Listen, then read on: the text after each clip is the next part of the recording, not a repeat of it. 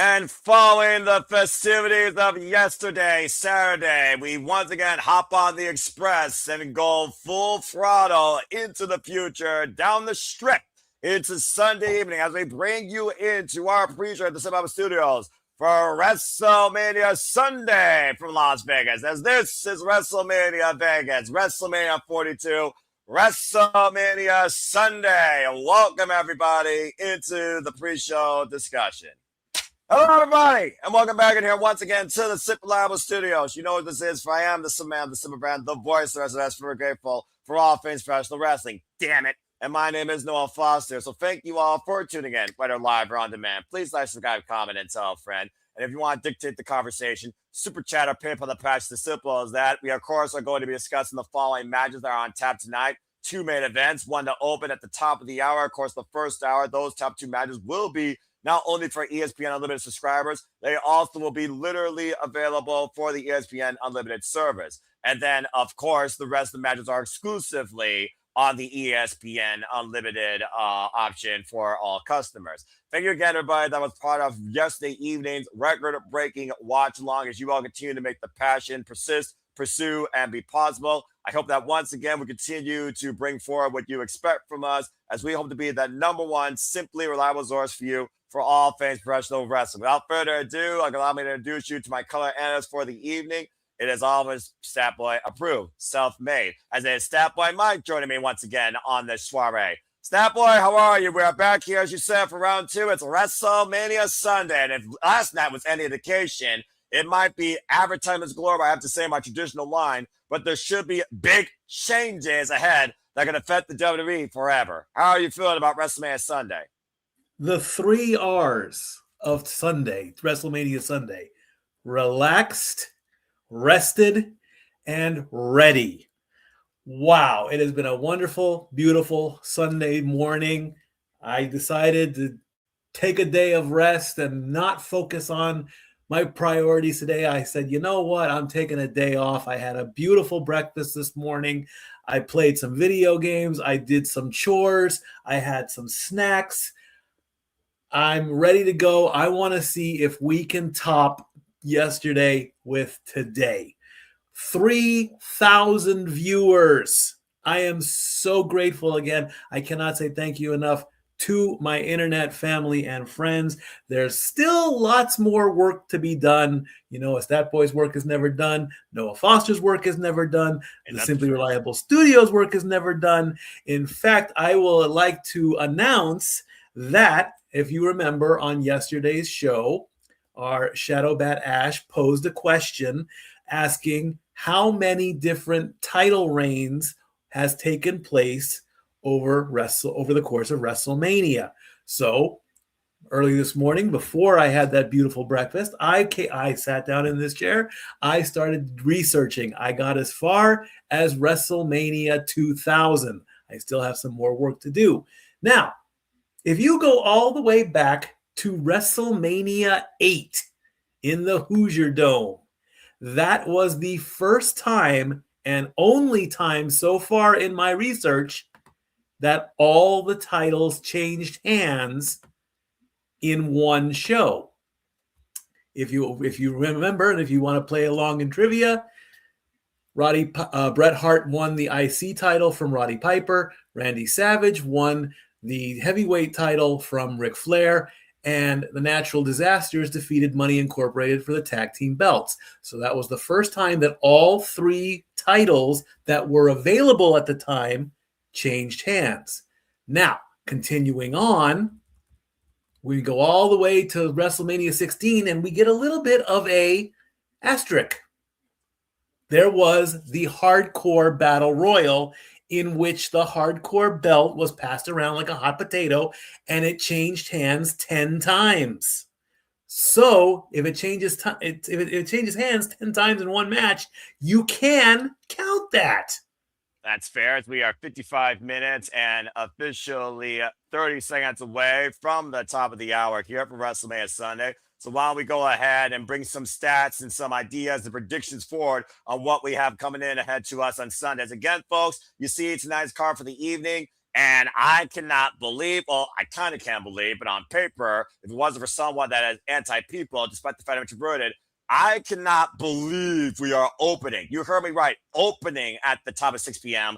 with this, as Paul Heyman called it, the real main event. And shout out to Zach and Safed also up there in the chat. And we're going to get there, trust me. And again, you want to talk about somebody that is connected to the undisputed WWE World Heavyweight Championship, or insert heavyweight championship blank, or as John Cena called him, a talent of a genre. There's only been one, Brock Lesnar. And the biggest thing about Brock Lesnar is he is legit. He is intimidating. He is the most fearful thing anyone could face in a WWE ring.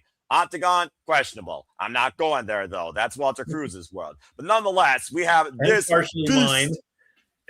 Accurate. We have the beast taking on the ruler, the destroyer, the conqueror taking on the bringer of war, the beast incarnate versus this anomaly brought to us from nil, no prior wrestling background, with a shot put championship on his resume. Former NXT and North American champion Oba Femi. And what Oba Femi has done literally in the last 5 weeks of only being on the main roster, some people would say he's eclipsed the initial impact that Brock Lesnar left. Whether or not he connected to the W Universe in a negative way or positive way is a whole different type of iota. Whether or not he's the youngest, of course, WWF champion after being in The Rock is a whole nother thing. Whether or not he was the next big thing is a whole nother conversation. Thinking about the next big thing, thinking about the future, thinking about the outlook, thinking about those of a bygone era that have left us. No more John Cena, no more AJ Styles, no more Shawn Michaels, no more Mark Calloway. Brock Lesnar is the last of his kind, the last of a breed,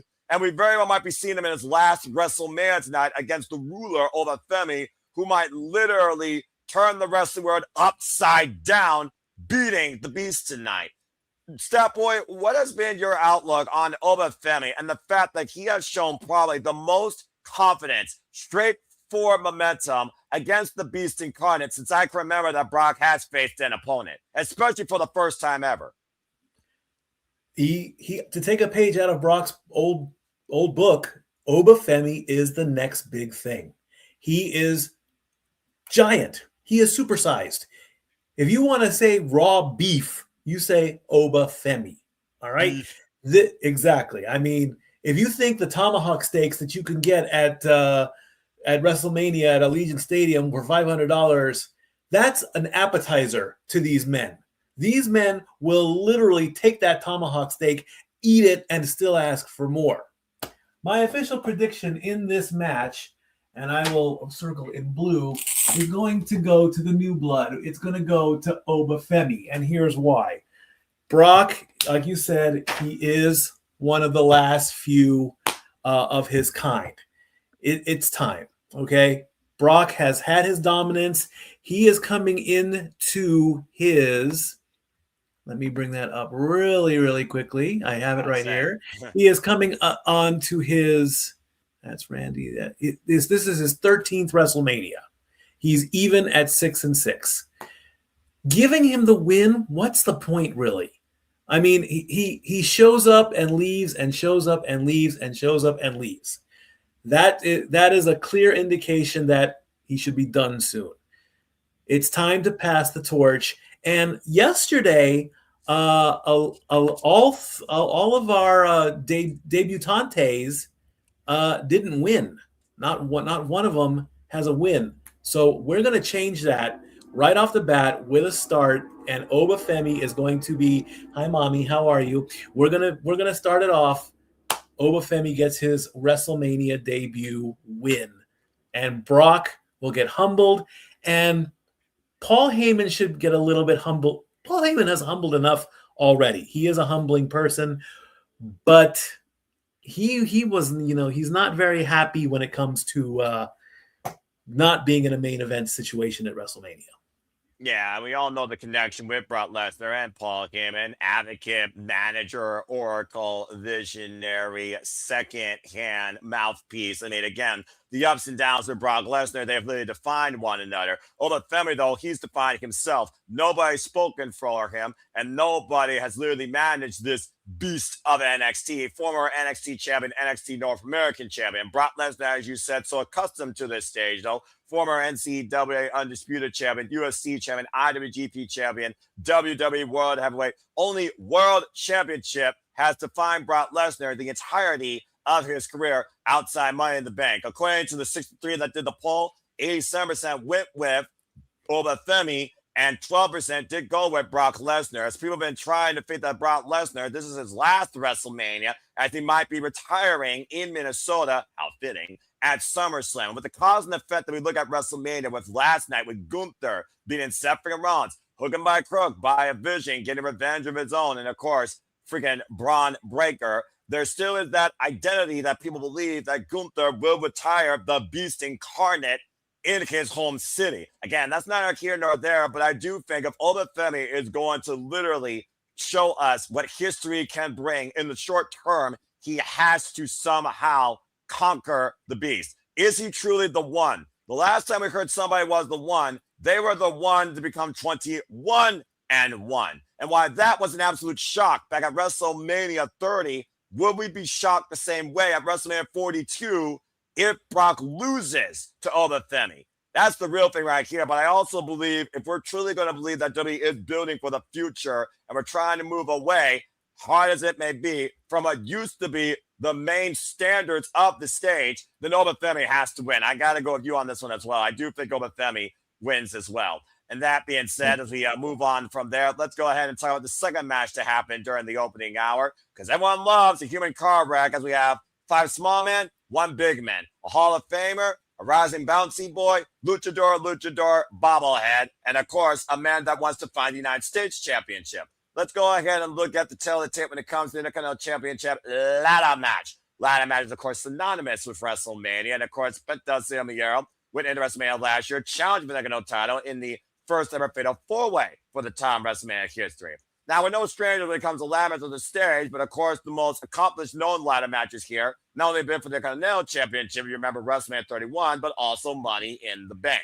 We, of course, have people that have won on this stage, and people that are going to grace this stage for the first time underneath the stipulation, Penta included. But Penta's MO is always cero miedo. If you look at Penta's career, he's no stranger to taking high risk or being bruised and battered and using a ladder to his advantage. At the end of the day, though, the first person to climb the ladder and seize the title will get the glory. Snapboy, what do you think of this field that was just literally made on the fly because Penta demanded, with Rey Mysterio added as the last-minute addition? Did that affect your thought process going into this? And do you go with the man with the most overall WWE, WrestleMania, and maybe even ladder match under WWE's banner experience? Or do you think, as you pointed out, those two break on the stage for the first time, could we get surprised? Could Javon Evans, the boy that's been bouncing through the Chamber, the Rumble, the Iron Survivor, TNA, NXT, could he bounce his way up to the top of the ladder? Rusev, the only big man here, he wiped out the entire field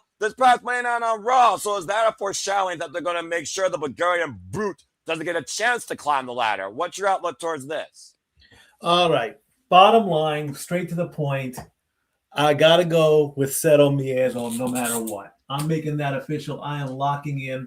Penta retains the IC title, or retains the title, because that title has been defended so many times at WrestleMania. One more notch on the ladder is not going to make a difference. Javon Evans, Dragon Lee, and JD McDonagh are making their WrestleMania debuts. So, I think once after Femi defeats Brock and gets the win in his debut, I don't really think there's going to be much when it comes to anybody else getting a WrestleMania win at their first match. So those 3 are out. They are all intense people and all that. Rusev is a brute, so he will do something strength related on the ladder.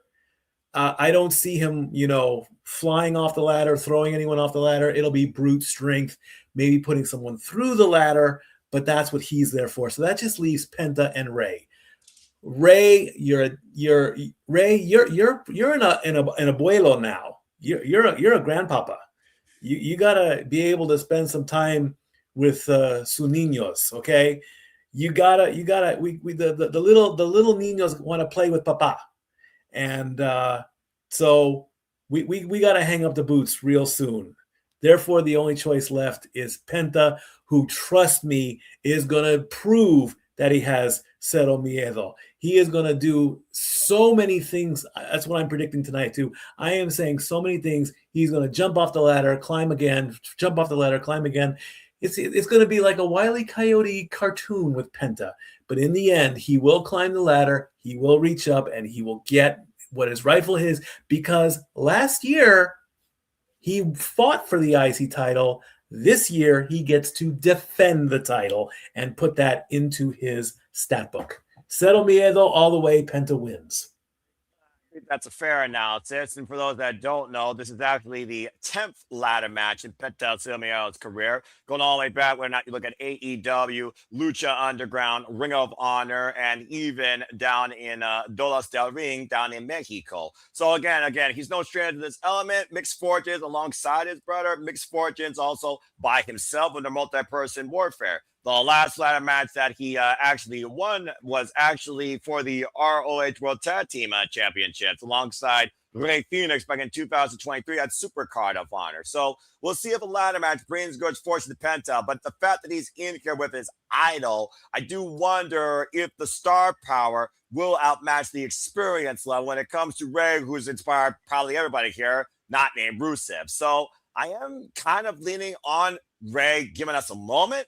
But I do think Penta continuing to hold on to it since he won the title of Dominik Mysterio. I think that'd be a really cool moment 1 year later, and I think he would earn it. So I think also I'm going to go with Penta. I also want to point out here as we go backstage, Jackie Redmond, according to the events happened last night, Cody Rhodes is right now not medically clear to compete. He is right now dealing with an orbital injury. We can only hope that means that his orbital socket has not been shot and he has to relinquish the WWE Championship. But right now, Cody Rhodes, again, is not medically cleared, folks. So stay tuned for further details from WWE.com. Jesus almighty. That is a sickening site and a sickening note. And also, I want to point out with AJ Lee why she said a hiatus. Let's not forget 3 herniated discs that literally suspended her wrestling career back when she last left. She still faces that to this day where she could risk permanent paralysis. It would not surprise me, to your point, Mike, keep looking back at the tail of the tape, that may have been one of the reasons why she slipped off the Black Widow. So to AJ Lee, I wish all the best in your whatever you're going through mentally and physically.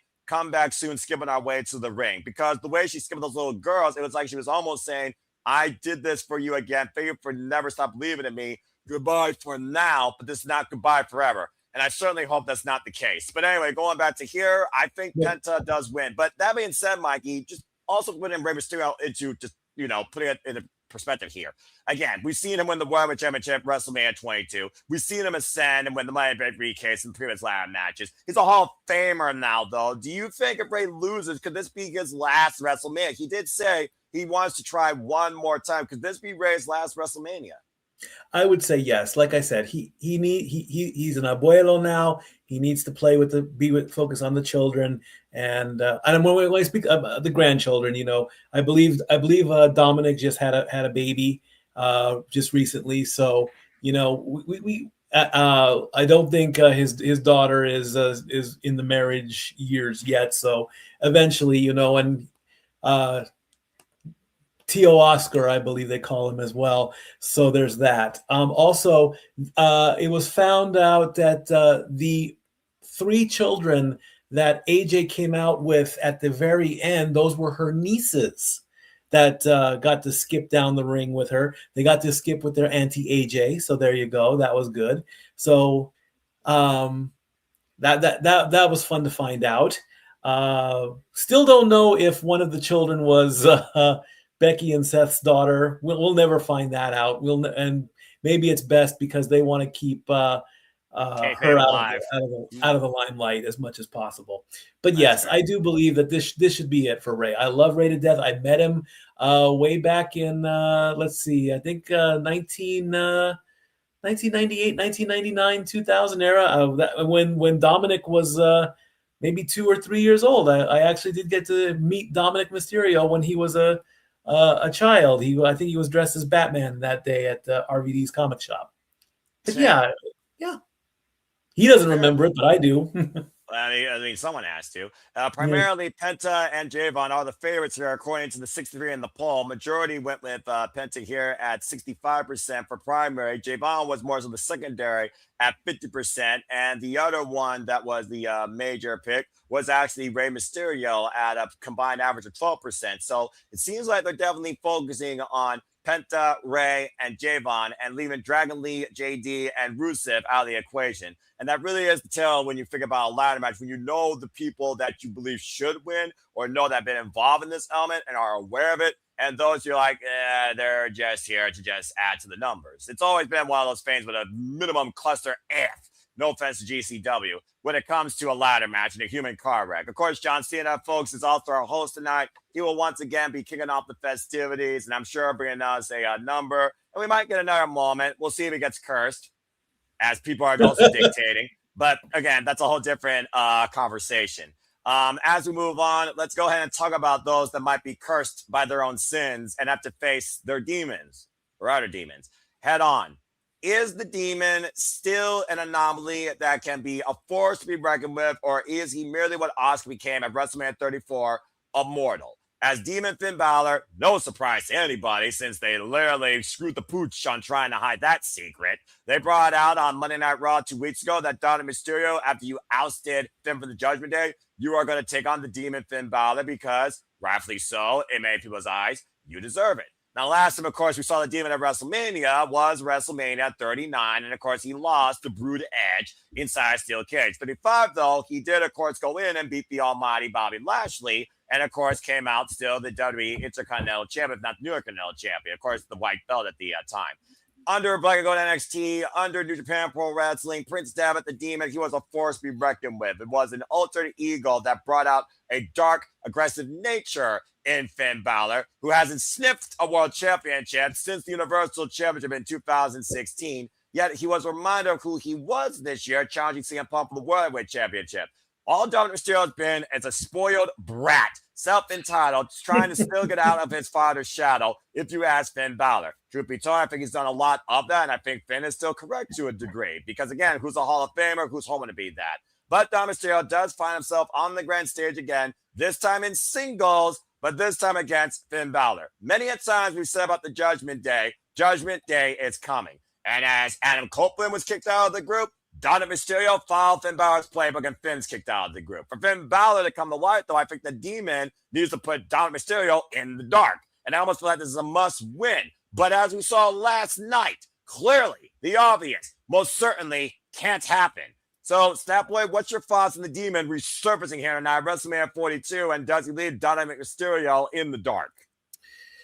This one was very tough to pick. Both Balor and Mysterio have only won once at WrestleMania. Balor is going into his 6th WrestleMania. Dominik is going into his 4th. Balor is on a 3-match losing streak at WrestleMania. Dom won last year. He won the Intercontinental title. So when it all comes down to it, I have to go with the stats. Now, I did say yesterday, Liv Morgan was on like a 5-match WrestleMania streak. She broke her streak. Having the Demon come out at WrestleMania, that's kind of like a one-time thing. I'm pretty certain that the Demon will put Dominik in his place, but there's something. Dominik is going to do something to escape by the thinnest of margins, be it the Judgment Day maybe coming in and bailing him out, maybe another surprise appearance or a surprise help out that we have never seen coming. And I cannot believe that I am saying this, but Dirty Dom is going to get a win. And he needs to do something with the AAA title, too. That hasn't been played with in a long time. So maybe this will wake him up a little bit, and then he can go and defend that belt as well. But right now, I got to pick that grown-up little boy that I met all the way back in about the early 2000s. I feel like Judgment Day is literally on the verge of being back on top since Liv Morgan won the WWE Women's Worldwide Championship last night against La Primera. The women right now taking over Monday Night Raw. So for Dominik Mysterio to follow suit, I can understand you looking at more so the momentum. But I think for Finn Balor to truly be cleansed of his previous sins, he has to get away from his past. The only way to do that is to beat Dominik. I'm going with Finn Balor here. I want to believe that the Demon can rise to the occasion again on the Grand Stage of the Mall. We are 35 minutes and 10 seconds away from the Grand Stage of the Mall, once again resuming inside Legion Stand, where I'm sure another minimum size capacity crowd will be on hand. And actually, it is not unanimous here. Here I thought would be the most unanimous match. Why is the most unanimous? One brave soul, or poor unfortunate soul, how you look at it, did pick Dominik Mysterio. However, 62 of the 63, a whopping 98.4%, they did pick the Demon Finn Balor to resurface and also find former glory. Whether or not it sticks, we'll find out soon enough. That being said, let's go ahead and move on from there. As of course, we look at the showcase of the Immortals here. So many incredible moments over time. Of course, Sasha Banks, Bianca Belair, WrestleMania 37, headlining that two-night showcase with EST, of course, winning the SmackDown Women's Championship. Again, congratulations, by the way, to Bianca Belair, who will now be a mommy. The EST is going to have a baby. So again, you're not going to see her anytime soon. Who you are going to see soon, though, is Sami Zayn, as he defends the United States Championship against Trick Williams. Never have I seen a man so desperate for an opportunity where he feels like the company doesn't want him to have any. Sami Zayn, who literally took this topic of MLK, some would say an inadvertent circumstance, thanks to Trick Williams, who has literally made a mockery out of Sami Zayn, since literally being the hottest thing since sliced bread on the SmackDown roster. With the rapper guy knocked out aside and talking about the gingerbread chasing him, I guess that's that rapper's nickname. I don't give a fuck about him. It's just one of those things, though, where I think that Trick Williams has so much going for him into his first WrestleMania, it's hard to bet against Trick Williams. But we've also seen Sami in desperate situations, whether he's an underdog or whether he is, let's just call it what it is, manipulating, underhanded. He had found a way to win here at WrestleMania. He upset Gunther, of course, and stopped the longest reigning WWE Intercontinental Championship run. Now he goes in as United States Champion. So, Stat Boy, do we whoop that Trick, or does Trick get whooped and denied his first WrestleMania moment? All right, I'm going to re-alter what I said. There'll be another winner on their WrestleMania debut, and that is going to be Trick Williams. Don't get me wrong, I love Sami to death. I've followed Sami along with JJ and Jeff. We going to PWG, El Generico and Mr. Wrestling, Kevin Steen. He kissed my Eddie Guerrero shirt one time. I actually gave Kevin Steen a bottle of water one time after a match. Sami is comedic gold. Sami is funny. He's in the top 5 when it comes to making you laugh. Right now, Danhausen is in that list too. He's funny too. But where would we be? Where would Sami be now if he didn't join the bloodline, if he didn't feel Usi, and if he did, every time you want to laugh and you want to see Sami Zayn, he has got that Cornelius smile under his beard. However, when it comes to this match, and you're seeing Sami all depressed, and he's walking backstage, and he's like, I want to be on WrestleMania. Trust me, that's the goal of every WWE superstar. It's one of two things: be the champion or showcase at WrestleMania. Oh, he lost in one opportunity where a Rumble, and now he has the other opportunity where he's able to showcase before he loses again. Exactly. I don't like mopey Sami Zayn. I like happy Sami Zayn. We get happy Sami Zayn, but he ain't going to be that happy tonight. I don't want to see dark, evil, commando style that he, that although that jacket he wore when he was IC Fidel champion. Castro. Yeah, the Castro jacket. Now, I didn't want him to be Castro. I just liked the jacket and cap combo. But tonight, another title is going to change hands, and it's going to go to Trick Williams. Yeah, it's just right now with Trick Williams, former NXT champion, former TNA champion, former NXT North American champion. They are literally strapping the rocket on this guy, whether or not he's babyface or whether or not he's heel. He's showing right now how much charisma he can garner from an audience. He hears the noise, he's connecting with the noise, and that's a key thing to be a top player in this business. And no offense to Sami Zayn, but it feels like he's always going to hit that ceiling at the mid card as United States champion. It's one of those things also where Sami Zayn inadvertently was given this opportunity. I still would argue right now it would be Carmelo Hayes versus Trick Williams if it wasn't for that inadvertent contact with that freaking premise that he hit Carmelo with. Whether or not that was intentional, it still remains to be seen. But the fact that the harder working men this year for that title, Carmelo Hayes and Ilya Dragunov, are not even involved in the conversation is disappointing to me and also feels wrong. But nonetheless, I think Trick Williams is going to win here. Sami got the moment, but unfortunately, moments are sometimes meant to be something you wish that didn't happen. I think Sami's going to regret this one here. I'm thinking Trick Williams whoops that trick, especially after what we've seen the reaction's been lately, to your point, to Sami. People have booed this man out of the building and thumbs him down when he won the title. Clearly, they did not want to see Sami in this spot underneath this circumstance. I think the jury is out that they still wanted to see either Dragunov or Carmelo Hayes more. So Trick Williams, whoop that trick. Can't believe I just picked Trick Williams either. 75% with Trick Williams, favorite 3-1 versus Sami Zayn, while 25% picked everyone's favorite Ginger or Muppet from the Underground, whatever the heck you want to call him. As we continue here and just have a little bit under 30 minutes, of course, before things get underway.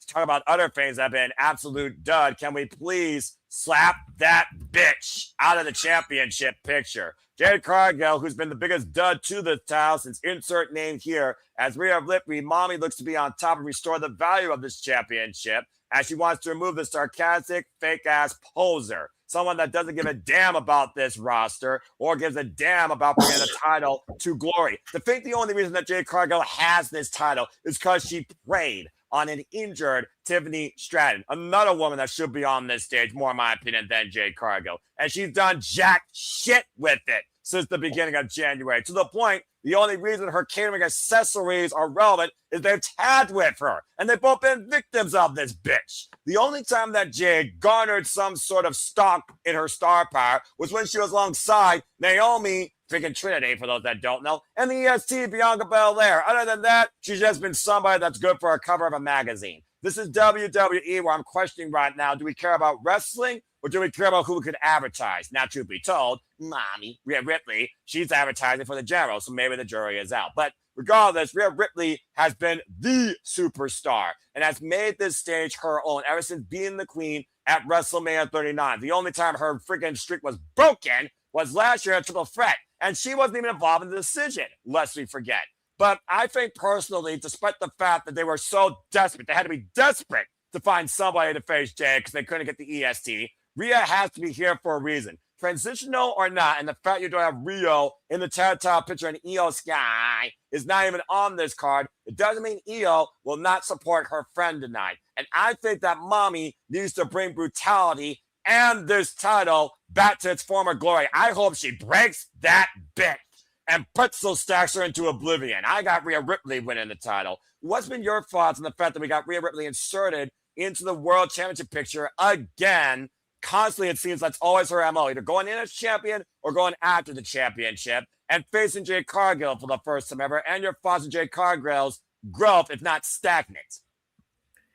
You have basically said every single thing that I have been wanting to say ever since this new chapter in Jade Cargill's WWE career has taken place. She's had the belt far too long and has not done anything except a title match on February 13th against Jordynne Grace on SmackDown. Other than that, it has been B-Fab in 2025, Elba Fire, Chelsea Green, a tag team match, Mission, and Io Sky. Those are all the matches that she has had. She has not had, she had a match, last week against Io. That's it. She has got the look. She has got the attitude. almost want to believe that there's something in the upper echelons, a TKO thing. I can't confirm that. But I'm so sorry to say this, Jade, but you have not impressed me at all since winning the title. I have not seen anything for you to have that title. It's a paperweight.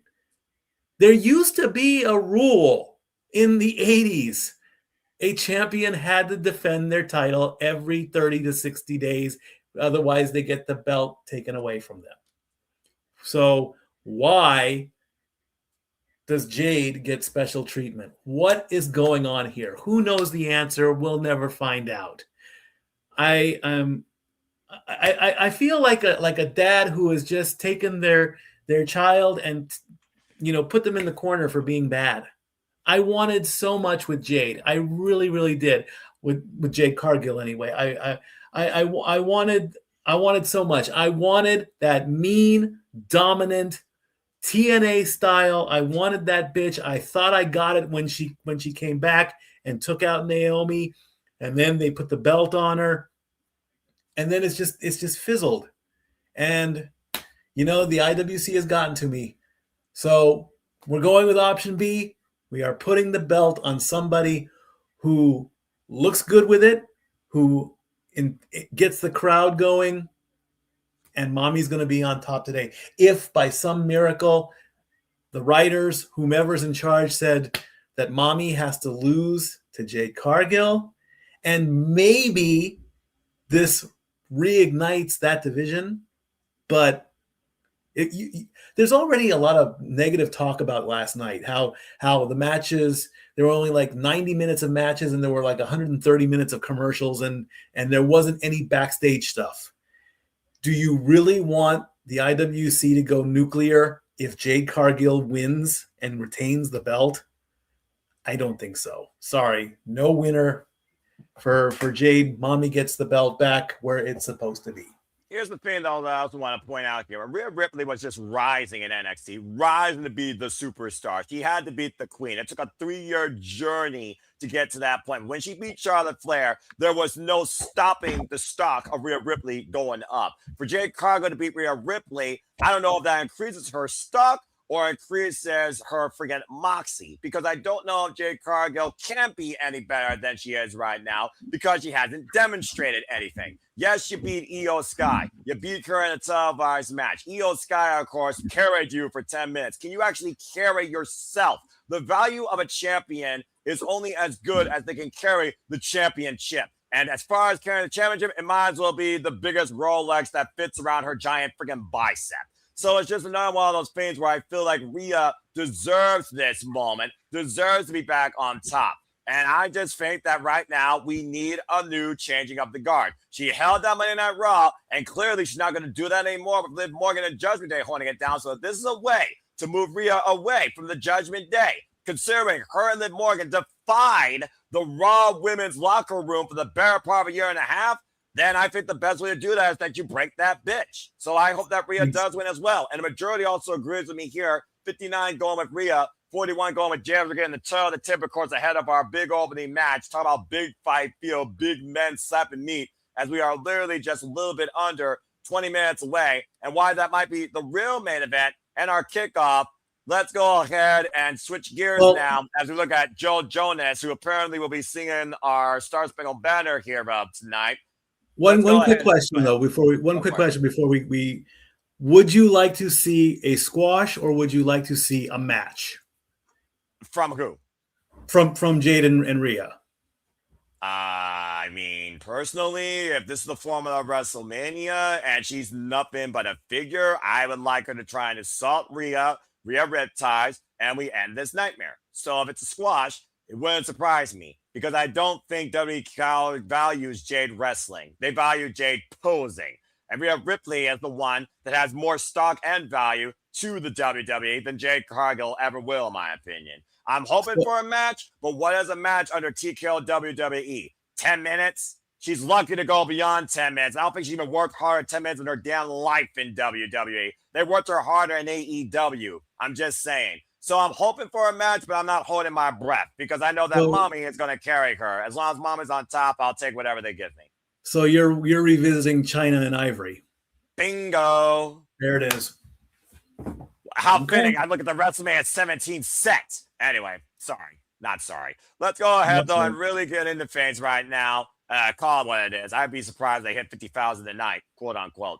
Let's go ahead and look towards what will be our main event that truly will define business. How does hatred turn to humility? How do you change the idea of wanting something so badly versus earning it? How do you change the outlook of someone working so damn hard because you made it harder for them to do it? There is no argument when it comes to the OTC, Roman Reigns, the definition of cinema, the greatest WWE superstar in modern memory, longest reigning WWE Undisputed Universal Champion, versus the rise, the return, the survival that is the wrestling career of CM Punk. Wrestling, not cinema.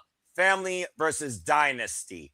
Outlook versus destiny. A dream that could be a nightmare. Whether you acknowledge or whether you look at the best. CM Punk and Roman Reigns have defined this testament of this match on one word: hate. But in that last promo, I saw nothing but humbleness and hunger. And I do wonder that embrace on Friday night, to much of the chat's worries, could that have been CM Punk's funeral as the fighting champion? And do we go back to the way things were? But in Roman's case, though, the pressure on Roman saying that if I lose, maybe I don't belong here anymore. We talked about, again, changing up the guard. All those people you know, gone, no longer working, as we are 18 minutes and 55 seconds away from the show going live. Stat Boy, this is it. This is truly the end game. This is what redefines everything going as we know it. CM Punk, first ever WrestleMania main event. Roman Reigns' 11th WrestleMania main event. The tribal chief that defied the undisputed WWE Championship for 1,316 days. And CM Punk, who's been the fighting champion, of course, now, since he won this title against Jey Uso. What are your thoughts going into this right now in what was a match we were not thinking about, but it's here, and it literally is tonight? Who holds down the WWE landscape? Go back to the way things were, or does CM Punk continue to change the culture? We can't throw out the ultimatum again. We talked about it yesterday. If Randy loses, I leave. Okay, you're gone. We're doing it again. We're doing it again, apparently. I haven't confirmed, at least on the WWE pages, that that Roman said that. So they're not putting it in the graphic. They're not stating, this isn't title versus career. That's an extreme moment. I don't even want to talk about that because let's face it, we are either losing or have lost a lot of big names. Okay. Cody's out with an orbital injury. AJ is going to be on the shelf for a while. AJ Styles is retired. Brock is retiring in Minneapolis. Seth might be next because he's injury prone. All these names, just one right after the other. And, if one spot empties out, then another one comes in. Fine. That comes down the line. But again, to throw out that stipulation, it's better than a 50-50 on this one. I don't like that. I'm happy CM Punk has come back and it's all about the money for him, but then he uses the money in his promo. And of course, he recently said something about Roman's father that got him in a little bit of hot water. And he apologized when it came to their last face-to-face encounter prior to this match. All the hatred and animosity that boiled over physically has fizzled out completely before the match tonight. They're gonna have to do a ton of cleanup. Expect some run-ins, perhaps. That is a possibility. But right now, I cannot see a WWE universe without my tribal chief, my OTC one, my original tribal chief, and I certainly can't see him without a belt around his waist. CM Punk has done a great job with his comeback. He's probably made a lot of money, which is what he wants. if he wants to hang it up after this, because now, like I even touched about this last night. Tonight, the last match of WrestleMania is the main event. That is my definition. The main event is the final match overall on the card since we've gone into a 2-day thing. The last match is the main event. Last year, he did main event night 1. You got to throw that in there. You cannot truly say, oh, CM Punk main evented last year. You have to put in there, he main evented night 1 of WrestleMania, which was the midway point, the halfway point, the intermission match. Tonight, at night 2, which is the last match of WrestleMania, it is the main event. He gets that final piece, other than the Hall of Fame, because that's upcoming. If it's not next year, 2 years for certain, he will be in the Hall of Fame, win or lose. He will go in the Hall of Fame. That'll make it complete. But as far as tonight goes, Tribal Chief wins and gets the belt back. And then there's one small little thing about this. The pinnacle of any talk show, in my opinion, of course, is the Tonight Show. Roman was on the Tonight Show. In the past, there have been times when both, like I believe it was John and Roman at one point. At one end of the week, John was on the show. At the other end of the week, Roman was on the show. Why wasn't CM Punk on the Tonight Show? That would have been a crowning moment that needed to take place. Why? Because Roman has more marketability than CM Punk. It's all about the business. It's all about the bloodline. It's all about acknowledging, T-shirts and all that. CM Punk has marketability with his mouth, with his voice. He says whatever he wants. Stop him when he's telling lies because he will back it up. Roman, on the other hand, is the money, the business, the marketing, the toys, the T-shirts. It's all about the money, so Roman wins.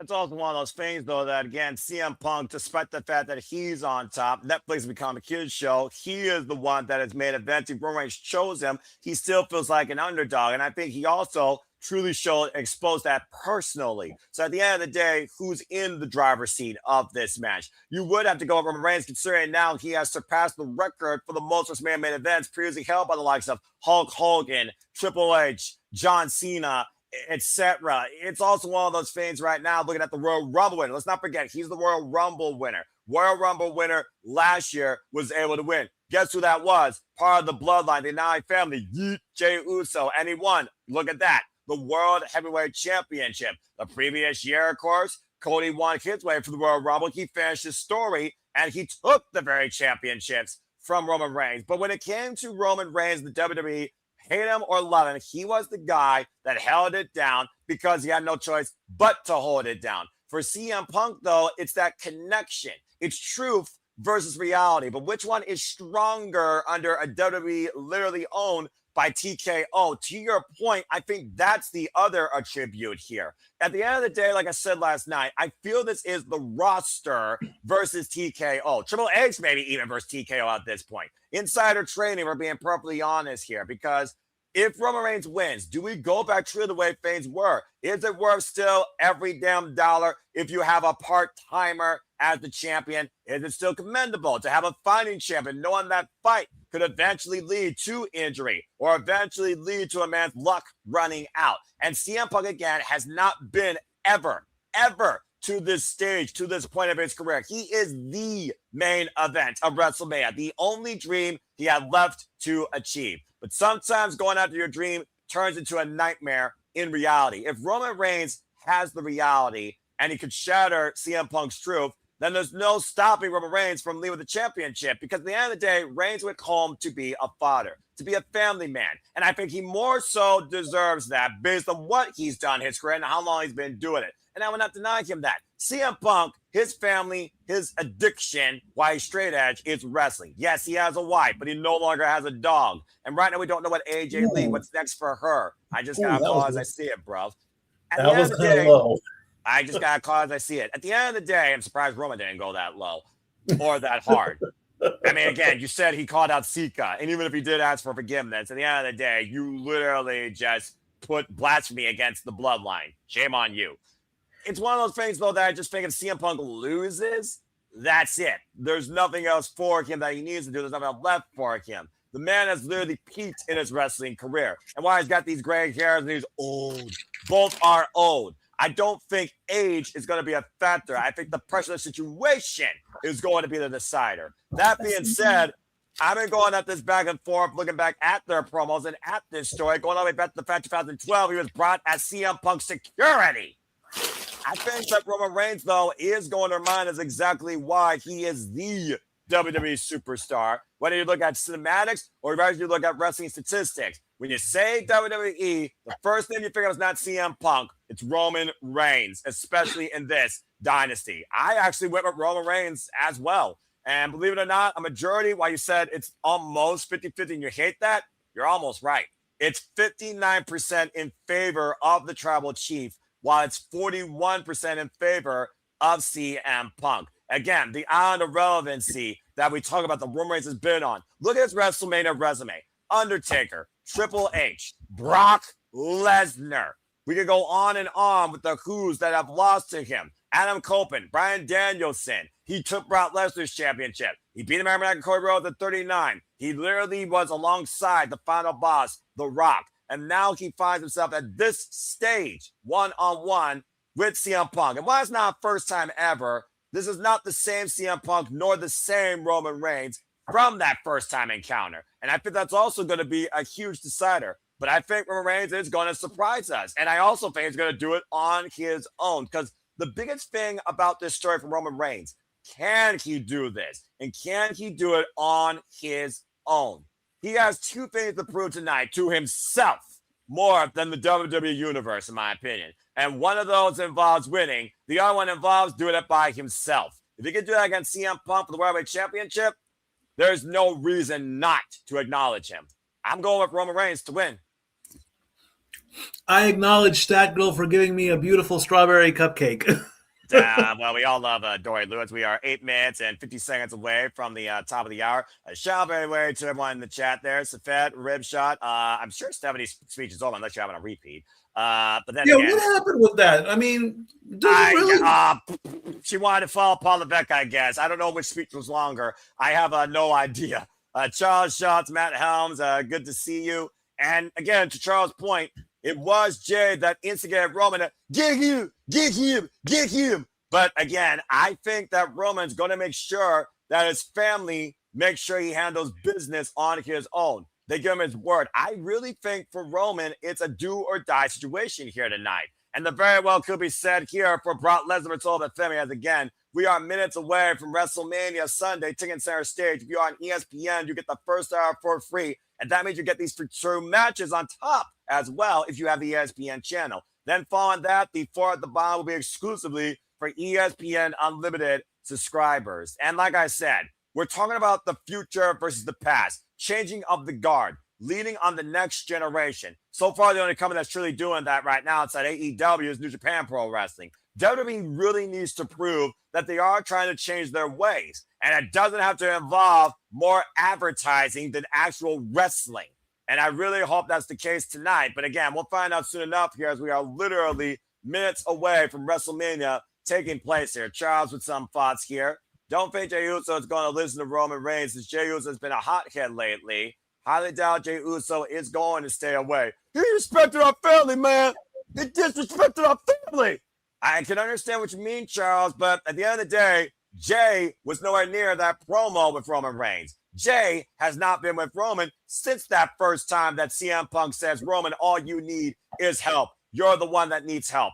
Who needs help more? Who needs prayers more? Who needs the win more? That's the tale of the tape with CM Punk and Roman Reigns. A tale as old as 2012, if not prior, considering CM Punk, who started wrestling back in the late 1990s, he had to find his family in the back guys on the indies and develop his name. While Roman Reigns was literally born into this business. So again, it's one of those things where you can flip a coin to see who wins tonight, but I think Roman's going to surprise us again. And Matthew laying some thoughts here on Oba Femi versus Brock Lesnar as we get ready for this super heavyweight slugfest. Giving Oba the win will really help WWE get back into the right direction. It will also make the Mania memorable for the right reasons. Stat Boy, anything further to add to that? I think that kind of sums up the case because the biggest mistake we could see tonight, I think, is Femi losing versus CM Punk. Wouldn't you agree? Absolutely. Again, it's like, why do you want to give Brock a win when the honorable thing to do is pass the torch? That is what you're supposed to do eventually towards the end of your career. Ric Flair said it and did it. John Cena finally did it at the end. You know, that is what you're supposed to do. You are supposed to go out with honor and pass the torch. You know, I want to say that I briefly looked at the numbers there. I kind of am believing that Oba is slightly larger than Brock, but still, you know, Brock is a beast versus a ruler. You know, who wins? It's a good matchup. But again, I have to go with I want to go with the passing of the torch, and then we can continue the story with Brock down the line.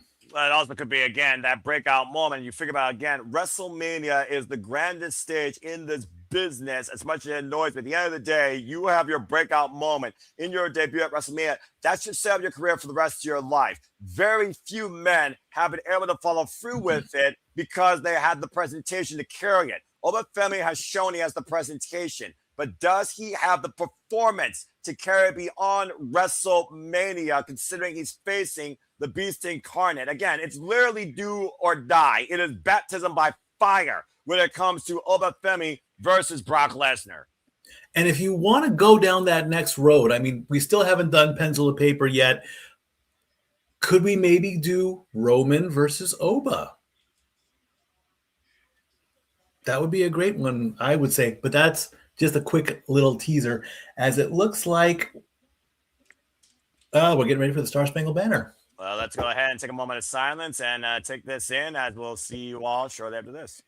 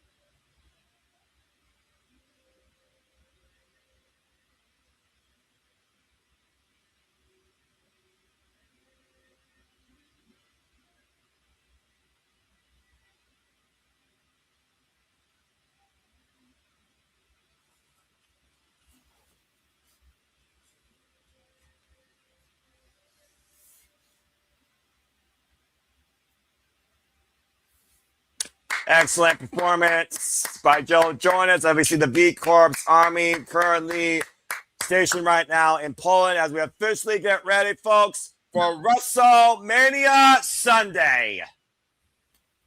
Joe Jonas of the Jonas Brothers. Interesting choice to have. I don't know anything about that. I mean, choices, Mike. As choices. Then, now, and forever together, we get ready for WrestleMania 42. Sunday night, double down in Las Vegas. We will truly see whose game it is, and we will see the WWE landscape never be the same again. Welcome, everybody, officially to WrestleMania Sunday. As, of course, now we have a beautiful sky shot of Allegiant Stadium once again. The big dome, of course, across the strip in Las Vegas, the home of the Las Vegas Raiders, and the crowd is still filing in after the aftermath that was Saturday night with brand new champions across the board, except for Cody Rhodes, who is now not medically cleared due to an injury, an orbital injury. I really hope he didn't shatter his orbital bone as we get ready for WrestleMania Sunday. Undertaker did. He got just fine. True that, and so did Eddie Kingston. And of course, Trick Williams, like I said, adorned in all white. The lights are looking bright for Trick Williams tonight, who has been the hottest rising star on Friday Night SmackDown. And of course, Mommy Ripley, who's always been on top, is looking to break a fake, sarcastic bitch and seize the Women's World Championship. As Jade Cargill takes in the sides high above, being her own VIP. As, of course, CM Punk has the greatest pressure on this lifelong journey to achieve the dream and celebrating a victory against the Tribal Chief Roman Reigns, defending the World Heavyweight Championship in our main event. As the sounds of Nickelback welcome us into WrestleMania. As we go, looks like we're getting a last night promo, a last night recap again. Well, you know, they have to do that with that same random person. What's his name? I don't remember. Lin-Manuel Miranda. Okay, I guess that's supposed to be important. Again, for those that didn't watch last night, allow me to remind you exactly what happened. Of course, we saw in our opening match, ISO Speed splash Logan Paul. Quite a particular splash, I must say. LA Knight, Jey Uso, and Jimmy Uso beat Logan Paul in the Vapor, Austin Fury, and ISO Speed. Jacob Fatu beat Drew McIntyre in an unsanctioned match. Of course, the EST, Bianca Belair, returned to tell us that she was having a baby. So she's going to be a mommy. So we won't see her anytime soon.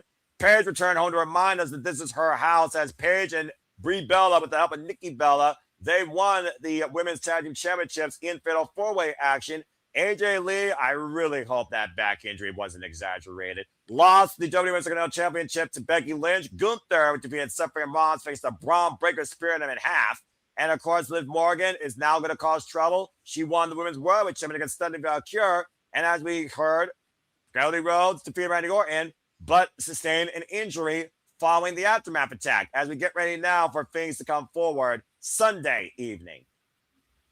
Good to see New York State of Mind in the chat as well. Good to see everybody in here in the chat. Again, hope everyone enjoys our coverage, reactions.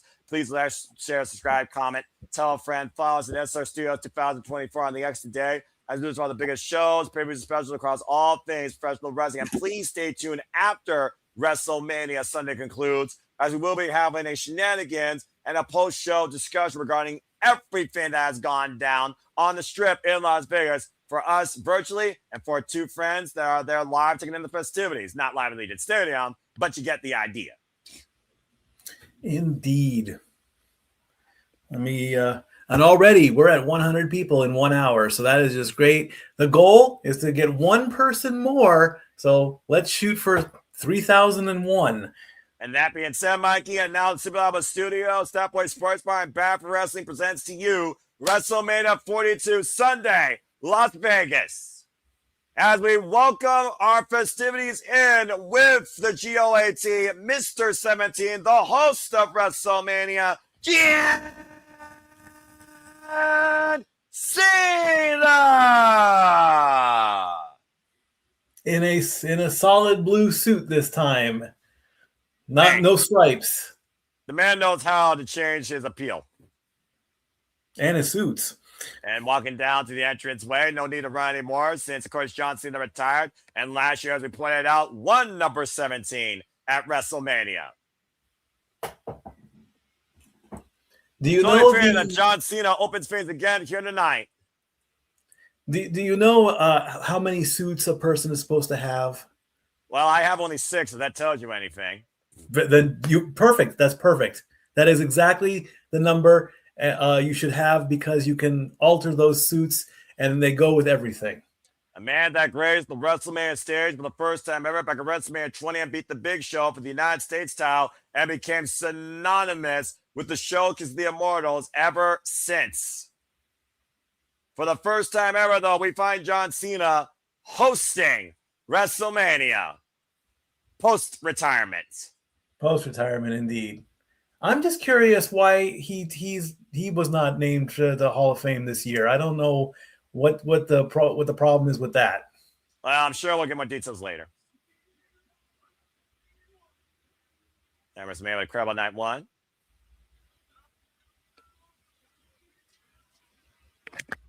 Looking around for the energy here in Las Vegas. We're set for Historic Night 2.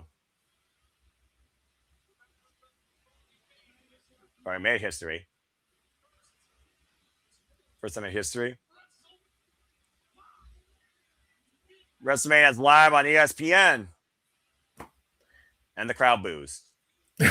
We're going to start with something big.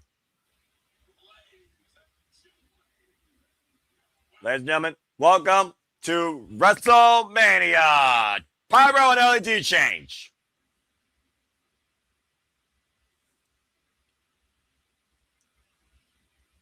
He just broke Las Vegas.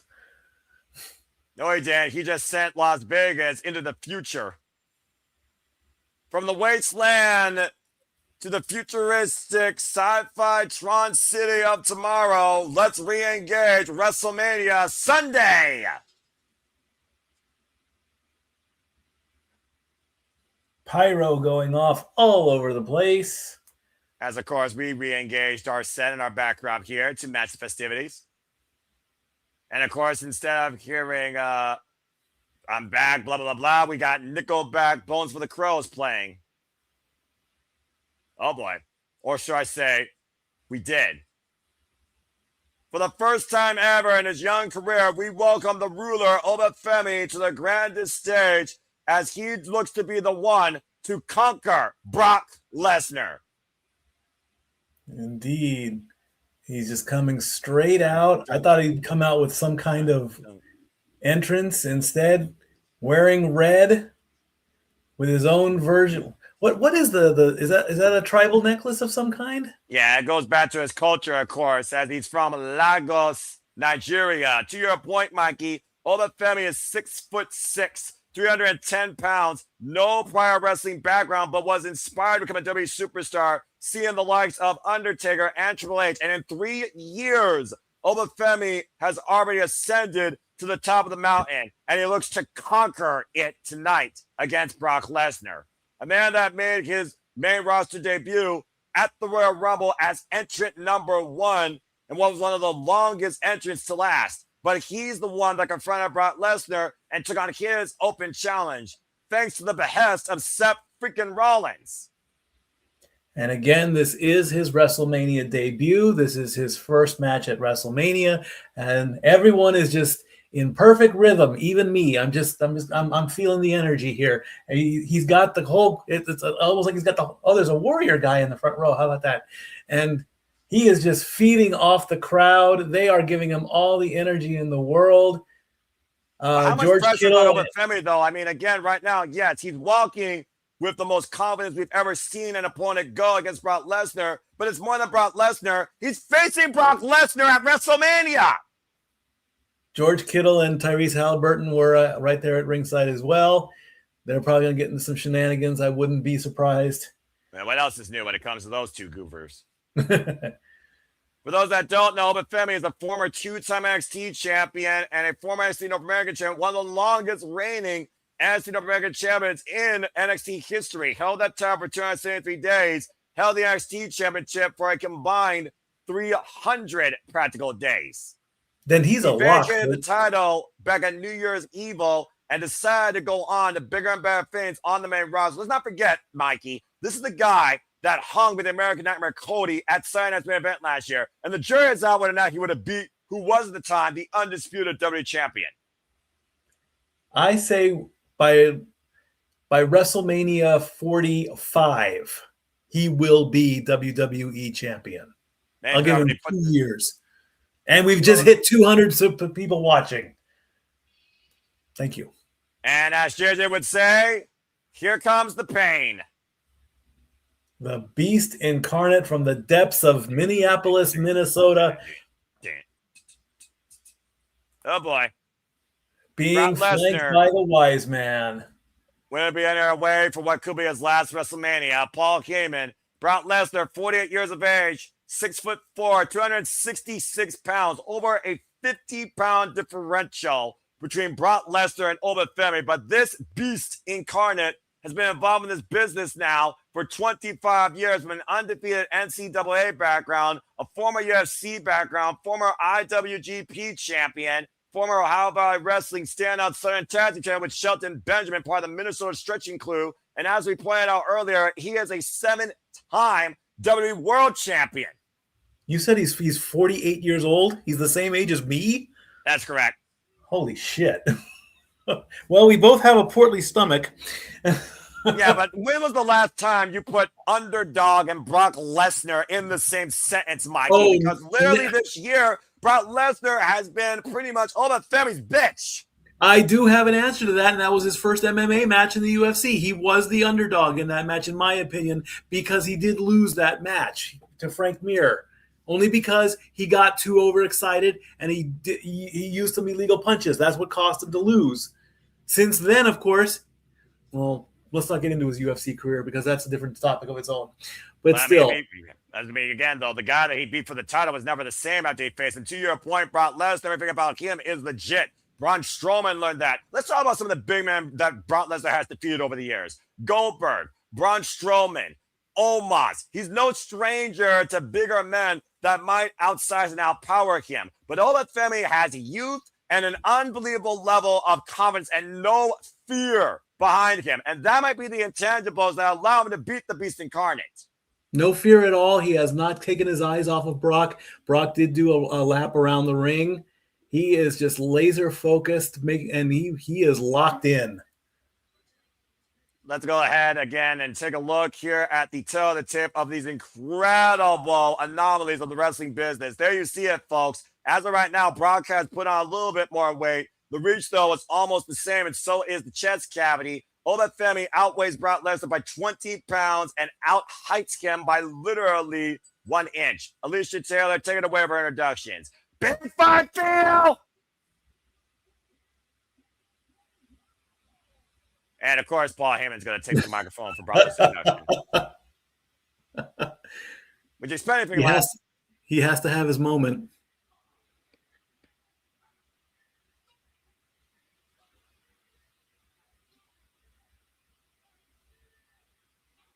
The real ruler. The real ruler? Is it me, or was that intro for Brock Lesnar rather quick and short? It's quick, short, and to the point to get it out there to get his moment. Absolutely. I think Paul Heyman realizes that the end might be here. I think truly. And the fact this guy came to us from a background in only shot put. It might be the next big thing tonight at WrestleMania. He could throw a shot like a baseball, I bet. Well, considering he literally popped up, powerbombed the man like it was freaking nothing in his Raw debut.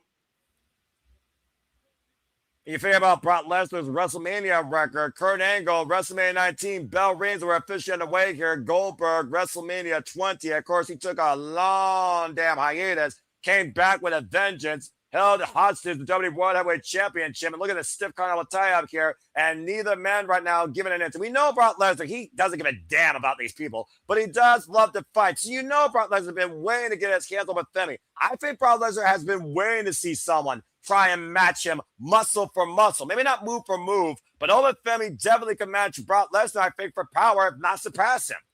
And right now they just proved it. They locked up, they held, and now they're going to lock up again. Right in the center, no one's giving literally a battle for pride to be the king of the jungle. Brock slowly pushing Femi towards the corner, and again, Femi forces the break right now and it touches the straight. Mutual filling out process. Let's not forget also, Mikey, Brock Lesnar eliminated Femi from the Royal Rumble, caught him off guard from behind, and hoisting him up in shoulder blocks now in the corner by the Beast against the ruler, driving us towards the Femi's midsection, and just riding it up. Oh my word! Oh, one good shove. That's all. Just shoved Brock Lesnar on his keister. One good shove, and and he doesn't move. When was the last time you saw somebody look at Brock Lesnar in the eyes with the rage like that for the Beast and not be imitated and take him down a single clothesline? Never. I believe this is a first. I almost I almost want to say it's a first. Goldberg may be back at WrestleMania 20, but nothing since then. Look at Brock's face. He's in shock and awe. Oh, absolutely. He has I mean, I would be too. Again, Lesnar has never. Now he's going to throw a fit. Now he's going to get. Oh, yeah. It's not. It's a regular match. Let's keep in mind, it's a regular match. Brock has to keep his temper in check if he's going to beat Femi. Period. Put it down. Breathe. Get back in the ring. Try again. I'd say right now, Paul Heyman needs to be able to build confidence in Brock. Again, Paul Heyman has been Brock Lesnar's mouthpiece. Oh, my word. And Femi got up on his hair and stun gun across the second rope. Now Brock taking advantage, grabbing the ruler by both his legs, and now hoisting Femi up and driving him back first into the ring post.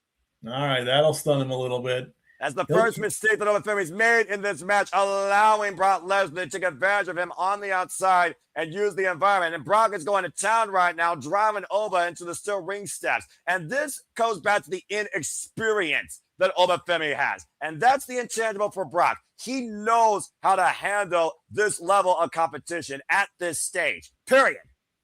And now Brock's setting Oba for the round of German suplex. That's one. That's one. Start your counter, people. Thank you, Mike. Yep. I expect you to keep the counter up. Oh, absolutely. He didn't get all of it, but it counted. Do it again. That's two. Yeah, about to say, when Brock Lesnar starts pumping up these German suplex, you could ask probably Lashley about this. You could damn near concuss or knock out a man. You gonna do it again? About to say, now rising knee strength, and Brock with that slow, methodical approach, wearing down his opponent and giving us a hat trick of German suplex so far tonight. Remember, he gave John Cena 16. He gave Bryan Danielson 10. He gave AJ Styles 7. How many is Femi going to suffer and sustain tonight to survive or even beat Brock Lesnar, or before Brock Lesnar wants to conquer him? Well, he looks like he's getting set up for another one, so... Oh, boy. Oba, though, back elbow strike, trying to break the grip of Brock Lesnar and able to do so.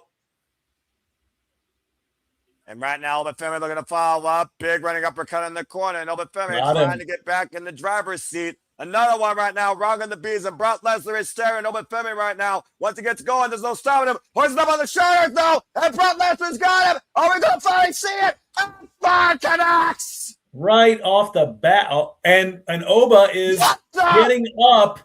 He's slowly getting up, but he's not fully up.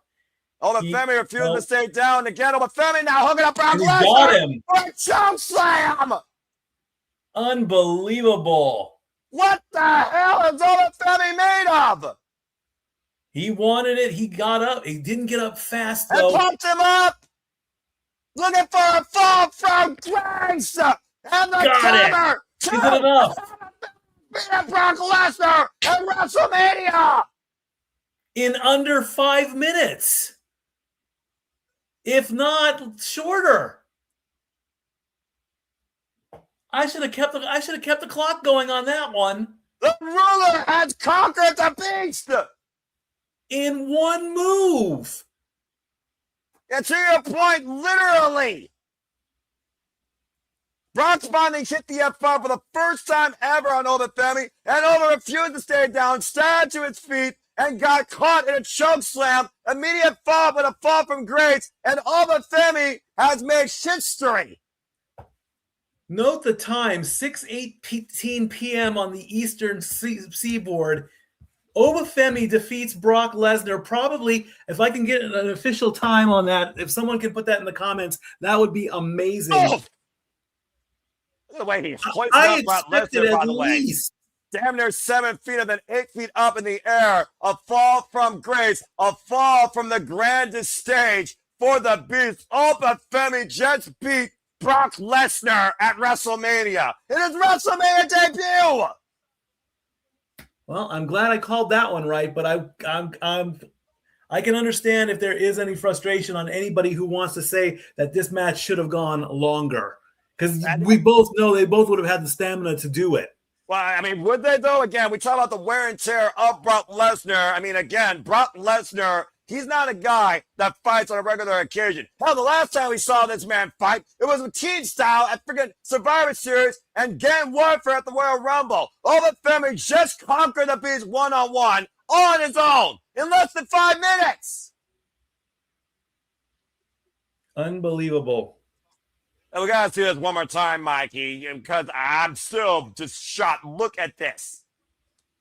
A fall from grace from Femi, that giant ass powerbomb sit out and literally pinned the Beast fair and square, clean in the middle of the ring, and Paul Heyman can't believe it. Look at Paul's face. He can't. Lesnar's the man that ended the Undertaker's undefeated streak. He was the one in 21-1. Femi was the one, though, to very well end Brock Lesnar, period. Say hello to the next big thing in WWE, folks. Mark my words. And his name is Femi. Indeed, absolutely. Brock now up in a lying position there. Cannot believe it. I mean, at this point, he's got his hands on his late. Well, I thought he was going to. He's looking up at the sky. We're talking about the future of Brock Lesnar. What does Brock do from here? Is he saying a prayer? Oh! The gloves are coming off. Hold on. I think the fight is over. The gloves are coming off. Untying the shoes. Mikey, you know as well as I do, ceremoniously, when a competitor does that, it's literally the end of their career.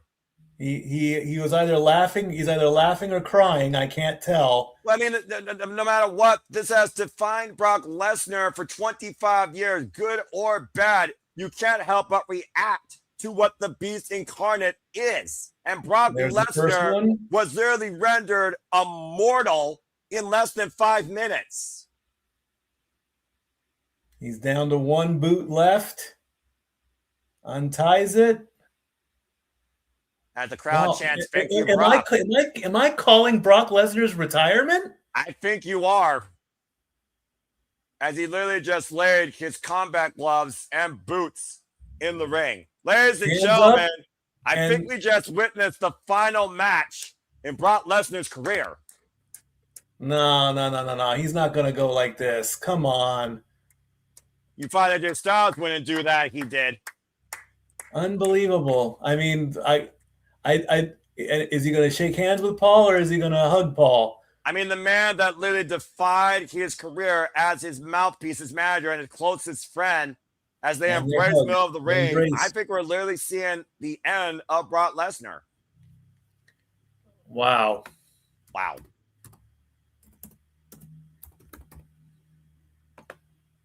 25 years, 450 matches nearly later, and Brock Lesnar might be saying farewell to the WWE and wrestling as we know it. A man that has conquered every form of combat sport and the squared circle, sports entertainment for the better part of 2 decades, with his final bow and farewell tonight at Wrestlemania Vegas. Wikipedia reports the time of the match at 4 minutes, 42 seconds.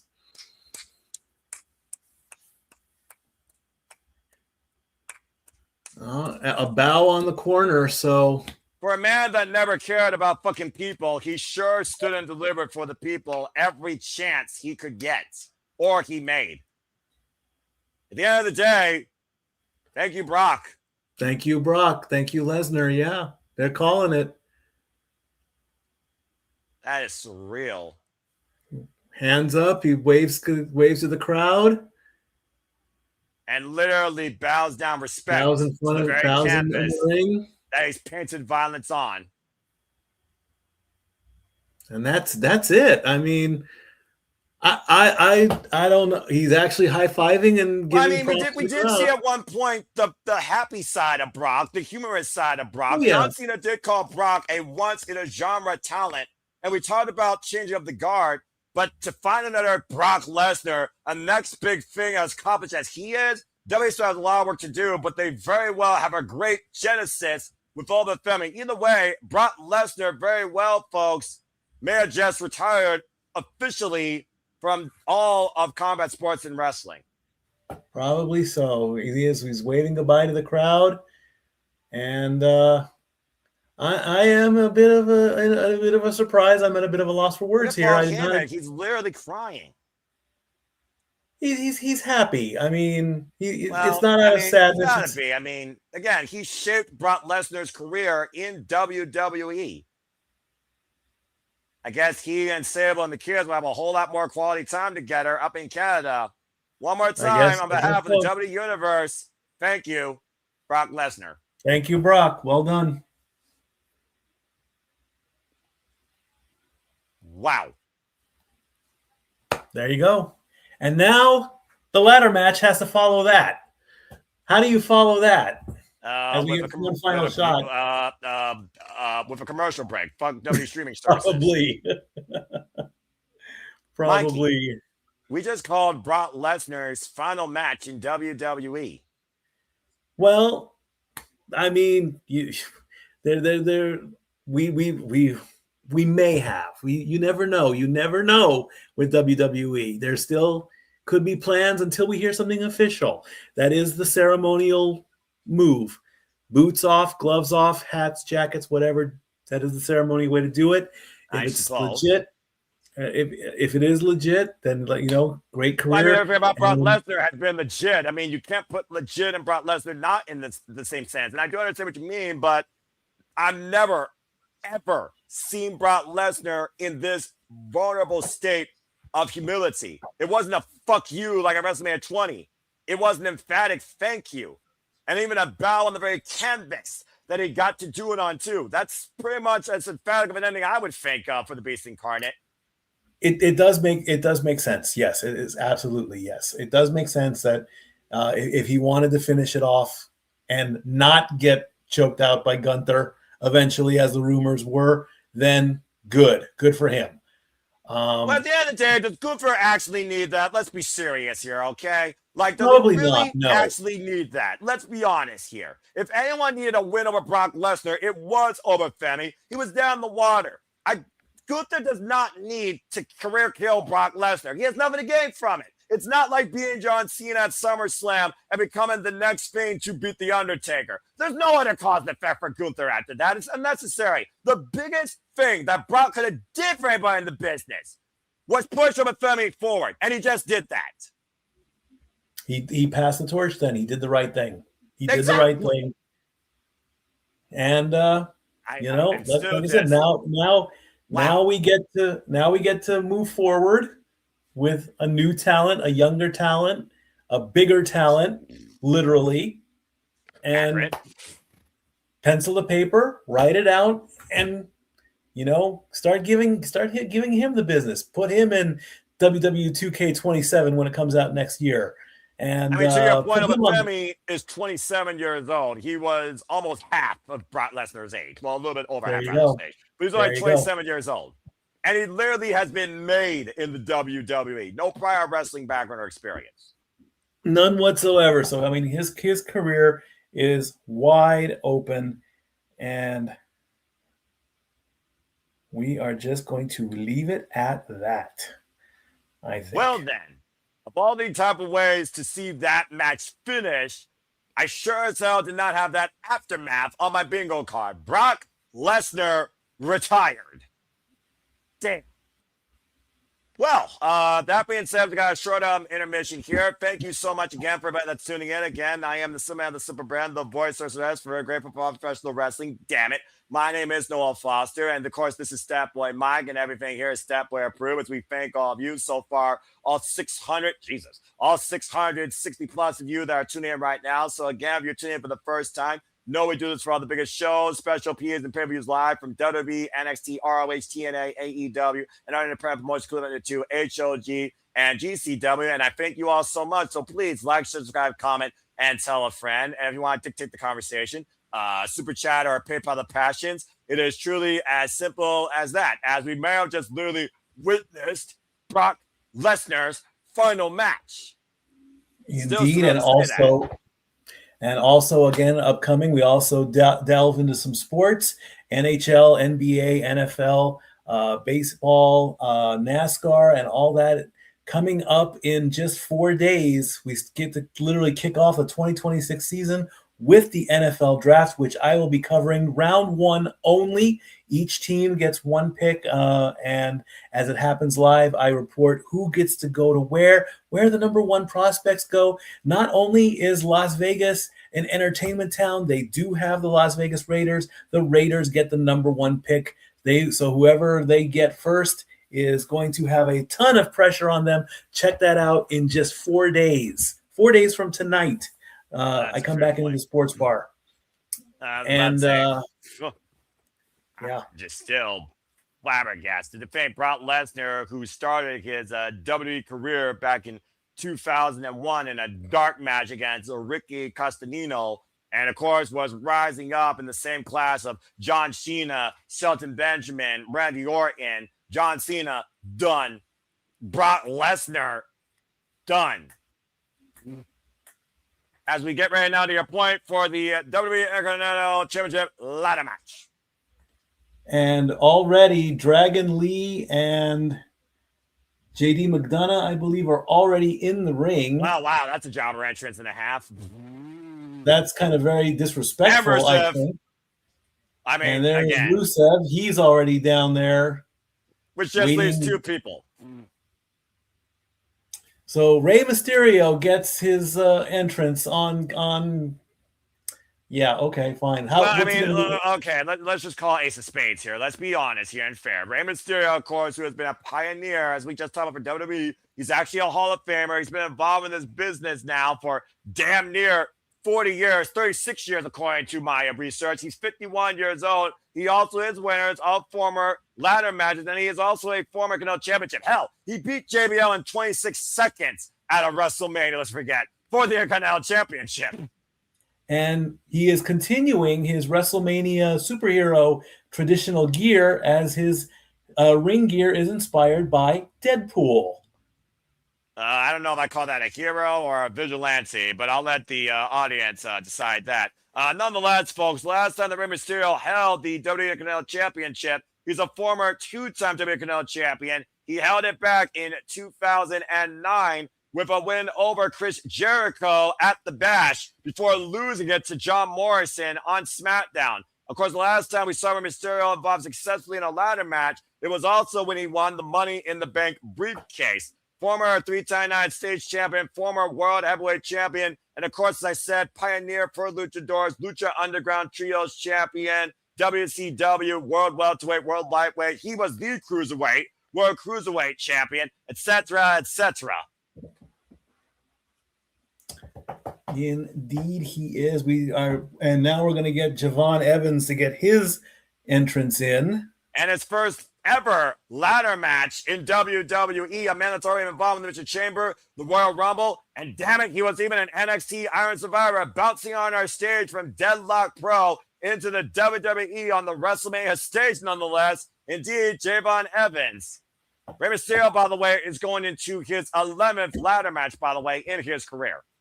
Wow, how about that? The king of the ladder matches and the king of the luchadors gets in a ladder match at WrestleMania. To be fair, though, he's only won literally 2 of them.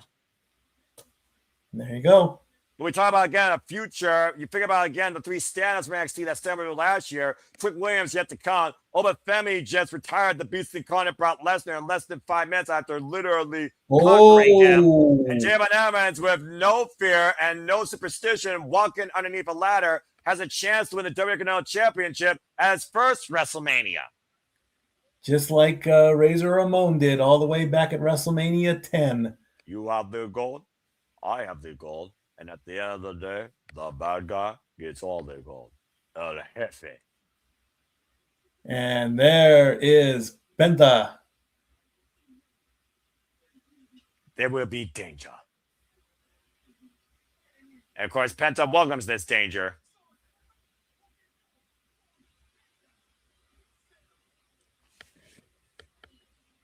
A man with zero fear and zero fucks for his own well-being, if I'm being perfectly honest here. Notorious tag team champion alongside his brother Rey Fenix across multiple promotions. Of course, a former Impact World and Lucha Underground champion and our current Intercontinental champion now for 48 days. And boy, what a 48 days he's had so far, as this marks his 6th defense already. He is a fighting champion, and he is proving it as a samurai. And there's the Penta walk. The only man that teaches kids gang signs in a good way, as far as I'm concerned, versus any rapper or anybody you can find in Las Vegas or South Central LA. Penta Zero, by the way, is defending his title now against El Hijo de Vikingo, Kofi Kingston, Dominik Mysterio, Dragon Lee, and El Grande Americano. He's been champion now since March 2nd, since beating Dominik Mysterio. And to your point, Mikey, last year he walked in challenging for the title as Penta exploded onto the WWE stage last year around January. And now he gets to defend that same title, which I think he will. And like I say, he's going to be the one that's just going to do something crazy and then climb back up and do something even more crazier the second time around. And by the way, Mikey, that's actually a shout out to Shao Kahn, of course, as we have all the advertisements here tonight. It's, of course, promoting Mortal Kombat 2, the movie, as he looks to literally take everybody here tonight, representing himself as the final boss on top of the arcade ladder of Mortal Kombat. But will it be a fatality for his title run? We'll find out here shortly. Again, folks, in a ladder match, the only way to win, oh, geez, chop block by Jade on Javon. You have to seize the ladder, climb it, and grab high above the ring the Intercontinental Championship. So this is literally the definition of a human carver. Spraying off the rope with a cross body. And let's not forget, Mikey, Rusev wiped out the entire field Monday night. That's the most he's going to get out of that because like I said, and a super kick. And now we all get to beat up on JD McDonagh. Honestly, you don't have a strategy here. You pray to survive and you find a way to see. Oh, gosh. Pendulum, low ball, freaking baseball slide into JD McDonagh's and a freaking slingshot drop kick as Dragon Lee, Penta, and Rey neutralize JD, or should I say neuter him. And right now we have 3 luchadors left in the ring. They turned him into a human piñata. This is the first time we're seeing Dragon Lee, Mysterio, and Penta all in the ring together. And ankle pick, though, by Rusev. Drives Mysterio into the sauce. The ring says, at least it wasn't his knee. Up and around to a brat breaker, and Dragon Lee able to skip. It's Penta Dragon Lee with the wrecking ball, baseball slide drop kicks, wiping the ladder out and wiping out Rusev. Referees better be on high alert here. As Dragon Lee and Penta, oh, man! Crashed into a ladder wall held by Rusev. There's your strength moment. Use the ladder as a battering ram. Call that one. But look at the size of that thing. I would love to know how long it takes to make a steel and forged ladder like that. You know what? That's a good question. Even I don't have the answer to that. Oh, man. Or is it a silver-colored wooden ladder? It wouldn't surprise me. Either way, I still call it damaging. As JD just wiped out Penta with a ladder. And Javon slides, wiping out JD. Nice. Freeman flyer miles for your boy Bouncy. Good grief. We've already seen this man, right? We've already seen this man jump off a damn chamber pod. Now he's what, 22 years old now? 21 years to Dragon Lee! Take over T. Harris into freaking JD off the apron. 21 years of age, 8 years involved in the game, trained by LeBron Cozone out of the Firestar Pro Wrestling Academy. And now Dragon Lee and Rey Mysterio meet in the center with a ladder. Dragon Lee, who was inspired by Rey to become a W superstar, former IWGP Junior Heavyweight Champion, Ring of Honor Television Champion. And right now, looking far through former NXT North American Champion, take over T. Harris, denied though by Dragon Lee. Now looking to step over. Shout out to Hall of Famer, now changing position. Looking for the powerbomb, taking over the Hurricane Run. A stun gun across the second rope. Dial it up. Oh, your call cannot be completed at this time. But instead, it's a super kick. Now, Dragon Lee, the only one in the middle of the ring. See, this is why that ladder's too small. Yeah, that ladder's too small. Get the bigger one. Let's be honest here. Height has to play an advantage on Rusev when it comes to reach. But honestly, any of these ladders, you're going to have to climb towards the top if you want the smaller man to seize that championship. Now, Rusev with a ladder in hand and literally the Bulgarian Brute, now literally delivering brute weaponry against everybody. Now hoisting up that ladder underneath the There championship. you go. And JD prevented the ladder from being set up. I almost thought JD was bleeding, but he's got a red armband on, so. Yeah, but I say, you remember how synonymous he's ladder swinging matches on him. are. You're talking about WrestleMania 10. Oh, man, a bat drop over the top into the ladder. The dangers His of a leg ladder took match. the worst end of that one. Yeah, right. The dangers of a ladder match here that could shorten a man's career. You could ask Adam Cole and then Jeff Hardy about that back on WrestleMania 23 for Money Bank Briefcase. For those that don't know, WrestleMania used to be synonymous with an annual ladder match over the Money in the Bank Briefcase. And now Rusev making the climb for the Intercontinental Championship, seeing it in his sights. But Penta in hot pursuit, trying to save his championship. Of course, we've seen a ladder match for this championship at WrestleMania 31 and WrestleMania 32. Oh, man. And we got the Wile E. Coyote cam, of course. Well, I'm sure we're going to have plenty of replays from that camera here soon enough. Now, Javon looking to spring forward in the WWE, and Penta pulling him down. Oh, and catch him with a super kick. And Penta looking for the pendulum, but JD send him up and over to the outside. Now JD McDonagh looking to climb the ladder to success. Of course, formerly was involved for the Cruiserweight Championship in a ladder match. And, of course, Santos Escobar beat him in that escapade. And now both Javon and JD at the top of the ladder. Javon with the towel in hand. We talk about again, could it be a great weekend for the Judgment Day as Rusev tamper? Oh, man, and Javon falls to the floor on top of Penta as JD saves himself. Javon jumped at least to clear the top rope. And I mean, what else do you do in that situation, honestly? If there's a table there, you pray you hit it just right. And now, right now, Javon gets bringing. Oh, God! Nice move. Springboard clothesline, waving JD up the ladder. Very nice move indeed. Well done, well spotted. Reckless abandonment might be your greatest benefit here when it comes to literally ensuring you have a chance to win this ladder match. Rey Mysterio, though, the Dropkick the Dragon League, who is sandwiched between the ladder and the ropes, it seems. And now Rey Mysterio looking to dial it up, Mike. Dial up, redial. Got him. And a 619 sandwich. Hashtag that. Extra pain for the insurance. And right now, Rey Mysterio, who is trying to set up the ladders.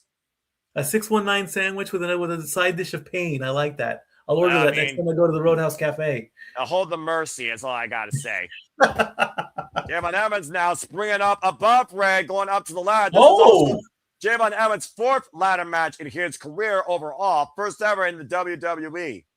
He literally jumped over Ray. And Penta catching Javon with a super kick and kicking the leg out of Rey, those surgery repaired knees, and using Javon to kick Rey. And Penta now caught with a super kick by Javon. Freaking super kick party, it feels like here. Super kick party, yeah. And now Penta, suplexing Javon into the ladder back first. The Dragon Legs, raw man! And a drop kick catching Rey out of the trio well, suspended by the ladder. Bodies flying everywhere. How fitting. And we just saw a ladder match literally at WrestleMania 40 over the Tag Team Championships. Both sets, might I add. Indeed, and that does count as 2 title changes. And right now, Dragon Lee looking to go up the ladder to seize the title. And Rusev, former WWE United States champion, former AEW TNT champion, hooking up in massive Uranagi. Indeed, well done. I'll say, this fast-paced match, Rusev, of course, nothing fast about him, just brutal. I mean, again, you look at the tail of the tape here, it's 5-on-1 when it comes to going and brute because Rusev is the strongest, heaviest competitor in this match. Absolutely, and he's proving it every time he picks up the ladder, like right now. And it looks like he's going to do some ladder lumbotomy or something. I don't know what he's going to do with this. I think he's trying to summon a Richter set, and usually we've seen this lead to devastating results towards people who have set it up. Now Rusev hooking up Javon, and another Uranagi to Javon, this time on a ladder bridge. All right, stop grimacing and get up the ladder. I mean, he does love to yell, to be fair. Yes, he does. And that right now, Rusev trying to make the ascent to your point. The only man left, and he stabilized that ladder with that bridge. Penta, though, trying to come back after his championship, preserve his title. A man that started off the Royal Rumble last year against his idol, Rey Mysterio, and has a far better WWE career so far, it seems, than his brother, Rey Fenix. Each man doing things their own way as individuals. And now Rey and Penta face to face. Let's be honest here, Mike. This is one of a match. This is the one of my match we've been waiting to see in WWE. Kick to the midsection. Now Rhea off the ropes, catching him with a rising knee. And Penta, though, once again, scouting Rhea. Rhea pop up. And Rusev, oh my God! That's going to take Rusev out of this match. And pop out, sit out, power bomb on top of Rusev for the damn ladder bridge. What a Bronco Buster! Yep, that's it. Rusev is done. Just look at this. Literally, Rusev catching Rhea out of the pop-up, and it might as well have been a Bronco bomb by Rey Mysterio that crushed Rusev through that ladder bridge. As Penta now makes the ascent once again, and Rhea pulling him off the ladder. Penta eats a back elbow strike. Rhea and Penta. Thankfully, I can still tell who's who, despite the fact they're both wearing red. Then again, Rhea has Rhea on the side of his attire. Take over Tierras, drives Penta face first into the ladder. And when Mikey made one call, Rhea, you might want to make another. Another redial. And going over. Buff! And call connects. I don't know what the area code is in Las Vegas, but 619 connects. Now Rey Mysterio with a clear shot to glory once again. Looking to seize the Intercontinental Championship for a third time. Dragon Lee, though, on the other side, fellow LWO member, by the way. Rey Mysterio, the leader of the Latino World Order. Now Dragon Lee in the upper position. Rey, though, with a shot to the midsection. And Rey and Dragon Lee both fighting precariously on the top of this ladder, Mikey. It's going to be bad. Someone's going to take a fall through that other ladder. It's going to be using the top of that ladder. The arm. I'm about to say again, it's hard to grab a title when you have a bad arm, and Dragon Lee now pushed off the ladder. And Rey Mysterio with a clear shot here to seize the Intercontinental title. Dragon Lee, though, once again trying to pick his mentor off the ladder. And Dragon Lee trying to fight back here. And Rey Mysterio still refusing to get off the ladder. Now jumping up, looking for the takeover to Harris. And Dragon Lee, though, hooked him. And look at what Dragon Lee's setting up for. Styles Clash connects! Styles Clash! A shout out to his tag team partner that formerly held the Raw Tag Team Championships, now Hall of Famer. And now Dragon Lee on the ascent. But Jade and McDonagh stopping him in his tracks. Everyone is really climbing up the ladder as fast as possible. You got to remember, though, they're on a time constraint, too, because this is only going to be done after this match. You have to have ESPN Unlimited to continue watching WrestleMania. And right now, JD looking to hook Dragon Lee for a nasty fall. And Spanish fly off the ladder! Ooh, Spanish fly. Poor JD getting the brunt end of that one. They beat him on the pinata, and then he gets a Spanish fly for his trouble. And take a look at the replay here. here. Still asleep. I'm about to say, sometimes, Mikey, in a ladder match, you don't worry about your own well-being. You put your own body in harm's way. That's what's called a Pyrrhic move. And that was damn sure Pyrrhic for both Dragon Lee and JD. Crowd chant, this is awesome. Over 50,000 expected on hand tonight at WrestleMania, inflated number aside, as JD McDonagh is once again using the suspended ladder to climb the actual ladder to success, and now has his fingers on the championship, and Penta now on the ascent. So JD McDonagh officially touches the title first. No one else got a grab on it. Except Rusev. Now Penta and JD fighting at the top of the ladder. And JD right now staggered. Now Penta, wait a minute. Penta, don't do what I think you're thinking. Oh, like JD McDonagh might be thinking what I was thinking instead. Hooking up Penta possibly for a superplex through that ladder bridge. This could be extremely dangerous. And Penta smart enough able to escape. Driving him head first through the ladder, and Penta, I sense disaster. Oh, no. Is he going to hit the Mexican Destroyer through a ladder? I think you might be onto something, Mikey, as Penta, Destroyer from the ladder bridge! And the ladder holds. What the fuck? Thank you, JD McDonagh. You are free to relax. Relax my ass! Head first on the damn ladder bridge! With a fucking Mexican Destroyer! Sunset flip on the top of the damn ladder! There's another moment right there. And you got it for free. Has JD now bowed his head enough in his career? In this case, no. Everybody's down. And Javon is the only one who's even coherent enough to realize to climb the ladder. Yeah, your point, body screwed everywhere in this wreckage and carnage. To your point, your boy rising as Jade Evans looking to seize the title. Up at the top, he's got a hand on the Kanabi. And meanwhile, Rusev knocks it out of the way. Now Jade hunks 20 feet above the ring with none of the championship in hand. Rusev, trial man, pulls him down. And Javon sent over the outside, up and over the top rope. Rusev is still conscious is even beyond me. Well, he was taking a break, but I loved that the hanging could hold him up. That's reinforced cable right there. Yeah, but it seems like Rusev might tweak something there during that collision with Rey Mysterio. As you see him right now, stud stepping on his left ankle. What else? Now trying to once again climb the ladder. Again, if you have a bad leg or a bad ankle, it's hard to climb a ladder. Rusev has been injury prone for a bit too. Meanwhile, Javon Evans on the opposite side. There's no way that Javon is going to. What the hell? OG Cutter! How about that? That'd be a great freeze frame moment if you got it just right. Well, Javon Evans got the timing picture perfect and right. Look at this. Lunging out of the corner and grabbing Rusev off the damn ladder with the OG Cutter. Well executed, too. Anybody who gets that picture autographed, that's going to be money right there. And this could be Javon's moment right here at WrestleMania. Why Penta, though, is back in the fray. And Penta, another destroyer with a ladder assist to Javon Evans.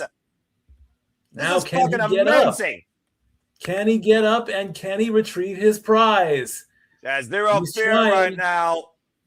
Zero well-regard for your own well-being as Penta is climbing. There's no one else in sight. Everyone else is down. Penta is climbing. Penta nearly at the top of the ladder to seize his championship. Sits on top. Intercontinental Championship in hand. Always goes off, and that is it. Penta on the outer retains. Another successful Intercontinental title match and retention at WrestleMania. Penta retains. That was one of the damnedest human car wrecks I've seen in a long damn time at WrestleMania. That made up for last night in itself. What a freaking human demolition derby at WrestleMania 42 with Penta retaining the gold tonight. Well, I mean, the thing about again what Jade McDonagh suffered, what Javon Evans was willing to bring forward, and Penta Sami welcome everything. Shao Kahn wins. Fatality. Big time.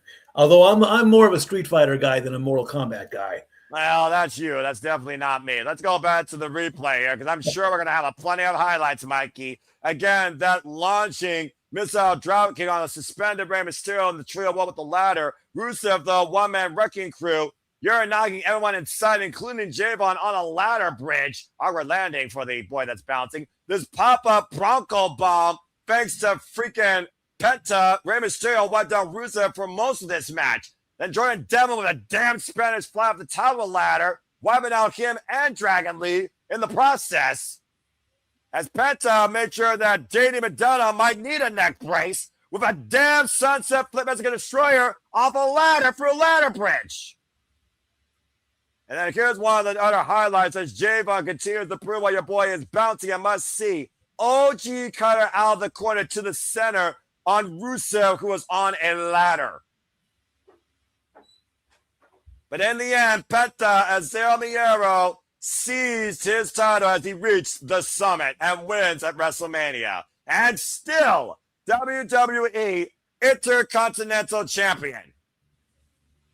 As I stated in the beginning there, the IC title has probably been defended the more times. There's only been a couple times where it hasn't. Obviously, I'm gonna when I get all the stats together and put them out on social media, I will. Because if you remember, the WWE Championship was not defended at the very first WrestleMania. Nope. So it might be pretty close to a tie between the two titles. Penta's first ladder match win since the Gift of the Gods title ladder match at Lucha Underground 2016 leads him at WrestleMania 42 still being the Intercontinental Champion. In what has been a first hour shock and awe, we also might have just witnessed a fall from grace And the Beast Death Note as Brock Lesnar left his gloves and boots in the ring and seemingly is retiring. Indeed he is. No, I'm going to quickly excuse myself for just a quick second. I'll be right back. That's perfectly fine. As again, I'm still in utter disbelief that I may have just witnessed Brock Lesnar leaving the WWE permanently. Saying goodbye to not just 50,000, exaggerated, on the cam, but anyone that has ever witnessed the Beast Incarnate.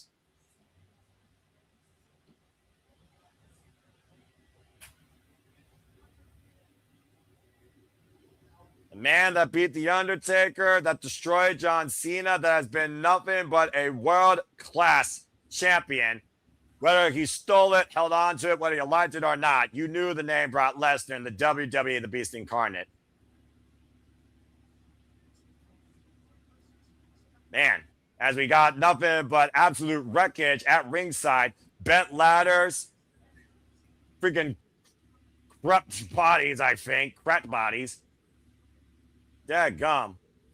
Well, again, as we get ready here to transition to the actual hour, as Statboy Mikey takes a break, again, thank you to all 1,100 plus you that are tuning in right now, as we're just 1 hour in and already history's been made. Penta wins the Intercontinental Championship in a ladder match at WrestleMania. Might I add, his second ever WrestleMania, and his 11th ever ladder match. And as we saw, Femi not only conquered Brock Lesnar, he may have retired the Beast Incarnate. Again, for those that follow Brock Lesnar going all the way back to the first time you saw him at WrestleMania, whether or not it was Kurt Angle or whether or not it was Roman Reigns in the modern era, it's still hard to believe that the last time you hear comes the pain. That being said, here's what's to come still tonight at WrestleMania. Again, we are going to transition. If you haven't already, you need to transition to the ESPN Unlimited service. We have 4 matches on tap tonight. Demon Finn Balor returns to take on Dominik Mysterio. Sami Zayn defends the United States Champion against Trick Williams. WWE Women's Champion line, Jade Cargill defends the gold against Rhea Ripley. And of course, CM Punk defends the World Championship against the Tribal Chief Roman Reigns. And we have another short commercial break. Fuck streaming services.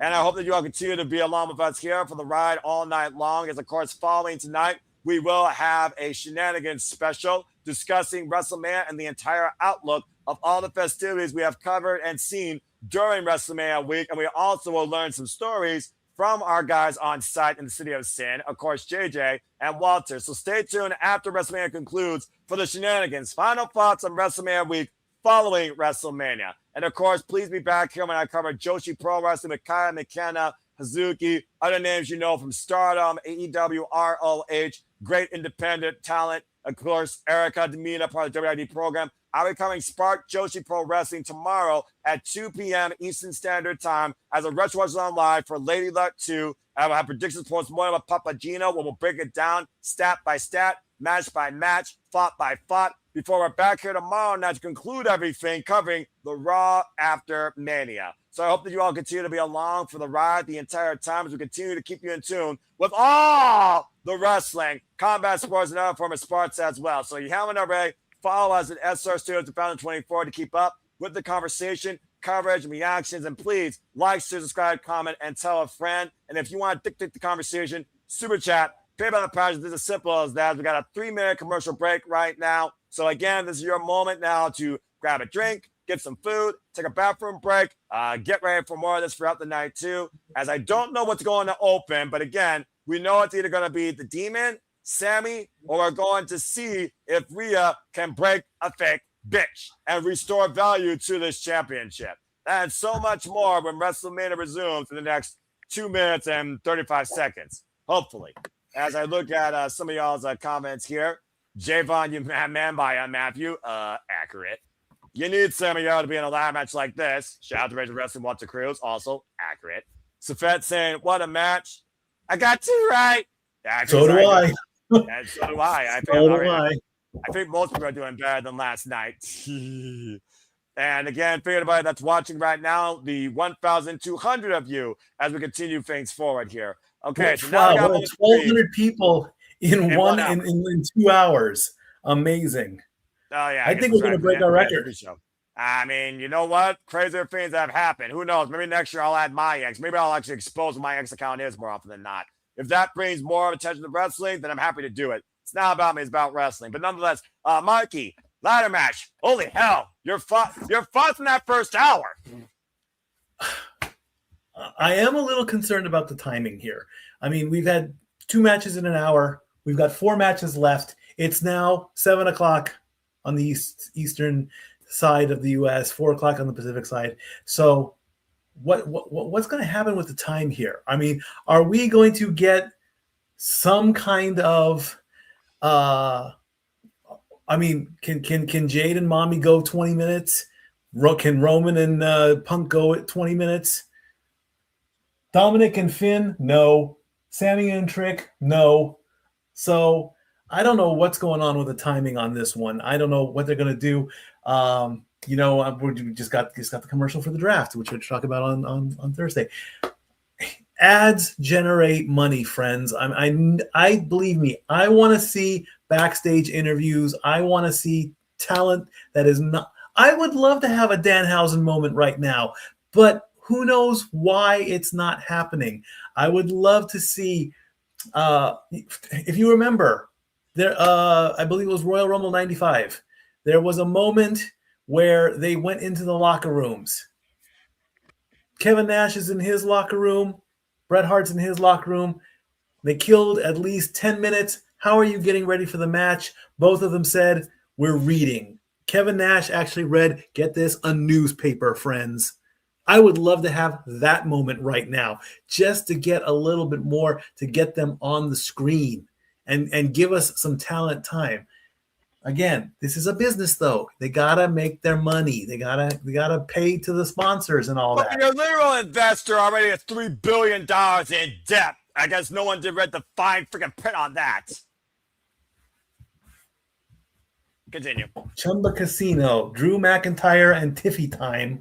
Okay, that was the most random segue I ever heard in my life. That's what I'm seeing right now, anyway, on my screen.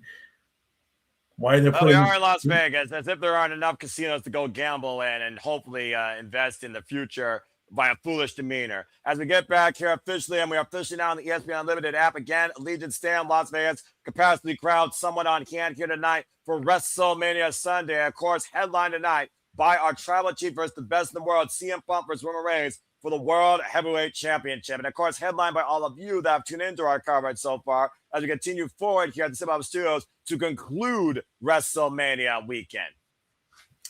Indeed. And again, this all leads into tomorrow. Tomorrow officially ends Hell Week here on the Simply Reliable Studios. That's pretty impolite. As tomorrow night, I think Randy Orton sent Cody Rhodes back to hell with Pat McAfee as interest. As we saw last night, Mikey, showing the highlight here, it was a stooge that tried to put the fix in for TKO, and we almost saw literally the demise of the American Nightmare, Cody Rhodes, again, but somehow was able to kick out when the fix seemingly was in. As Orton RKO'd McAfee out of his sunglasses, but it led to Cody finding the opportunity to hit an emphatic crossroads to reach Kane, the undisputed WWE Championship. But it came with a heavy price in the aftermath. It is a heavy price. He is not medically cleared, but like I say, Undertaker, of course, had the same injury back in his career. He had the surgery done. He had maybe this is like a reborn Cody Rhodes now. Maybe he'll come back and maybe they'll even get the heel Cody that we've all wanted for quite some time. You never know.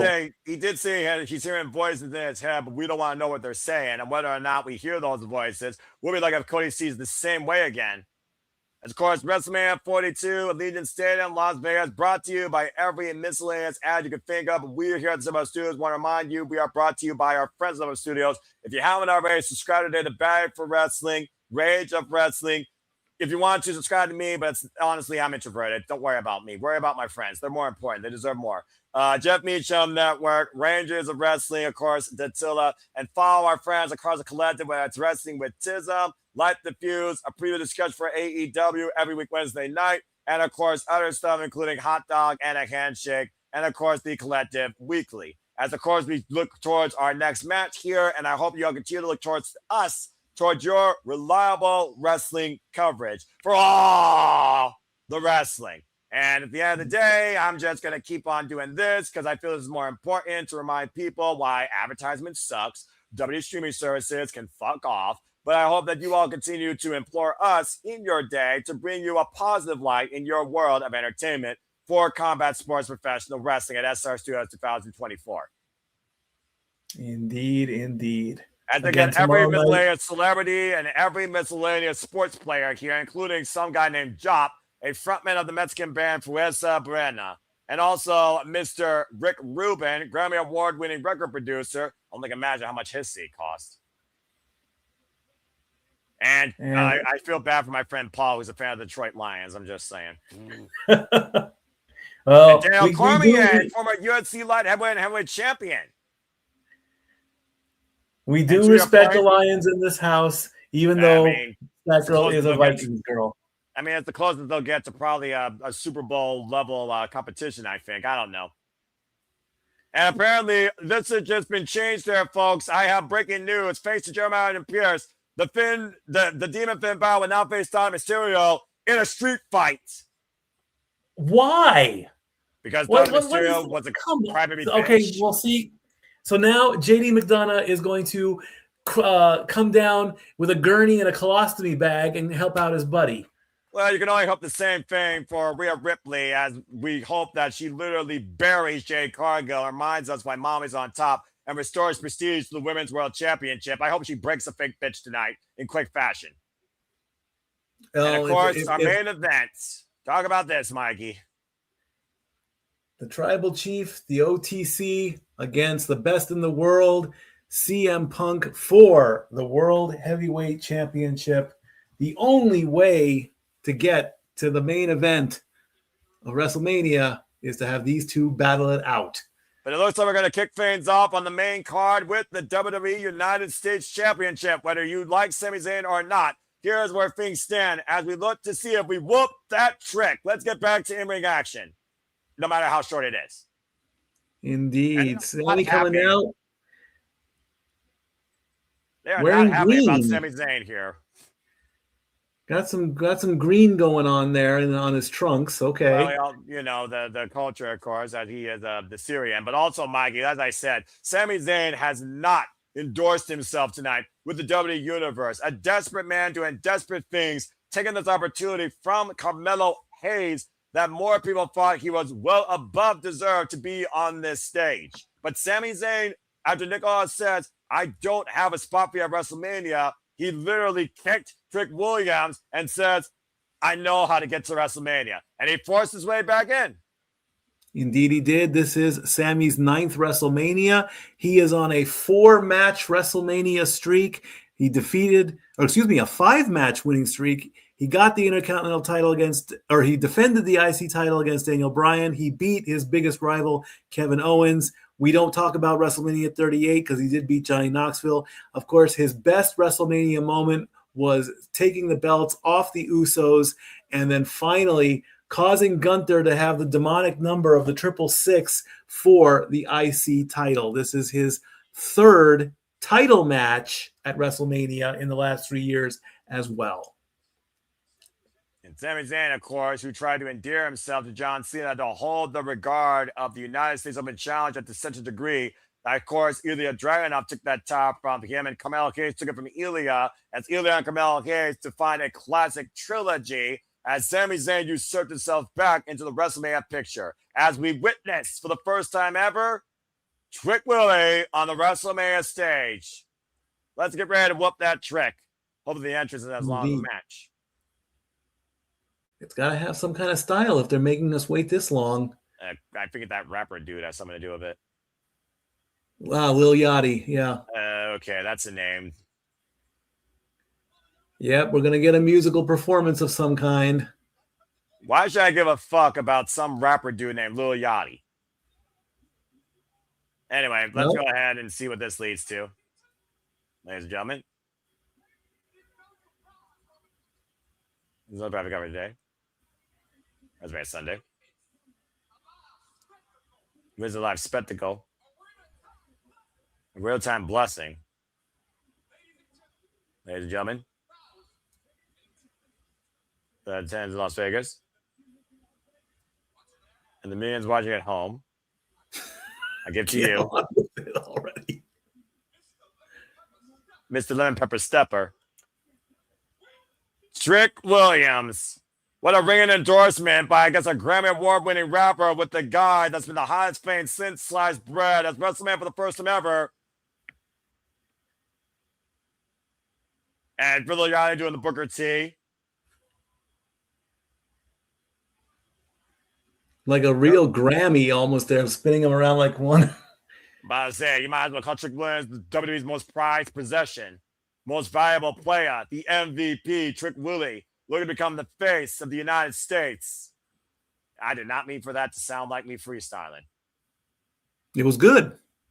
Look, the Superman doesn't sing, dance, or freestyle. The Superman does commentary. And that being said, Trick Williams has done nothing but love to continue an impression on the WWE universe that he is that man. That Trick Willie is money. Trick Willie is here to stay. Trick Williams is here to take over the WWE like he did in TNA.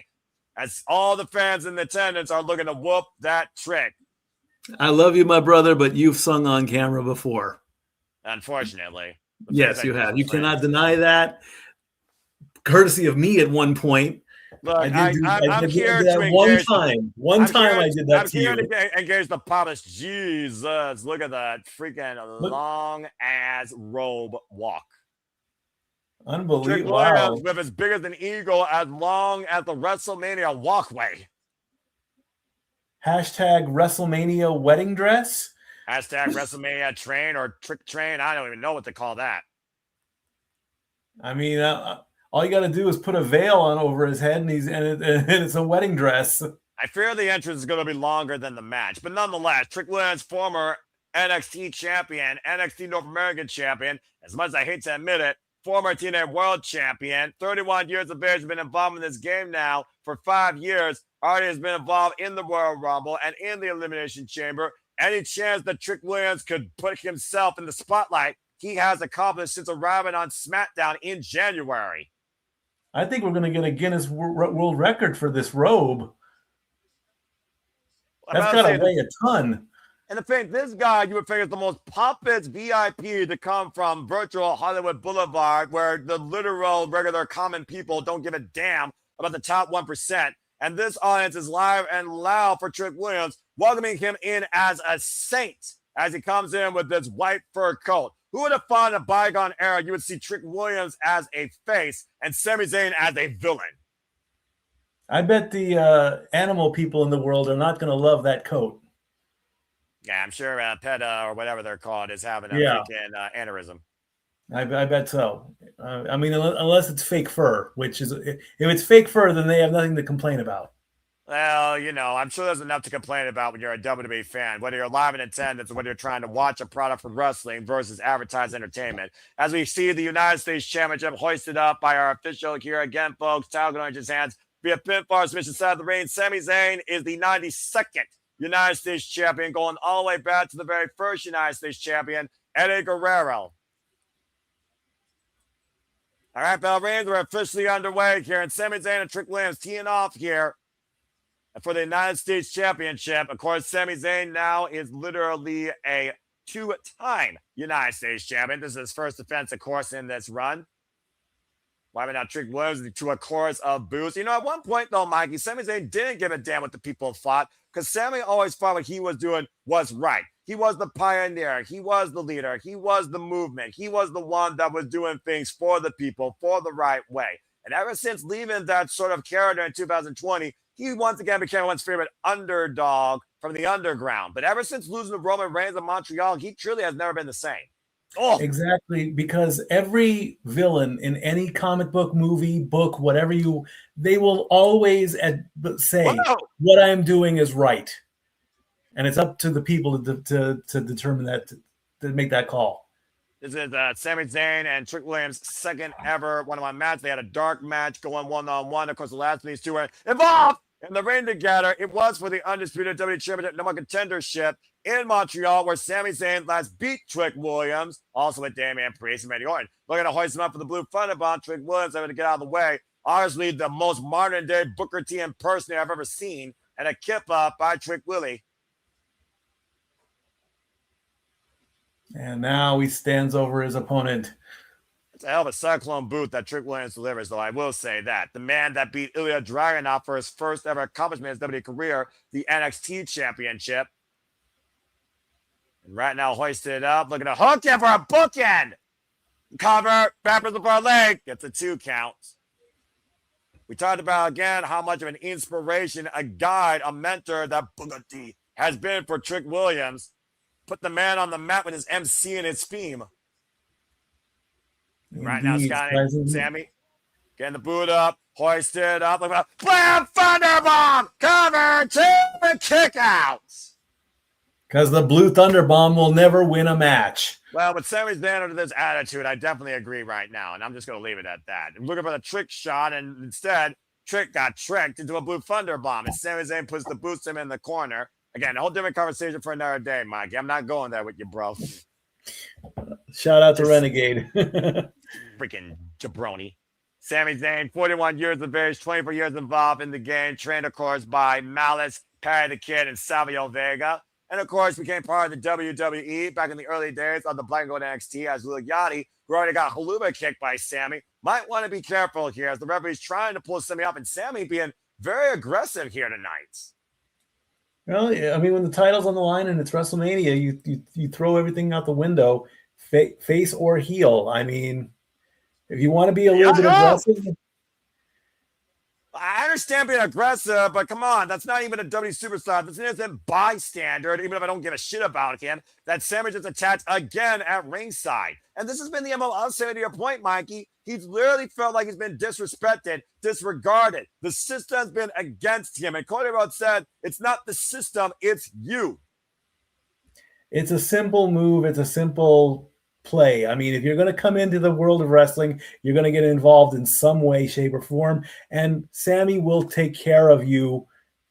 All of the talent will. Oh! And face first goes Trick Williams in the ring post as Lil Yachty was driven into the barricade. I think Sami Zayn might pay for that, though, the longer this match goes. And again, Trick Williams driven face first into that giant LED round ring post as the referee is admonishing Sami to get back inside the ring. And right now, Sami doesn't give a damn what the people think, what the referee thinks. All he gives a damn about is seizing and spoiling Trick Williams' WrestleMania moment. Again, Trick Williams' WrestleMania debut. Now hoisting him up in the apron. Oh my God! Brainbuster! That's gonna hurt. That's on the hardest part of the ring, where wood meets steel, Mikey. You get the replay coming up. About there, the back of the head. I think he caught more of the shoulder, but to your point, that is going to rock Trick Williams for a little while here in this matchup. On the outside, trying to get his bearings back. Well, again, Champion's advantage. Sami Zayn could win via countout here. Again, does Sami Zayn care about pinning Trick Williams or just literally creating his own WrestleMania moment? Keyword own, not for the people. That hasn't happened in a while. There has not been a countout victory for a championship in a long time. And right now, Trick Williams in a world of trouble as Sami Zayn is scouting him for Halama check. There, did he get it or did he miss? He got him flush. He got him flush. And I'm guessing the two people in white, I'm guessing those were Trick Williams' parents. Right now, it's all gone wrong for Trick Williams tonight as the referee starts his 10 count. Referee right now up to 3, and Trick Williams is down and out. The same haluva kick in the same spot he clocked Lil Yachty with on SmackDown 2 weeks ago. 5. Counted 6. 7. Trick Williams not able to get to feet. 8. The official right now up to 8. The official right now up to 9. Trick Williams jump in. Back inside just in the nick of time. And a bit of a smile from Sami. There's that smile I talked about. Again, Sami Zayn's in control here. He knows it. Again, all the last few months of pent-up frustration and animosity are coming out tonight against Trick Williams, who has played a spoiler for Sami Zayn as of late this year. Every chance Trick Williams got, he literally insulted Sami. Better luck next year. Sammy's got him got his sights locked up. And right now, squaring up, and Trick Williams, though, again, this is what the kick gets. I think Sami is going to retain. Oh, wait a minute! By the ring, Lil Yachty just started going across the top rope. Cyclone kick! And Trick Williams the counter! Back press! Trick almost got it! Thank goodness that didn't happen like that. Not like that. Do it on your own. Get this right one now, for real.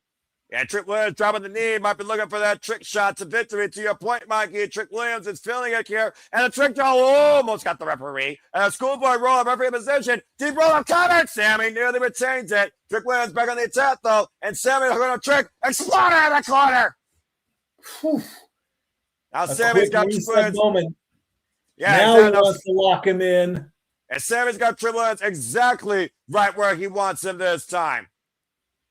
Same right now, squaring out Trick Williams, a trick to his feet. Trick shot! Trick shot! Cover! Out of nowhere. Trick Williams is the new United States champion! Trick shot out of nowhere to give us a new United States champion. Just like that! He told you! Trick Williams exploding on the scene in January as the Legion Stand explodes with Trick Williams winning. Trick Williams is the new United States champion. Take a look here, Mikey, at the replay as we saw Yachty almost costing Sami here. And again, that Cyclone boot caught Sami flush. I thought he had him right there. I'm glad he kicked out at that point. Do it the right way. And then following up here with the exploder, vintage Sami Zayn, who was looking for a haluba kick, one that's emphatic haluba kick in the corner, was feeling it here, and on the run, and bam! Trick shot connects, and Trick Williams whooped that trick and seized the championship. As we have seen tonight, changing of the guard, towels changing hands, and the rise of the new crop here at WrestleMania Sunday. Trick Willie, the new face of the USA. And I think that makes 4 title changes in one WrestleMania. That would be correct. And one changing of the guard with all Femi and Brock Lesnar. Nonetheless, Trick Williams is the new United States champion. He wants to ask John Cena, when did you know it was your time? And to your point, that is his parents at ringside. I think Trick Williams just said his time is now. And how fitting, Mikey. There's the look. There's the look. There's the small look. How fitting, Mikey, that Trick Williams wins the United States Championship in his first WrestleMania. The same way that John Cena broke out in his WWE career. There you go. As he let him have his moment here with his parents, though. We got to get that taken care of. And yeah, I mean, and then there's the sad, dejected look. There it is. We have a sad Muppet face, so that's gonna go on social media there. But when you act selfish, eventually you're gonna pay for your own selfish nature. And Sami Zayn learned that the hard way. He has no one to blame but himself. He got too boastful. He got too egotistical. And at the end of the day, it cost him on the grandest stage of them all. Trick Willie whooped that trick at WrestleMania. He got what he wanted. He got his WrestleMania match. That's fine and dandy. But now the belt is gone. The reset moment has taken place. As we got another end of chapter 7. Go on to chapter 8. What's next for Sami? Who knows? Who knows? Well, Mikey, the match is one thing, but at WrestleMania and in the WWE, it's not about matches. It's about moments. Bottom line, Sami Zayn just got a moment ruined that he tried to create for himself at the expense of Little Yachty and Trick Williams and lost the championship in the process. Indeed, he did, and you know that's maybe that's what he wanted. I really don't know. Hey, your guess is as good as mine. We'll see what's next for everyone's favorite Muppet, or what used to be everyone's favorite Muppet. The jury is out. As we look overhead at Legion Stand, as WrestleMania continues here, congratulations to Trick Williams, who is the new WWE United States champion. We'll see if he can follow suit on becoming the franchise, much like John Cena did back at WrestleMania 20 with this win. Hopefully he doesn't turn into a spinner. As, of course, we continue to hype up what is ahead in our main event, as WrestleMania, again, has been about countless moments, whether you were Triple H, CM Punk, Rock, John Cena, WrestleMania 28, going high when Rhea Ripley was able to beat the Queen, or you saw Roman Reigns 10 different times grace the WrestleMania stage, it seems. As, again, we have another commercial break. Fuck WWE streaming services. All right. I'm going to keep saying to the cows come home because, again, just seriously, welcome to Wrestlemania! And Jesus. Anyway, as we got Let's see. Do I get a timer here? Black screen, black screen, black screen. Nope, we just get more ads. So eventually it'll. Oh, there it is. I don't think that's correct. Wow, I don't think ESPN even knows how to handle WWE. It's like TKO, do another commercial break for a freaking big truck, damn it. No, do WWE champions because we gotta talk about WWE, damn it. Anyway, moving on. Let's go ahead and see what the chat is saying here. Matthew's saying 2 young talents elevated. So Fed's saying whoop that trick. There we go. You got 4 minutes, folks. Commercial break. We'll be right back. And in fact, you know what? Maybe I'll just do the same thing. How about that? I'm kidding. I'm going to do that to you all. Let's go ahead and see what you all are saying. That would be kind of funny, wouldn't it? I did have the start on one because here's the thing that I love about Japanese wrestling. They take one short intermission and advertise for content ahead of their product only. That being said, sorry, not sorry. Stay tuned again. Sorry, not sorry. You know, I am a simple man, but I'm an honest simple man. What can I tell you? Stay tuned again. As I said, tomorrow at 2 p.m., I will be Retro Watch Long covering this. This is Spark Joshi. Many names you know from AEW, Stardom, Spark Joshi, WWE ID, even the Poder Mania champion. Tomorrow at 2 p.m., I will be covering this simple Joshi showcase live on pay-per-view via Triller TV for $20. You want to watch along? Stay tuned for me covering Spark Joshi Pro, Lady Luck 2 headline Hazuki versus TNA Knockout, Jada Stone for the Spark Joshi World Championship. That's tomorrow, 2 p.m. Eastern Standard Time. I cannot wait to cover this. I mean, look at this talent. Jasmine Allure, Hazuki, Jada Stone, Maya World, Danny Mo, Brittany Blake, Kaya McKenna, Erica Demiya, Aya Sakura, Natsupoi, Starlight Kid, Asume. I am super looking forward to this show. I think it's going to be a better wrestling show than tonight, personally, but that's just my opinion as a wrestling fan. Anyway, that being said. And so coming up after, I'll do my quick plugs. Again, I've already plugged April 23rd. That is the draft, round 1 coverage of the 2026 season. Also, I've added to the schedule potential elimination games in the NBA playoffs. The first potential matchup where an elimination can take place, if I can bring up my computer and it will stop acting up, could be April 25th. That is the scheduled Game 4 between the Knicks and the Hawks and the Nuggets and the Timberwolves. It all depends on how the first 3 games go. If Game 4 is an elimination game for either one of those two of any of those 4 teams, the Knicks, the Hawks, the Nuggets, or the Timberwolves, I will be in the sports bar and I will call that game, depending on the outcome, of course, because I want to give more than just the 2 teams in the finals. I want to give more coverage to more teams. So that is my plan this season for the NBA Finals and the Stanley Cup Finals. If there's an elimination game coming on, that game will be called. If there isn't, then I continue with my normal stuff, and then we go back to traditional Sunday night baseball, which should happen on April 26th as the Angels take on the Royals. And now I give you this ASMR announcement. If you're actually trying to meditate or do yoga during this subtle sound wave that is on your television screen on the ESPN app, think of it like a Bob Ross painting experience, but far less boring, because you're not doing nothing but literally watching an LED panel on your TV screen, counting down to an inevitable celebrity spotlight that no one gives 2 shits about. But are you enjoying ever made it for the first time on ESPN? Is it making you regret your decision spending $30 on this service? Do you consider WWE a real sport? Is it your highest form of entertainment? Have I engaged you or have I disengaged you as we get ready to get back here on our main product? Oh, wow, I actually have that graphic right now. That's odd. Do you have the graphic right now? Yeah, it just popped up, and now I'm getting the 2K26 promo. I'm not even getting that. I'm just stuck on WrestleMania.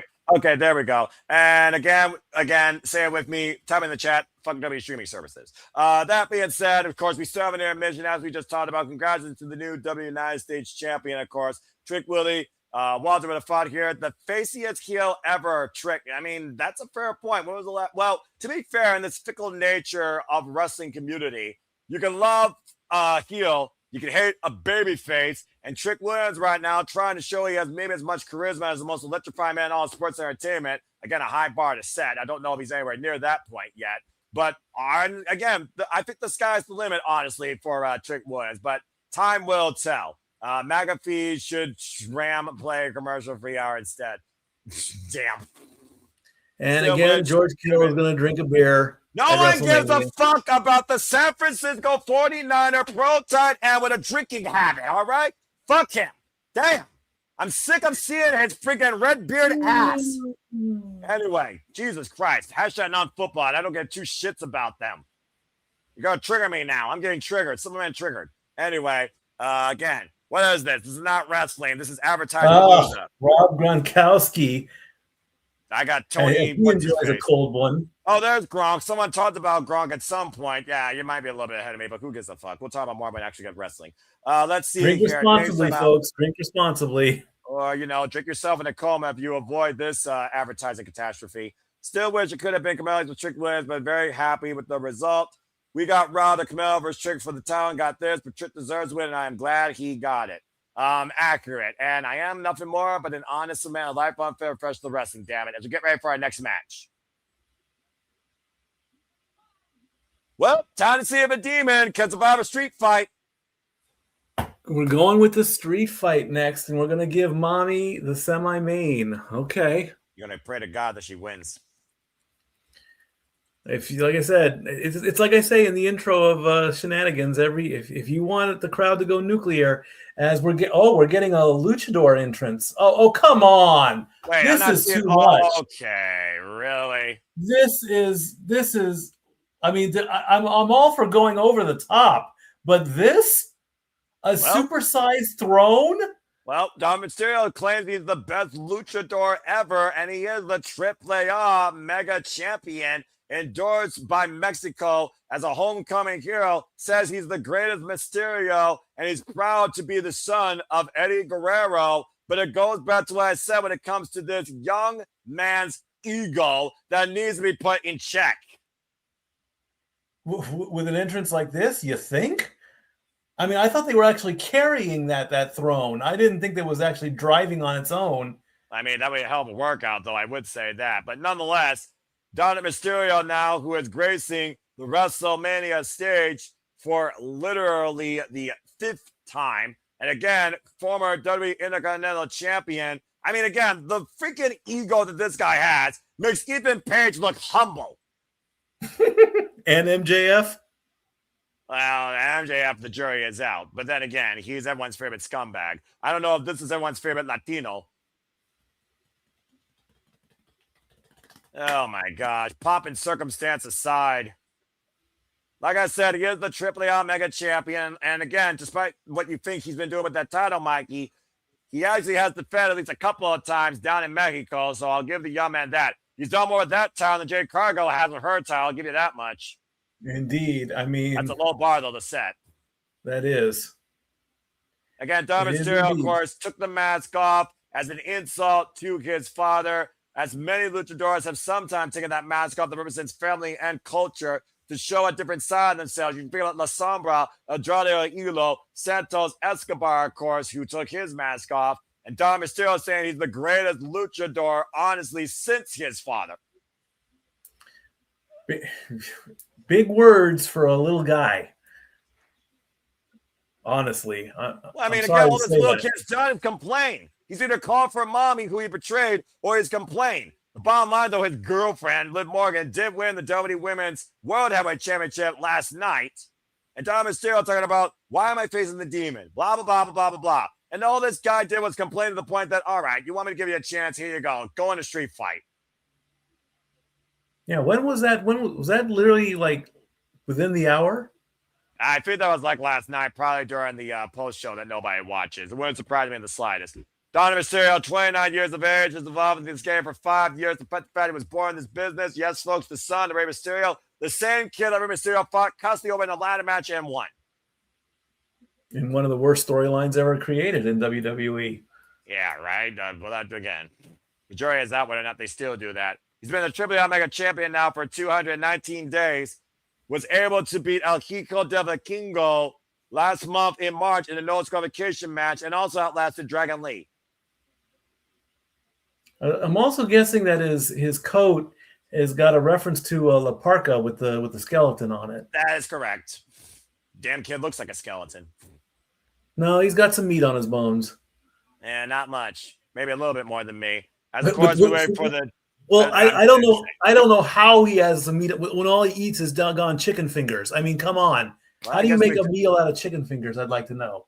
I don't know, but I know that McDonald's is good for your colon.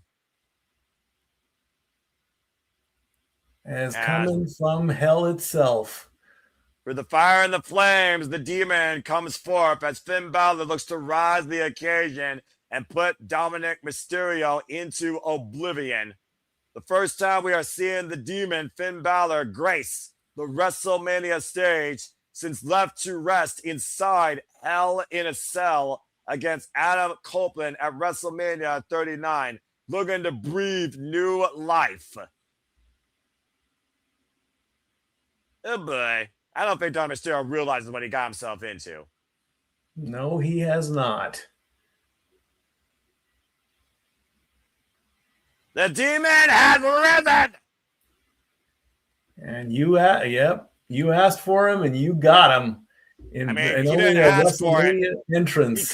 He didn't ask for it. He caused it to happen. Dominik Mysterio, who's about to be a victim of his own sins at the hands of the demon, Finn Balor. Finn Balor is looking for clarity. I was saying, just look at the face of this guy. You don't want to face him. That metamorphosis that Prince Devitt goes through, channeling a darker side of himself where he feels untouchable, unstoppable. And very well done, Mysterio might be humbled. I doubt it. I will say it's nice to hear this Fiend back on the WrestleMania stage, though. I will say that. And former IWGP Junior Heavyweight Champion, former two-time NXT Champion, and the inaugural WWE Universal Champion.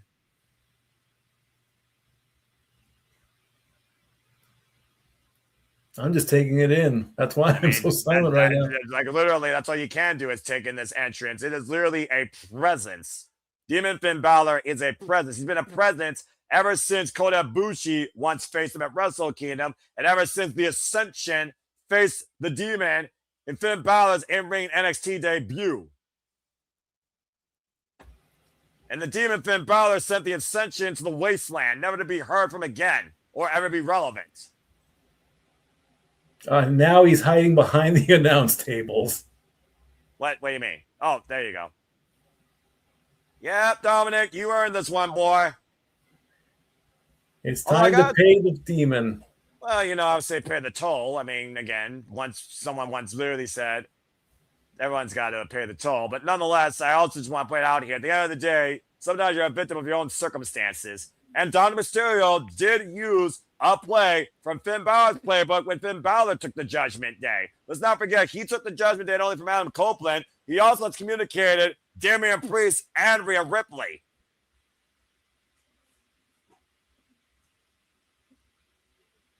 Someone tell me this match is not going to last that long either. It's more about entrances, I guess. It's entrances, ads, then matches. Repeat. Exactly. Well, Dominik Mysterio, welcome to your own personal infuego. Welcome to your own living hell. Nice knowing you, kid. We'll see if he can survive. Right now, he's not showing that he wants to play anytime soon. Look, the only favor missing here. There is that scared little boy. There it is. That thinks he's a man. Yeah, you're probably 2 seconds ahead of me, but that's all right. We should be good. Because I'm just going to say this for the record, Mikey. Literally, Dominik Mysterio is not Dia de los Muertos, but he might wish that he was able to put Finn Balor away in a coffin. Knowing this could show up again. If looks could kill, Dominik Mysterio would be dead right now. Accurate. I'll give you that. That's accurate. Thank you. Because we don't talk about death in WWE. We talk about ending your career. Well, I mean, we just saw a career end earlier in less than 5 minutes. I'm just saying. And that was a career that went for a quarter of a century. Indeed. The bell rings are officially underway, and I'm very curious how Dominik Mysterio is going to approach this demon considering it's a street fight. So maybe he might be able to garner some sort of advantage. He's finally in the ring now. We'll see He what happens doesn't here. want to engage. Well, I mean, what would you do if you saw that literally inside the ring with you? I'd run. I'm about to say, no one ever hides, so you might as well try running. Double A takedown, and immediately Finn Balor on the attack, mounting him. I want to just put this out here, by the way. The Demon Finn Balor not only has victories over the likes of the Ascension, he's beaten Samoa Joe, he's beaten Kevin Owens. The Demon is not a freaking joke, I assure you. No, he is not. Shot right now. Again, the personality of Finn Balor changes. Everyone's got a dark side within them. Finn Balor brings that darkness to light whenever he channels this demon. Inside leg sweep right now and looking to push through. And right now just driving his boots to Dominik Mysterio as Dominik on the apron right now. The only saving grace from a moment away from this punishment. And I do say moment in parentheses. And Dominik trying to get back into this, and Dominik sent up and over to the outside. I'm about to say, Dirty Dom brought all of this himself. All right, he has nobody to blame but himself right now. Into the table. By himself. And now Dominik Mysterio looking to drive. Excuse me, Finn Balor driving Dominik Mysterio's head into the table. And now Finn Balor is pulling out a kendo stick. Again, it's a street fight. I want to put that out there. He wanted this. You're going to pay for it. Candlestick right to the hamstring by the Demon Balor. And Finn Balor, in a normal life, is 44 years of age, folks. Has been involved in the game for 24 years. Amazing. And, of course, has been involved in WWE since literally 2015. And right now, pulling a table out, as I said, former W Universal, Intercontinental, NXT, United States, and SmackDown Raw Tag Team Champion. And immediately, Dominik Mysterio's got to drown out this aura. He has to look beyond the outward identity if he's going to beat who is still at the heart of his core, Finn Balor, Mikey. He got some good shots in, but he's not following up on it. He needs to just keep swinging. Yeah, and again, he needs to stop flexing as well. I didn't see any flexing yet. Nope, now he got a chair. I'm about to say, where's the guy? There's now he got two chairs. Well, I mean, let's not forget the way the excommunicated one rated R superstar with a concerto, Mikey. I'm just saying. 4 chairs. Okay, we're just going to keep counting, I guess. Into the ribs. And right now, Dominik Mysterio looking to bring the chair into the midsection of Finn Balor. And again, right now on the assault, attack on the spine of Finn. And Finn has had a fair share of back injuries, for those that don't know. Dirty Dom right now with the slingshot, senton drop on Finn Balor. Of course, last year, he literally pinned Finn Balor to win the WWE Intercontinental Championship, Mikey. Yeah, he did. But Finn didn't have the belt. Braun did. Yeah, but again, we thought the fix was in with a Judgment Day inside job. So again, the jury is out. He sets up the chairs the right way. Well, I'm about to say, we saw how well that worked out for Jacob and Drew McIntyre, the unsanctioned match last night on Saturday. And right now, Dominik Mysterio looking to hook Finn Balor possibly for a German suplex, making a nod, or should I say mocking, Eddie Guerrero, looking to hoist him up. Finn Balor, though, drop Dominik on the chairs. And now the Demon just flying into Dom with the sling blade. Now the Demon ratcheting up the offense here, Mikey. Squaring up Dominik Mysterio in the corner. And runs into a thrust kick. Mysterio now, you might want to make the call here, Mikey. He's got that 619 and hits the frog splash. And right now, Dominik Mysterio, I'll let you know when I see that as a frog splash connects and the cover. And oh my Lord, that was not even a 1 count.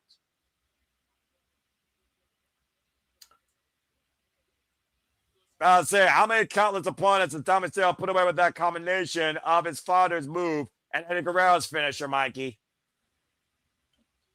Homage is one of the sincerest forms of flattery as well.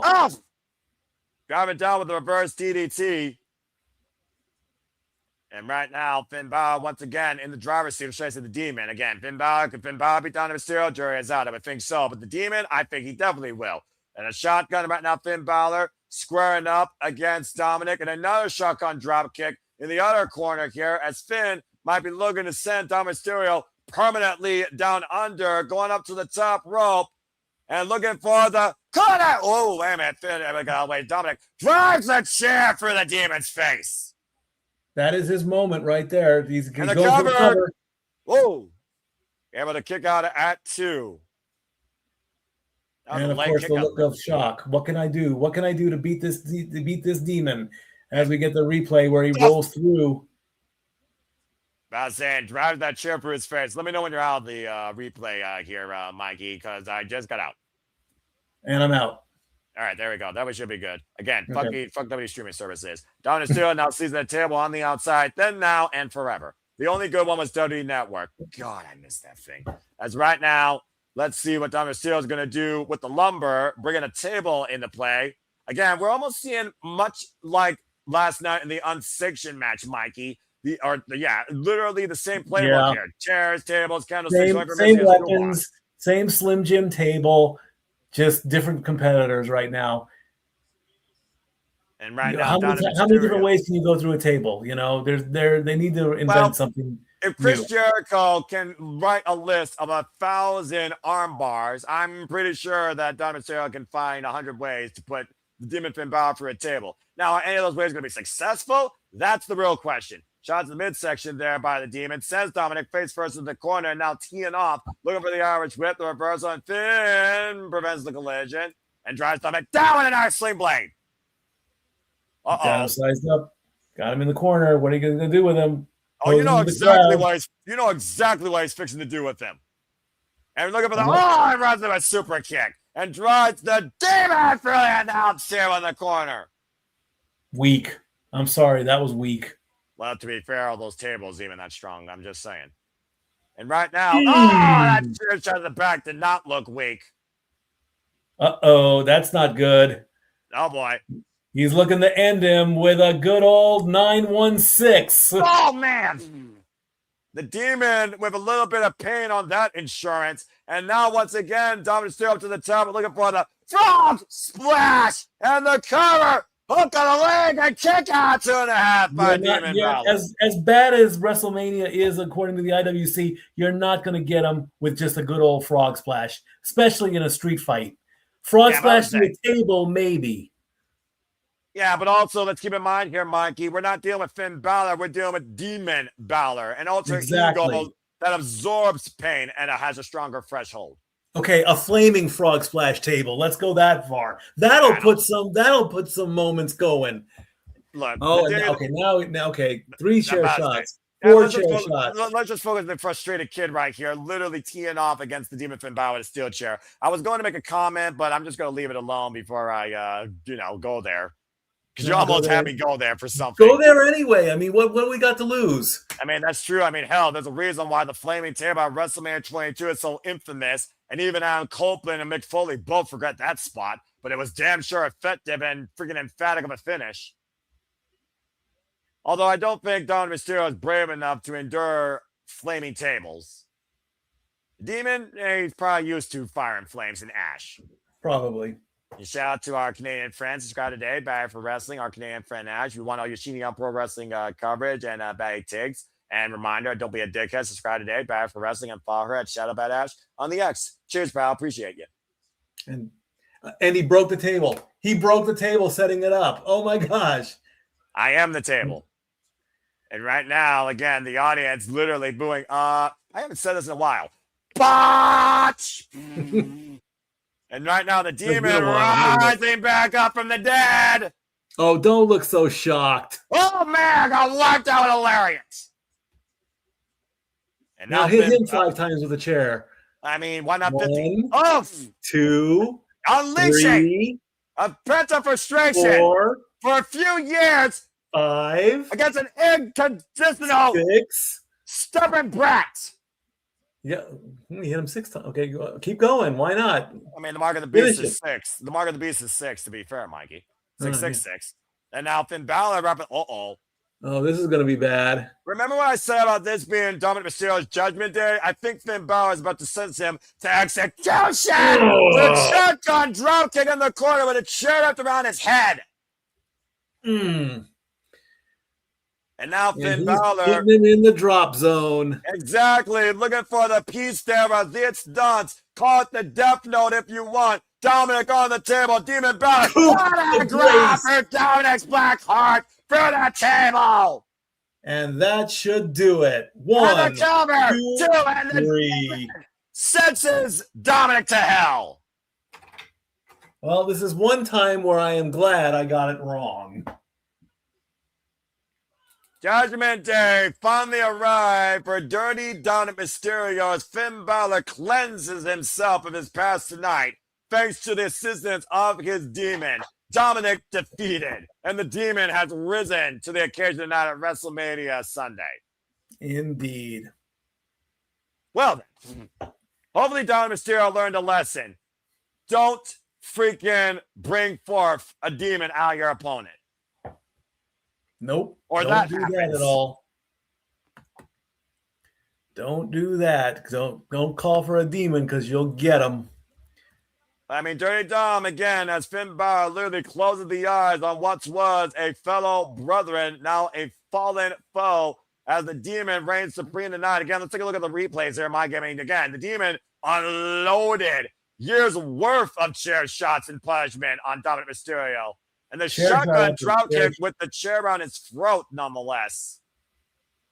And that wasn't enough punishment. As the coup de grace double stomp through the table was Dominik Mysterio's death sentence. Spirito Sante, you're done. The demon and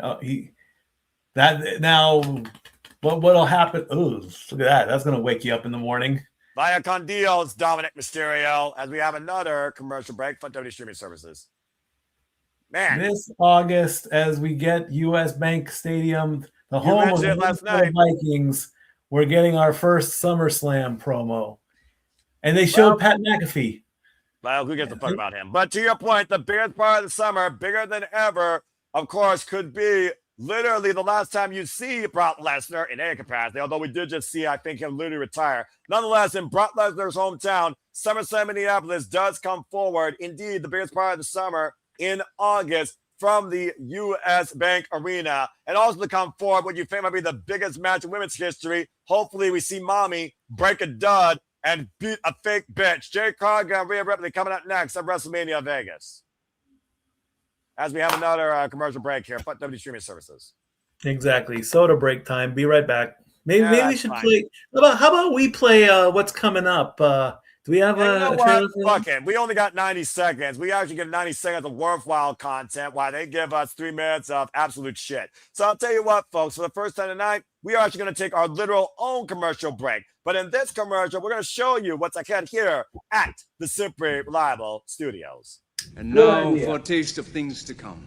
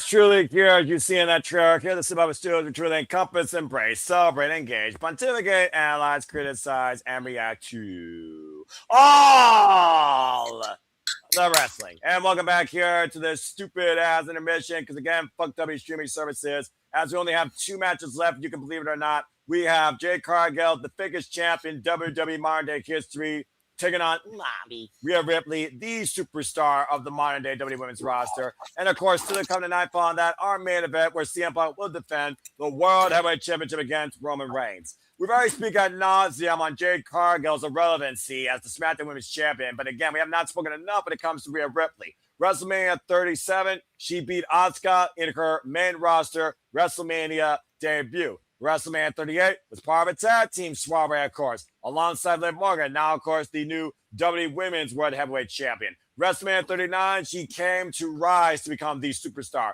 beating the Queen, and still what I would argue is one of the best modern-day WWE Women's matches, if not the best modern-day WWE Women's match of all time, outside 41 last year, but hell of a singles nonetheless. Against Charlotte Flair at WrestleMania 39, she won the SmackDown Women's Championship. WrestleMania 40, she beat Becky Lynch, retaining the what was the curse now christened, the WWE Women's World Heavyweight Championship. 41, of course, was her first WrestleMania loss since 36, when she lost to Charlotte Flair NXT Women's Championship, as she was not involved in the decision, but lost to a friend with Io Sky and Bianca Belair. And now we find her this year in singles in the semi for the WWE Women's Championship. And it looks like James is coming here with another announcement for some reason. Go ahead. What you got, brother James? Just wanted to state, congratulations again, boys. You have officially become the #1 stream again for watch-along coverage with the 2 combined Twitter outlets. You are the #1 stream on X for watch-alongs of WrestleMania, officially beating out Denise Salcedo, Pro Wrestle Times, and even Greg Cherrybrand. But shout out to them and shout out to Jeff and Greg as well.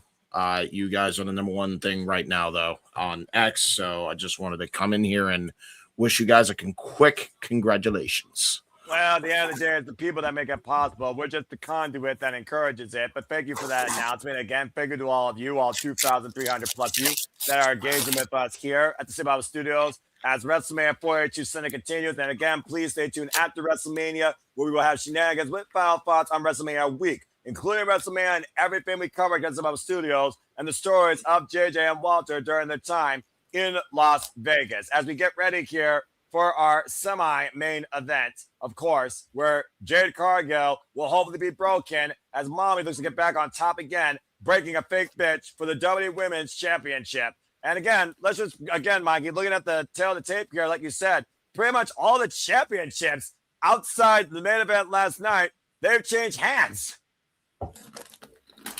Indeed, they have. And again, now I'm getting sick and tired of seeing George Kittle as well, because, I mean, George Kittle has got more WrestleMania time than almost anybody. Well, now I got a blue sky as the clouds have arrived, which means it is time. I'm sorry. Somehow I got thrown back. Hold on. I'm about to Let me say, get it going. well, right now I got the thunder and the lightning. What the hell is this? Oh, I get it. I got pushed all the way back to the George Kittle spot. Great. Yeah. Now I'm way behind now. Because right now, Jade Cargill is about to waste their time. Jade has arrived. Oh, boy. There she is. Okay, good. Okay, you got the Titantron. You don't see her yet on your screen, though, right? Right. Good.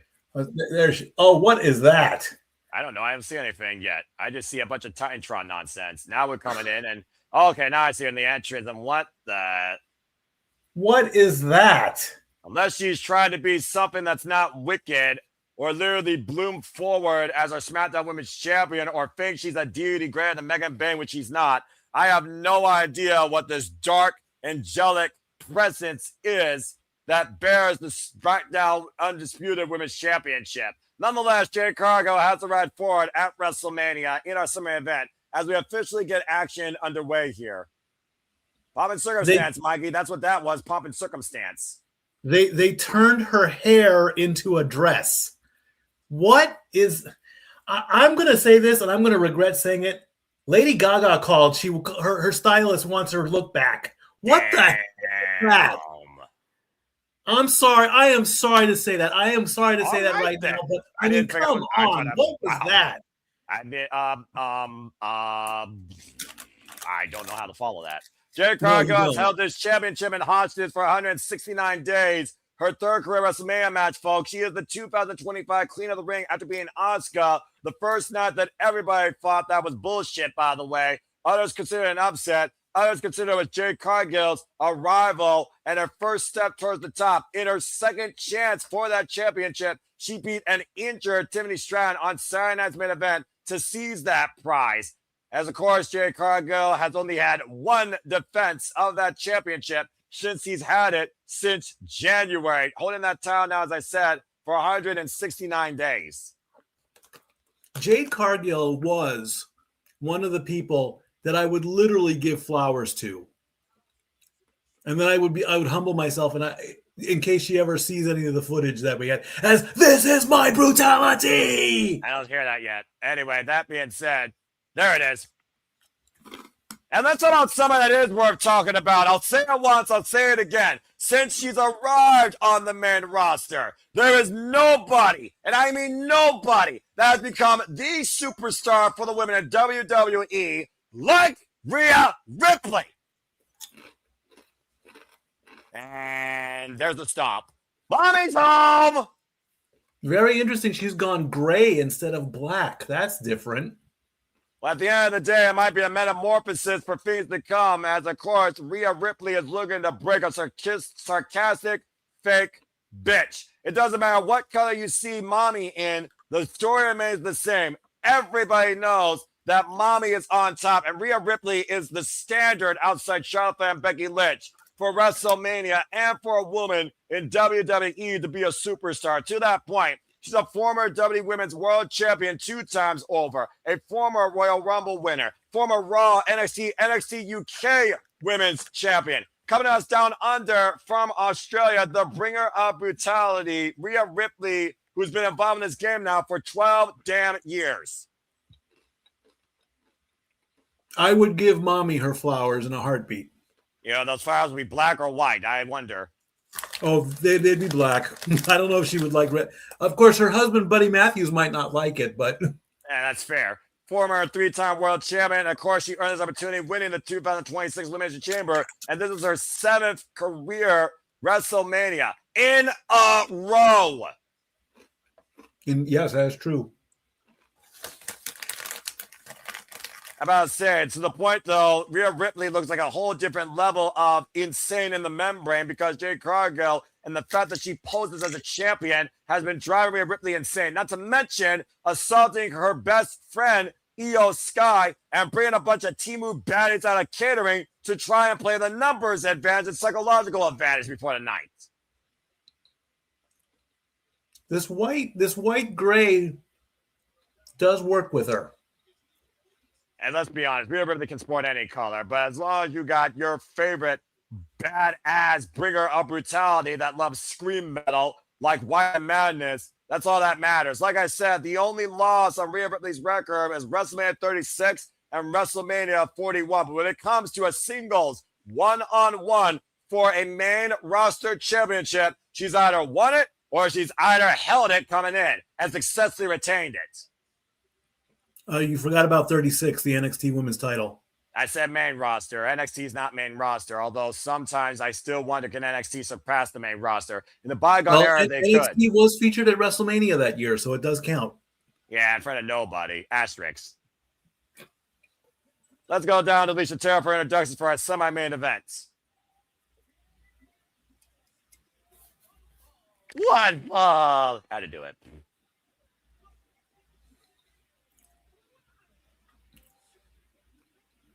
The value of a champion is as much as important as the value of a championship, and only one of these people can restore that.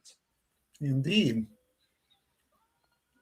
From Adelaide, South Australia, the bringer of brutality, Rhea Bloody Ripley. As I said, she stands 5'9", 169 pounds, and again, 12 years involved in the game.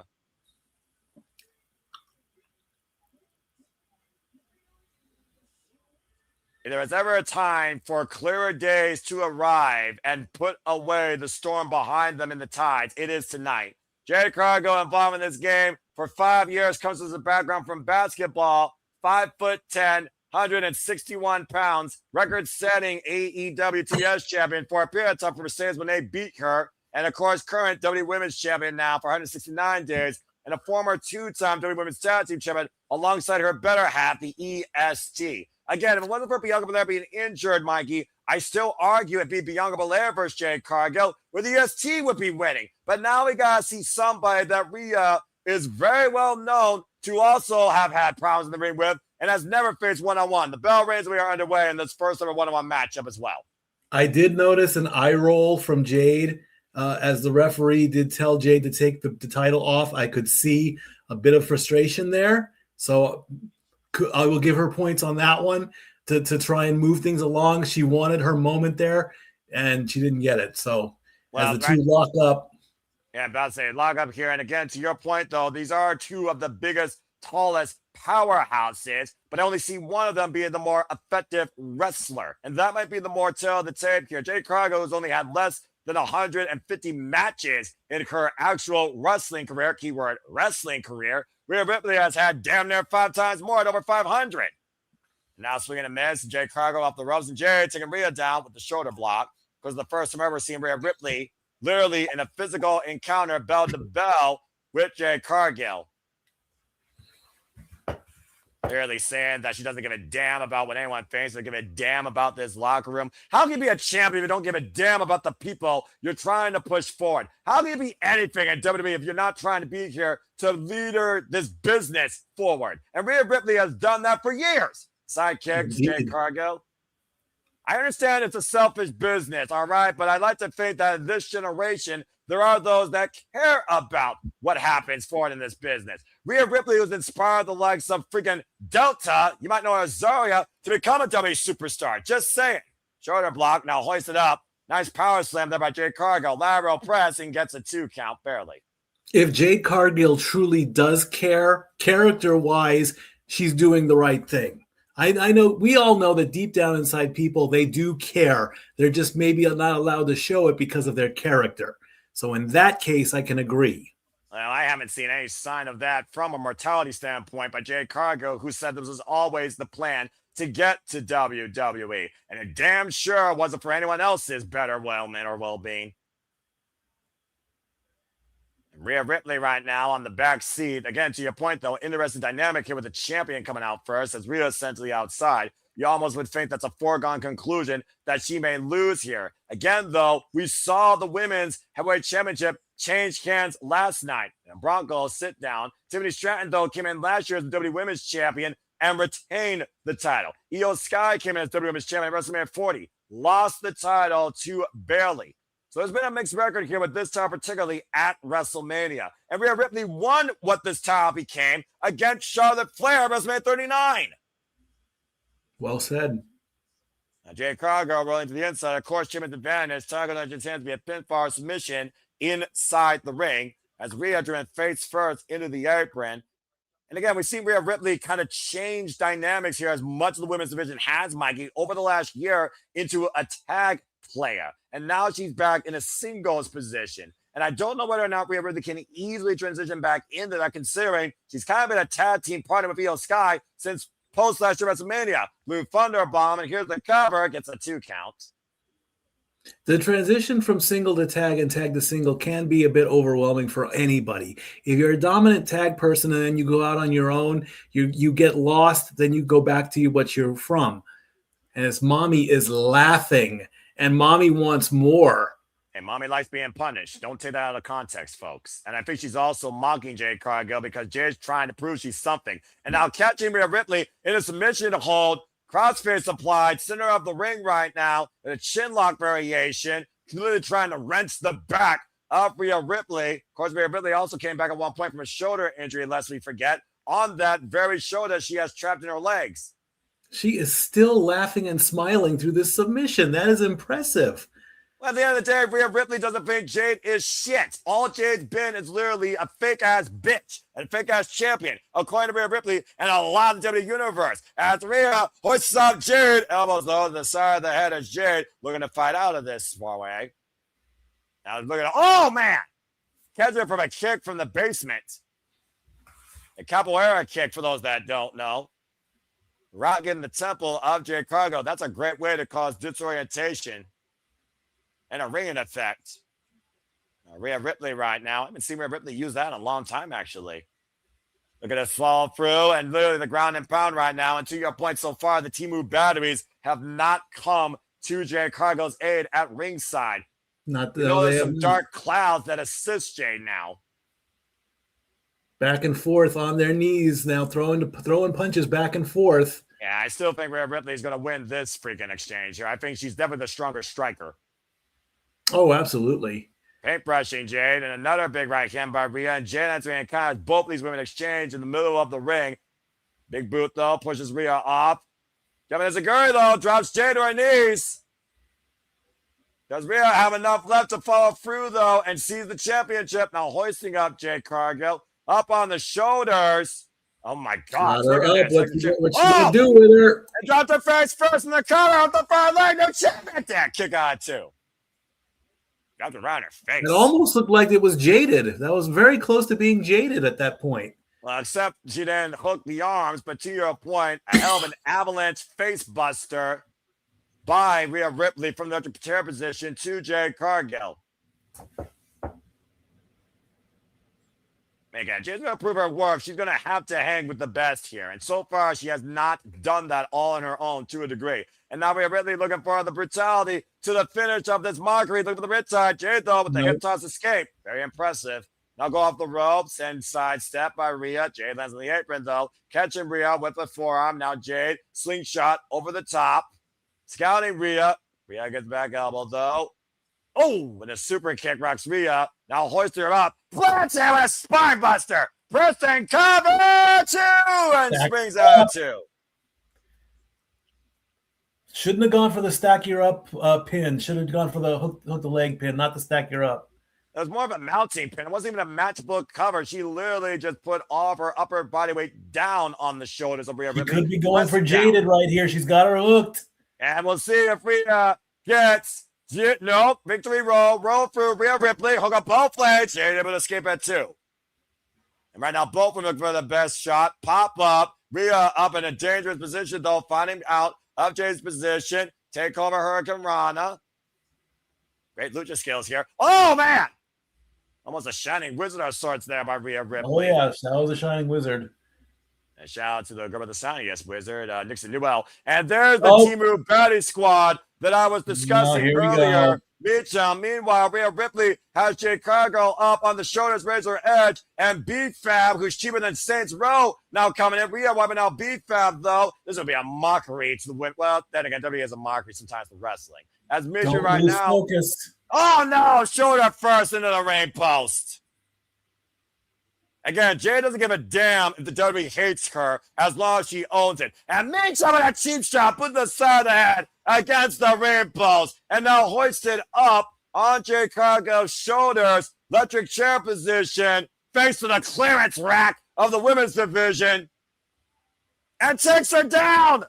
Center of the ring, 2 kick outs.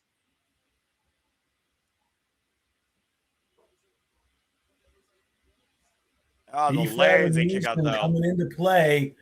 Almost a version of Kenny Omega's One Wing Angel, poorly executed on the pinfall, though. You can't imitate the original and duplicate the results. No, you cannot. All right, now, Jade Cargill hoisting up Rhea Ripley by her hair. And again, we know that Jade Cargill has the Temu Baddies now in her corner, sending Rhea to the outside, though. And frustration got to be pouring out of the champion here, unable to put Rhea Ripley away. The fix was in so far as Jade argues with the official, arguably setting up a game plan for B-Fab and Mitchell to go on the attack. Wait a minute. Oh, referee, did you notice the issue on the outside? Oh, wait a minute. Rhea's got backup. Get And the here backup comes she needs. Io Io to make the save. Sky. Io Sky running down the Wrestlemania entrance way. Ducks underneath. Meacham misses and Meacham pushing the B-Fab. B-Fab and Meacham right now playing the two Stooges. Beautiful agility here by the G of the Sky. Shote shot at Joseph under Liger. Meacham unable to hit her. Back elbow strike connects. Shote by Meacham. Back to the Korean restaurant to you. And right now, Jade Cargill scouting Io Sky when she banks with a second round moonsault, waving the pads on the outside. We're for the pump kick, and Mommy is back in. And we all know Mommy can be a little bit crazy. Headbutt! Put that fake bitch away! She's gonna do it as she puts her in, though. No. What a pump kick! Cargill countering the riptide. Now hooking up Rhea Ripley. Trying to Jade her. Rhea able to skip underneath. Pump handle. Hook up the fake bitch. Riptide connects. Match bump. Pump counter. Rhea Ripley is the champion. Bravo, Mommy. Well done. Yes! Finally, the fake bitch has been beaten and belted. Rhea Ripley back on top. Rhea Ripley with Io's name on her wrist tape. Riho reigns supreme at WrestleMania with Rhea Ripley winning back the SmackDown Women's Championship. Thank Christ. That could be the best result we can see here tonight, honestly. Congratulations to the bringer of brutality, Rhea Ripley, as bitch, you got beat. Let's take a look at the replay here, Mikey. That springboard moves up the second rope to strategy Jade Cargill looking for the pump kick. But much to Jade's credit, headbutt to the heart, and the pump handle by Rhea Ripley nearly got countered by Jade Cargill into the worst thing we could see. That pump hit, though, rearranging Rhea Ripley's face, though, probably. Damn. Looking up for Jade, and again, Rhea Ripley able to scout it, ducking from underneath. Pump handle still in play, and wipe out, ripside, pretzel, cover, and Mommy's back on top. I did see a bit of a hesitation there prior to the pump kick attempt. Almost, she didn't want to go for it. But like I said, once again, Rhea Ripley on top of the world. You think you're ready, but you're not. Mommy is back where she belongs. Thanks to her friend Io Sky, Rhea Ripley is back on top in the SmackDown division and the new WWE Women's Champion. What a wonderful little moment. Oh, look at that. Back on top, 129 days over. Done. Clear dates are again for the SmackDown Women's Division with Rhea Ripley at the helm. Oh, that was great. Again, like I said, to your point, Mikey, I think inexperience and the nerves got to Jade. She clearly was not ready for this moment. And I don't think she cared about it enough to be ready for it, honestly. I think she tried, but at the end of the day, you're matched up with Rhea Ripley at WrestleMania. You ain't winning. No, you're not. Indeed, you're not. I mean, even with her Team Body squash, she couldn't get it done. It wasn't a squash. It was a good match. I will semi-decent. Yeah, semi-decent. I will not totally hate on Jade Cargill. I will not do that. I mean, this is now her moment to revitalize, revamp, redo a lot of things, put pencil to paper and get it done. Absolutely. You know, I mean, I would have liked to find a third for team heel, for team face, if that was possible. I think that could be on the horizon based on the long term I'm seeing with Kairi and Asuka. I do think those two are going to come their separate ways, and I think Kairi is going to be reunited with her senpai. Just some food for thought. As we have another WrestleMania commercial break. Fuck WWE streaming services. That being said, again, congratulations to Rhea Ripley, restoring honor, prestige, and actual value to the championship. Now the new WWE Women's Champion. Good riddance to that bitch. Okay. Well, let's not totally hate now. Come on, we gotta. I'm not hating, but let's be honest here, dude. She was literally a placeholder. Okay, a placeholder for 4 months. Yes, absolutely. I'll give you that. But I mean, you know, what's going to happen if the day comes where you do meet her and she actually sees all this stuff? Oh, no one gives a damn who I am, and no one's ever going to meet me. I'm an introverted, simple man. It's as simple as that. You really think there's going to be a day I'm going to spend money to see a WWE superstar? Get the fuck out of here, dude. I can go see any wrestling show for cheaper and still have enough for a hot dog and a freaking popcorn, and you can go see Hot Dog and a Handshake at the Wrestlemania Studios, which you're not going to see in the future, as we're looking at replay here, is probably brought Lesnar back in the squared circle as he left his boots and his gloves in the ring after Femi conquered him in less than 5 minutes, seemingly stating that Brock Lesnar is retiring. And the embrace by Paul Heyman tells a better story than I ever could, Mikey, as the best combat sports athlete in a WWE ring officially might have witnessed his end at the expense of Femi. As the WWE says, thank you, Brock. Indifferent or not, you can't argue what he did in that squared circle on this stage, especially. Whew. And much like Brock's doing there with the hoof and the thank you. A showcase of humility for the beast incarnate in defeat. Doing it the right way, too.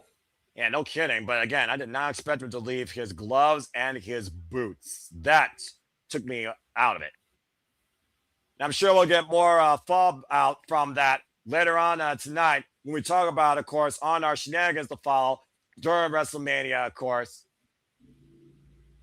And I'm sure we'll learn more about that on the post show. The post show will involve Femi, Penta, Sami, the new United States champion, Trick Willie, and the new WWE Women's Champion, Rhea Ripley.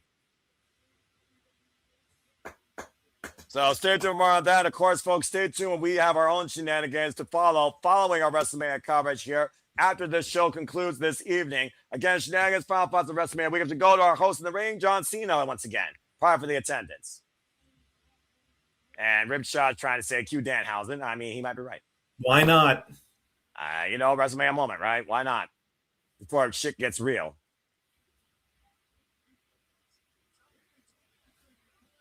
Let's start out tonight's attendance. Is it the same thing?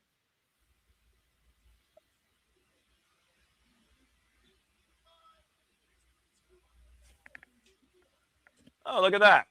Okay, now I question this. How did you fit 5,000 more people than the night before? Let me hold on. Let me do some mathematics on this one. First off, you're gonna hurt your brain, but okay, go for it. No. Well, the one thing I want to do is I want to find the official attendance capacity of Allegiant Stadium. Hold on, okay. I want to. That should be easy for you to do. That should be easy for you to do. Yeah, indeed. Okay. The official capacity for listed on Wikipedia, so you can take it as it is 65,000 people for football, and it can go up to at least 71,000. So that is not even close to capacity if they've only done 55,000. Anyway, John, it's. Oh no! Here we go. Really? Usually want Danhausen. You might as well have two clowns to oppose him. John Cena being imposed by Kent Wilson and The Miz.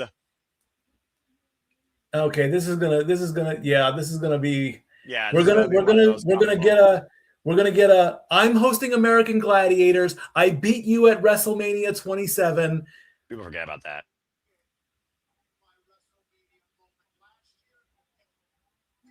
You're not leaving this ring until I get my WrestleMania moment here at WrestleMania 42. Well, I'm sure John Cena can help you with that.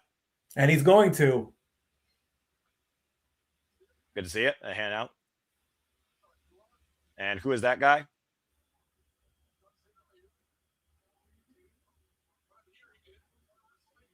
And one missed moment. Fine. Go. John Cena's going to get in the ring. There you go. He's going to leave. I mean, watch and learn, Cena. Oh, no. You are cursed.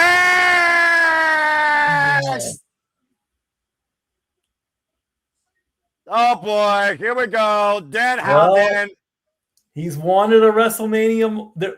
Many Danhausens.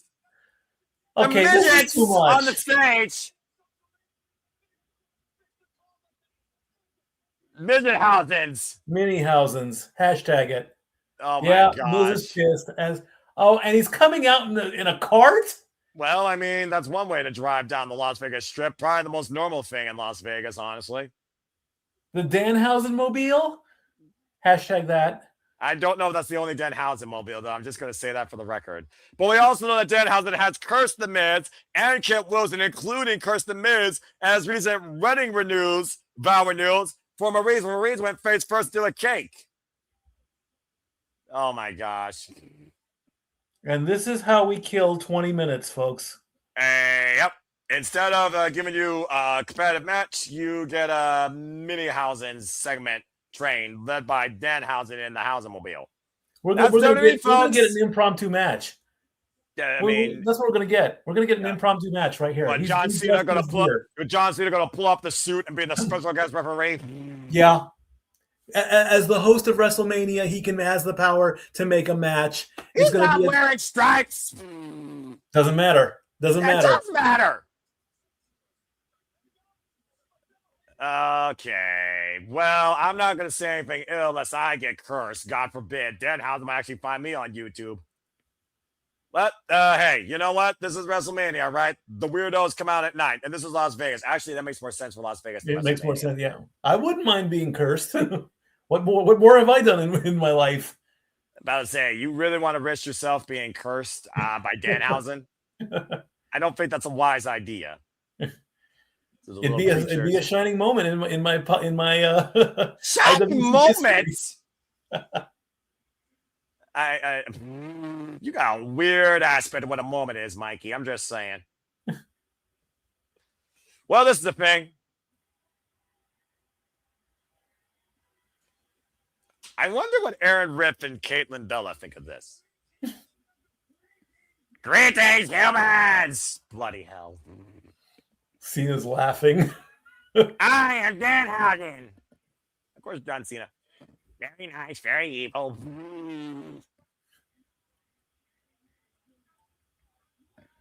WrestleMania Hausen. Oh my god. Hashtag that. No, I am not. He's got something to say? Oh boy.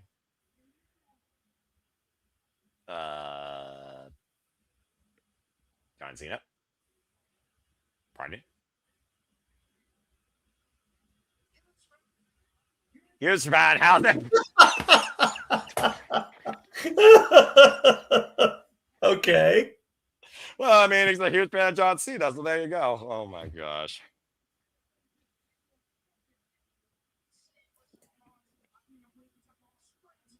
I'm calling the Minihausens. We represent the Danhausen Guild, the Danhausen Guild.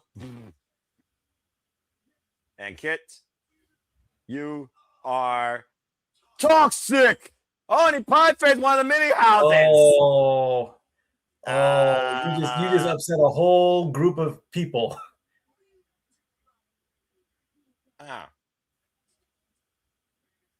Maris Davis, get him. Okay.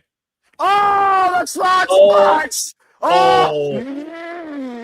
Right in the kit. And the Minihausens insulting Kit Wilson below the belt. I don't know if that's toxic or pure. Oh my gosh. Like Kit Wilson. Oh, the slot punch by Danhausen to Mrs. Tiny Balls. Oh, man. That's not nice, Hausen. Oh, my gosh. Oh, by all means, go ahead. You know what? Why the fuck not? Get your WrestleMania moment. Danhausen, you can't see me, Hausen. Off the ropes, looking for the 5-knuckle cursed. You are cursed! Shuffle, Hausen!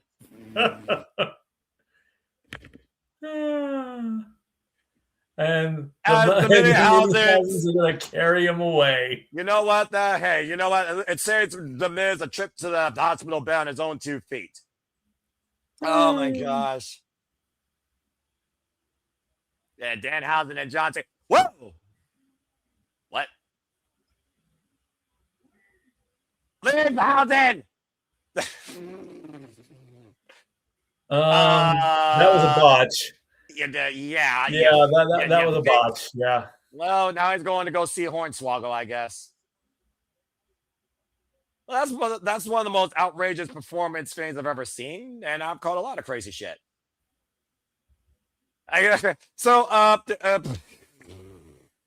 John, that was something. Period. Yeah, I guess that's very unexpected. Oh gosh, that was something. That was something. How then? Next up.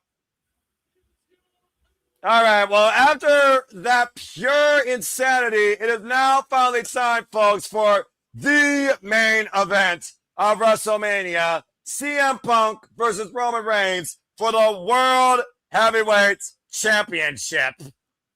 Oh, my gosh, I don't know how I follow up for that crazy shit. That was crazy housing. Well, we can analyze that as quickly as possible. I mean, I think someone missed their cue to turn off. They messed their cue to turn off the lights. I mean, he was supposed to disappear and go under the ring, but the camera caught him. So, that is, of course, pulling back the curtain as far as you can go. As we got another freaking intermission here. Fuck W streaming services. Well, I'm on the VFR package right now. So. Oh, it is a VFR, so maybe it's not actually commercial. Maybe we'll actually be blessed to actually get right to the match. Since the entrance is going to be as long as I ordered a DoorDash. Continue before we talk about this, because we got a lot of shit to figure out with this match. Acknowledge the champion, acknowledge the Rumble. The winner of the Royal Rumble gets to choose, and he chose CM Punk. Well, that's it on paper. Acknowledge the decision. I've always hated you. Don't you ever want to really admit that to somebody, because you lay all your cards on the table. And there was one thing I don't know where I said this, but I really would have loved WWE to sponsor this. You're in Las Vegas. You take the top 6 superstars that were sitting at the poker table, and you legitimately have them play poker for charity. That would have worked perfectly as a lead up moment. See who has the best poker face. I mean, that's the way I would have done it. As this acknowledge based via video package highlighting Roman and Punk. Well, again, let's just go ahead and just talk about it here. You can say it since 2012. You can say it since 1997. You can say what you want about both these men's legacies, their dynasties, their journeys, their stories, their wrestling. Is it cinema? Is it wrestling? Is it personal? Is it professional? Is it just business, or is it a one-time purpose? CM Punk, Roman Reigns for the World Heavyweight Championship. A battle defined by hate and maybe even more than just that word. Envy, animosity, and maybe in the end, humility. But we've also seen the savagery when Roman Reigns assaulted CM Punk and still smiled and says, I'm not the one that need help. Got his receipt at Madison Square Garden and powerbombed the tribal chief through the table as they exchanged words and talked about the truth versus reality. You said it yourself. Business, marketing. At the end of the day, CM Punk knows he's not that guy, but he also knows he's authentic. He calls Roman Reigns plastic, fake, manufactured, not man-made. At the end of the day, this is about one thing and one thing only. Who truly deserves to be the main event of WrestleMania and who you acknowledge going forward as such and as the champion. In CM Punk's first time ever, the dream to be fulfilled. It might be a nightmare he never wakes up from. In Roman Reigns to once again get back to that form of the grandeur. It might be his last chance to get back into that spot. We'll never see him again this freaking moment. There's a whole lot more on the line than just the World Heavyweight Championship. And it comes down to the 2 biggest superstars right now on the WWE roster. Roman Reigns, CM Punk, World Heavyweight Championship. And thank you, everybody. We have shattered our $3,000 goal, our 3,000 person goal. We have now crossed 4,000 people. The last time I believe this happened might have been during the World Series watch along. I don't know how big that got, but we are at 4,400 viewers right now. This is perfect. This is beautiful. Thank you so much. I don't know if I've ever had an audience this big. As we go to a full commercial break now, fuck W streaming services. First off, I acknowledge housing all of you, and I thank you. This is Noah housing, not Noah housing. Very nice, very simple. But nonetheless, thank you. Damn, that's crazy. I didn't know that much existed. Holy hell. That being said, thank you all so much for tuning in. Let's go ahead and regroup and get people up to speed on what's happening here tonight, Mikey, okay? Femi was able to beat Brock Lesnar in less than 5 minutes, with Brock Lesnar seemingly retiring, leaving his boots and combat gloves in the middle of the ring. In one hell of a human car wreck, Penta was able to climb the ladder and hold on to the WWE Intercontinental Championship. Sami got whooped. Trick Williams whooped that trick, and much like John Cena in his first WrestleMania, won the United States Championship. We saw the Demon rise to the occasion and sent Dominik Mysterio for his own personal hell, now wrestling in Fuego, Viola Castillos. We also saw Jade Cargill not get jaded, but get broken by the Bring Up Brutality, Riptide, pretzel pin cover, new WWE Women's World Heavyweight Champion, and we just saw a bunch of mini housings and Danhausen, not only curse Miz and Kit Wilson, but also crotch punched right in the freaking Toxic Jewels and the Miz's Tiny Balls. And now it all comes down to this, a match with over a decade and a half of personal animosity and history and a professional rivalry. A dynasty that was given versus one that was created. CM Punk, Roman Reigns for the World Heavyweight Championship. As we have 3 minutes and 15 seconds on this app, again, fuck W streaming services. I believe someone that wants to come in here and has an announcement or something to say. I'll bring in James Hebert real quick. James, speak. James, speak. Wow, James? take you. James! Hello. Hi, Amy. Sorry. Trying to do multiple things at once. You guys just literally surpassed Denise Salcedo on both X outlets. You are the #1 stream on 2 different platforms. Like, you got 2K each. You got you're climbing up to 2.3K on Walters. He's the highest. SR Studios is 2.1. Again, it's about to get to 2.2.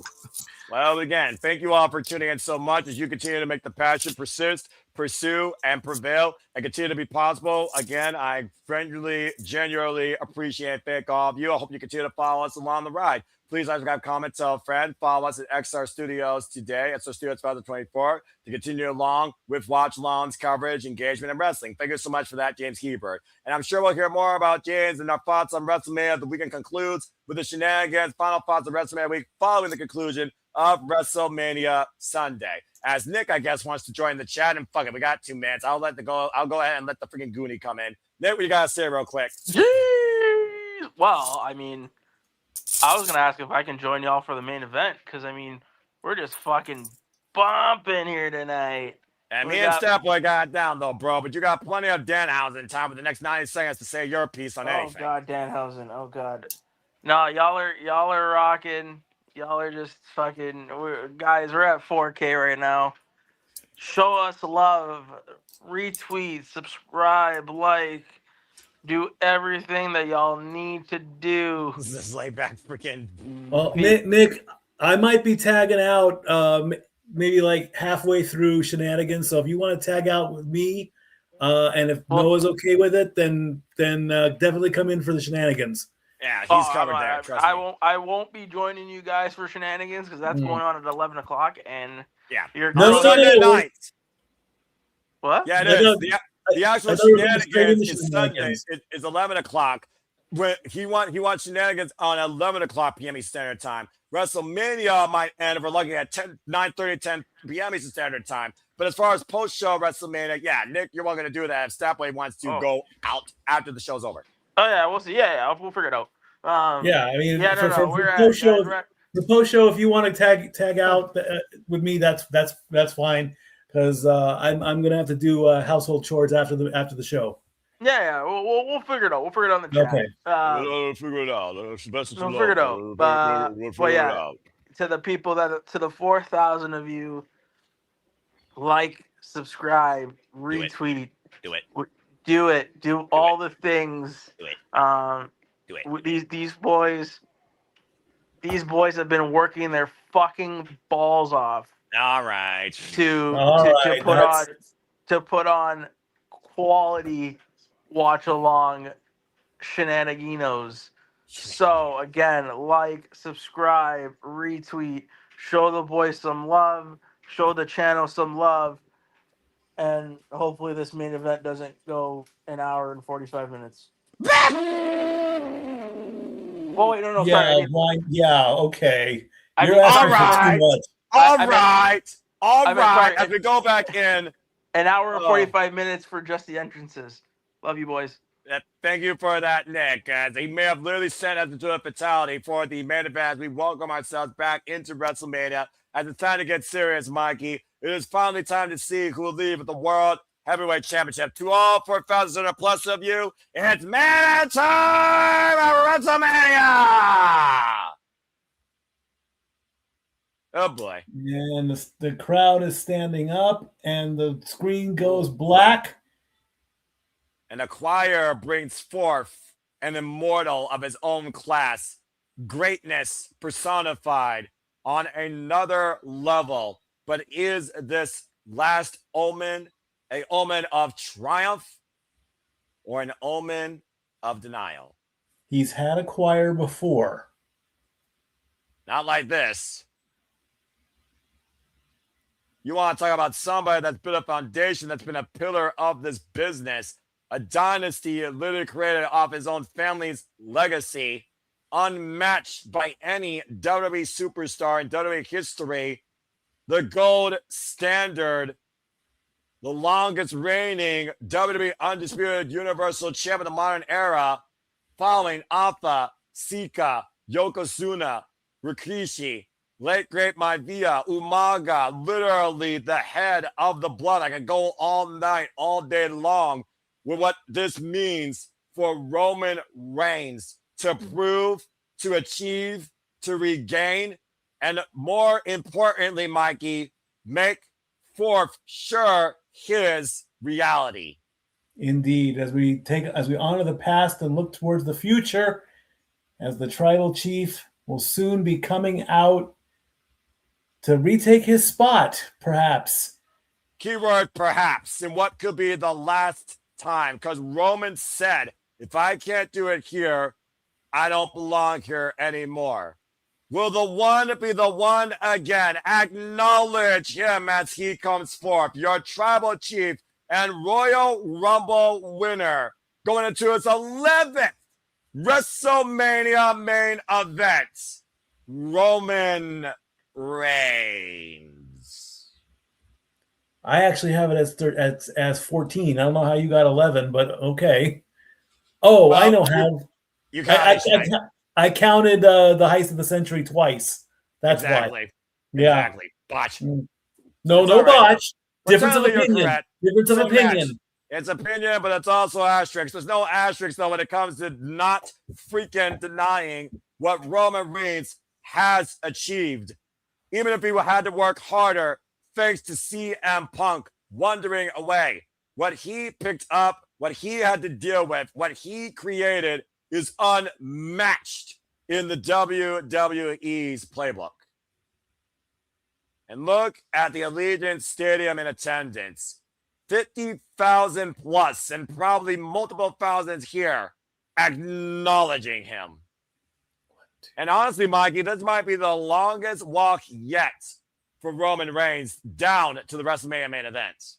I see where we differ, because the 31 with the heist of the century, and you're counting it as WrestleManias. I'm counting it as matches.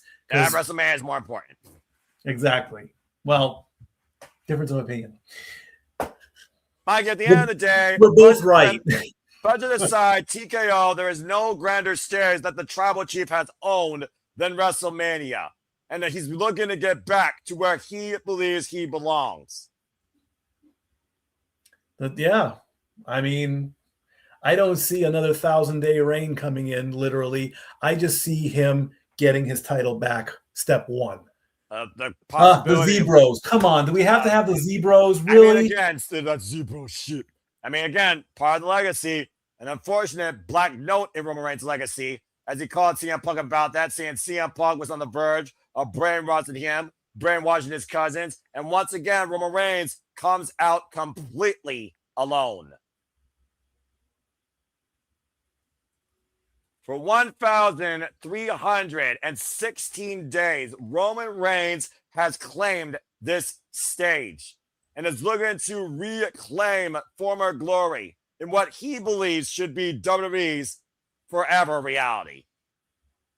Points to the sky, gold-plated glove, and the fans acknowledge their OTC won. As Wade Barrett and Michael Cole do at ringside as well. And so do I. I do as well. I mean, right now, I'm a Roman guy. I don't want to see Punk leave in disgrace, or I would love to see him go as long as possible, but we'll see what happens as the pyro shoots off. Buckle up, folks. This is going to be a long one, and if Roman doesn't get his way, it might be his last one. Hasn't held the undisputed WWE Championship since April 7th, 2024, when Cody Rhodes finished his story. And let's just get one more plug in for Riyadh season. That's where WrestleMania is going to be next year.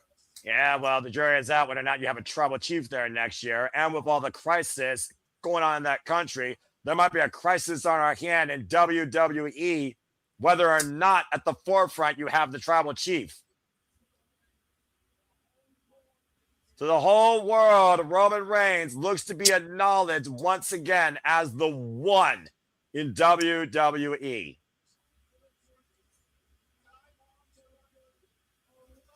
And again, we were talking about WrestleMania records. Think about those that had a ton of WrestleMania main events in the history of this stage, Mikey. Adam Copeland, Triple H, John Cena, Undertaker. In the main events alone, Roman Reigns has surpassed them all. Indeed, he has. He deserves it. There's a calm right now before the storm. That is CM Punk about to change the culture. How is he going to come out? How is he going to try and top the tribal chief? Well, last year we saw literally his testimony that his addiction is pro wrestling, and it was brought out live in living color with living color performing him to the ring. We're getting a cinematic entrance of something. We're getting the Vegas. What is this? Well, that's a Las Vegas skyline is what that is. Oh, yeah. I mean, this is where it's all happening. Okay, we're getting. Oh my gosh, is that his Ring of Honor fame? That is his Ring of Honor fame. No fucking way. As he sits on top of the stadium.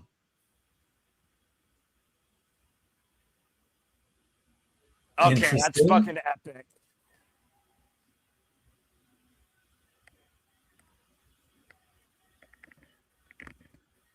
Mysterio, Caldwell, CM Punk, Phil Brooks, Ring of Honor entrance theme, looking back at the history and legacy of the Second City Saints. This is a whole different form of fight tonight, Mikey. Very interesting as I get to experience his ROH entrance music. Non-copyright, of course.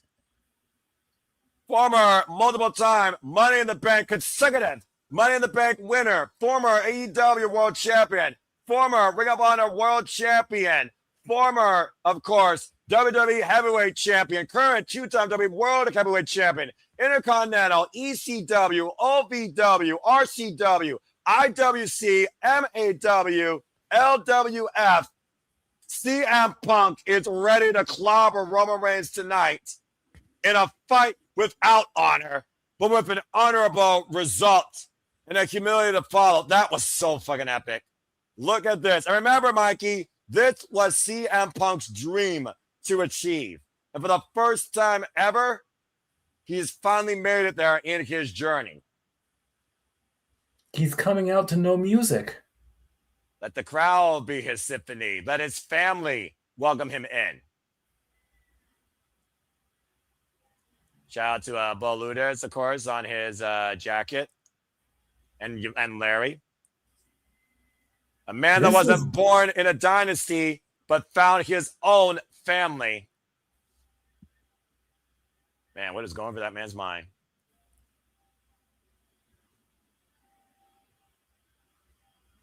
As he kneels down. Which can only mean one thing, Mikey.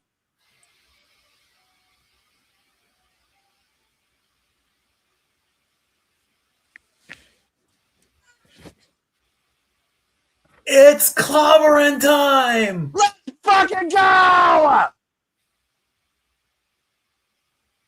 For the first time in CM Punk's illustrious 27-year career, CM Punk main events Wrestlemania as the World Heavyweight Champion. A dream of a lifelong fan achieved.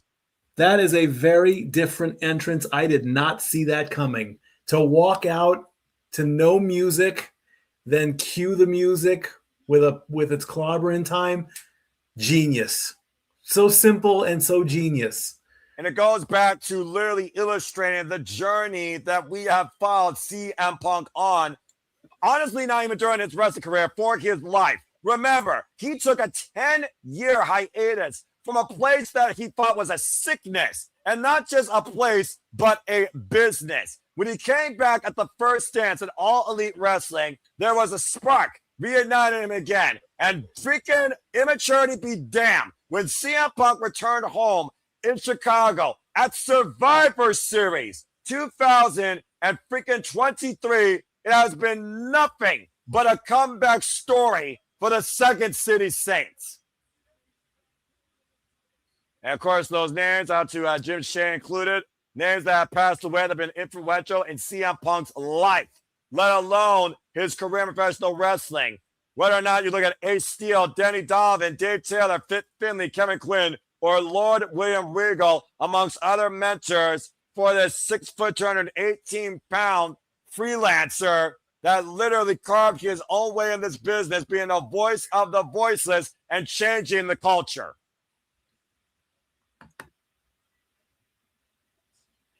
And a man, Mikey, that truly is self-known, but says he earned that moniker as the best in the world. Indeed, he did, and he proves it every night with his words, with his talent, with his wrestling ability, with his character, with his charisma. He puts it on the line and says what he means.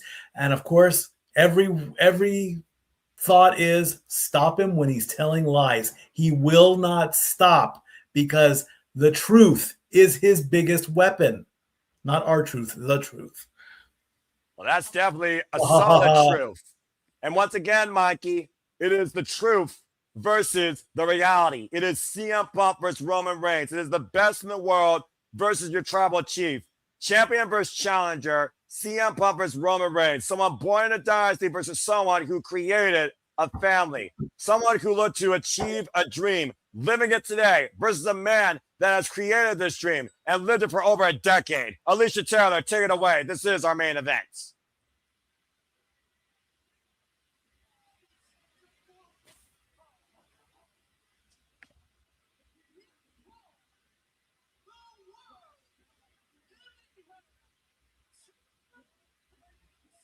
Ultimate Fight Feel!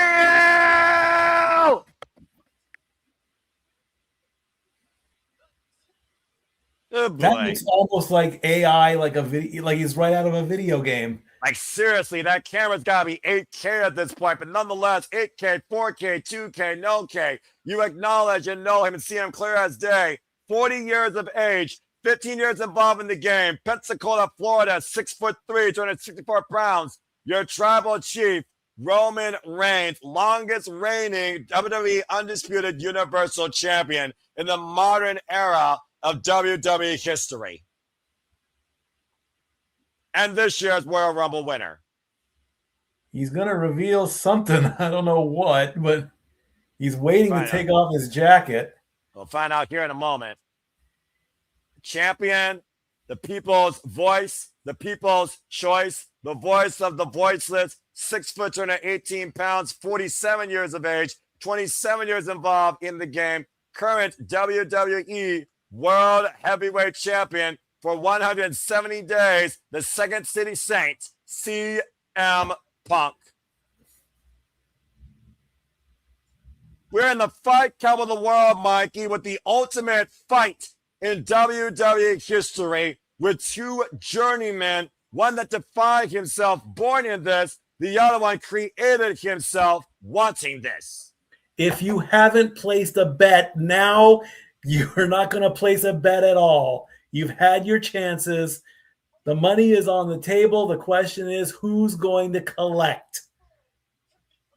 For the World Heavyweight Championship that CM Punk won against Jey Uso in defense accepted against Braun Breaker, Finn Balor, AJ Styles, and Finn Balor on 2 occasions. It all comes down to this. Reality versus truth. WrestleMania 42 main event. The 9th World Heavyweight Champion. Here we fucking go! The bottom line here, we are looking for statement. We are looking for embarrassment. We are looking for a definitive decision. And we will get one. The best in the world versus your OTC. CM Punk is going into his 1,840th plus match here tonight at WrestleMania 42. Roman Reigns is going into his 29th encounter with CM Punk alone under some comparison. The first time these two men met was a 2-on-3 handicap match. CM Punk and Daniel Bryan versus The Shield. When The Shield was brought in by CM Punk as security, of course, during that year, it went to a no contest. And the first time that Roman Reigns and CM Punk met was 2014 in a singles match. Roman Reigns won that night. After CM Punk left the WWE in 2015 and left the business for well over a decade. Here we go. We're locked up and going. I'm about to say, for two men that are old and who maybe might call it slow, Mikey, I don't think we're going to be going slow all night here, especially with the urgency of the situation and the importance right now that hangs in the balance, not just for these two men, but for WWE as we know it. Punk already laughing at Roman, saying that lockup was so sloppy and now I've got oil all over me, like you slipped right through. I mean, to be fair, Roman finally smiles after that. You got him to break a little bit. Now they're going to feel each other out. Well, again, Mikey, to your point, though, does Roman Reigns underestimate CM Punk? Roman Reigns knows what it means to be on this stage. CM Punk has never been to this point. He gave Punk 2 months and said he did nothing with this reality. And right now, Roman Reigns literally eye to eye with CM Punk. We got a shoving contest in play here. And I knew it was going to get downright dirty and nasty considering this is a fight on hate and maybe someone finding humility. Now he's got him in a headlock. I'm about to say a stiff headlock. And remember what CM Punk says. This is pro wrestling, not cinema. He argues that Roman Reigns was nothing more but a reality player, a movie star. He portrayed the main player, an actor for a decade. While CM Punk has always just been a wrestler. Big shoulder there as Roman Reigns takes CM Punk down. Now we're getting right back in each other's face and another shoving match. Shoving contest. Again, Mike, oh boy. And again, CM Punk, he doesn't give a damn, like you said. He's an instigator. He's at the center of controversy. That's always been the MO of his wrestling career. And right now, driving down Roman Reigns and CM Punk going off the ropes, and Roman, great agility there. Of course, Roman Reigns, hoist up, about big Samoa drop. First big move. And again, Punk is, I don't know why Punk isn't taking this seriously. He's been laughing and smiling for at least the first 3 minutes of this match. Well, at the end of the day, again, what did CM Punk say Roman Reigns needs? You're the one that needs help. I don't. Does Roman Reigns still need help? And does CM Punk still believe that? And you know how much CM Punk loves this. He literally said last year, my addiction is pro wrestling. And he's living his dream. Of course he's going to smile in the moment. There's a time to be funny and a time to be serious. And right now, Roman is playing the serious card as he throws Punk into the corner. Face first right now, to your point, as Roman Reigns is taking control here, as the crowd is literally choiring Roman Reigns, as Roman Reigns says, the one thing that I do every you, big claws over the top to the floor, is the connection you have with our fan base, unmatched, unlike anyone else, including me. I hope one day when I leave, they chant my name for 10 years. I hope I'm not forgotten. I hope I'm always acknowledged. Remember, when Roman Reigns was on top, who were they chanting for? CM Punk. Very true indeed. Biggs in the corner. All right, now Roman Reigns having his way with CM Punk on the outside, bringing him back inside the ring. CM Punk, of course, who had his very first match professionally tracked in his wrestling career all the way back in 2010 at Roman Reigns having his last personal match tried in his career in FCW in 2010. You might remember that being the bygone name of what became NXT. My NXT, also known as Florida Championship Wrestling, of course, came in as Roman Liake before adopting the name Roman Reigns. Irish Whip and a CM Punk sent side first into the barricade. Gonna break the count. Of course, you're saying. Yeah, I was saying he's going to break the count to keep him out on the outside. Well, I mean, at the end of the day, strategy is going to come into play here. Roman Reigns is going to take his time. Let's just be honest here. Roman Reigns' style is slow. It's methodical. It's impactful. It's not cruiserweight speed lifting. It's not New Japan strong style. It is literally manipulative, and it is also dissective as he sends CM Punk into the WWE Universe. And right now, Roman Reigns, once again, going back inside to break the count. And the referee, I think that's Eddie Rango, is going to have a hell of a time here right now controlling this. Standing on the years announced him. I'm not sure why he did that. He's going to jump. Again. What do you think he's going to do? Well, I think right now he just wants to be acknowledged. He wants to be on top of the world, above everybody here. As Punk right now just taking a seat. Shot the midsection there, and CM Punk trying to fight back here as we are amongst the WWE Universe. And CM Punk might take the fight to his family. It means Roman Reigns back inside the ring area. And CM Punk, of course, had his first match back in 1997, back in LWF Bloodbath for the LWF Intercontinental title. Of course, being Braun the Lumberjack that night. And now Punk mocking Roman, asking the crowd to acknowledge him. It's not the first time he's done that. I'm about to say, it's not the first time that CM Punk has done that, like I said. Again. And right now, Roman Reigns trying to pull him and a big bail to the floor. Grabbed him out of nowhere. Ref probably now telling him to get back in the ring. I would get back in the ring right now. Well, we want a clear result here. Let's just call it what it is. We want a clear result inside the ring. And the moxie right now by both champion and challenger is costing one another. CM Punk big time there. Indeed. I mean, freaking arrogance. Now the cover. Hold that 5 peppers of our leg and a 1 count. If they wanted to play on the outside, they would have made this no DQ, false count anywhere, any or no count, anything like that. But they didn't play that card. So you got to get him back in the ring at this point.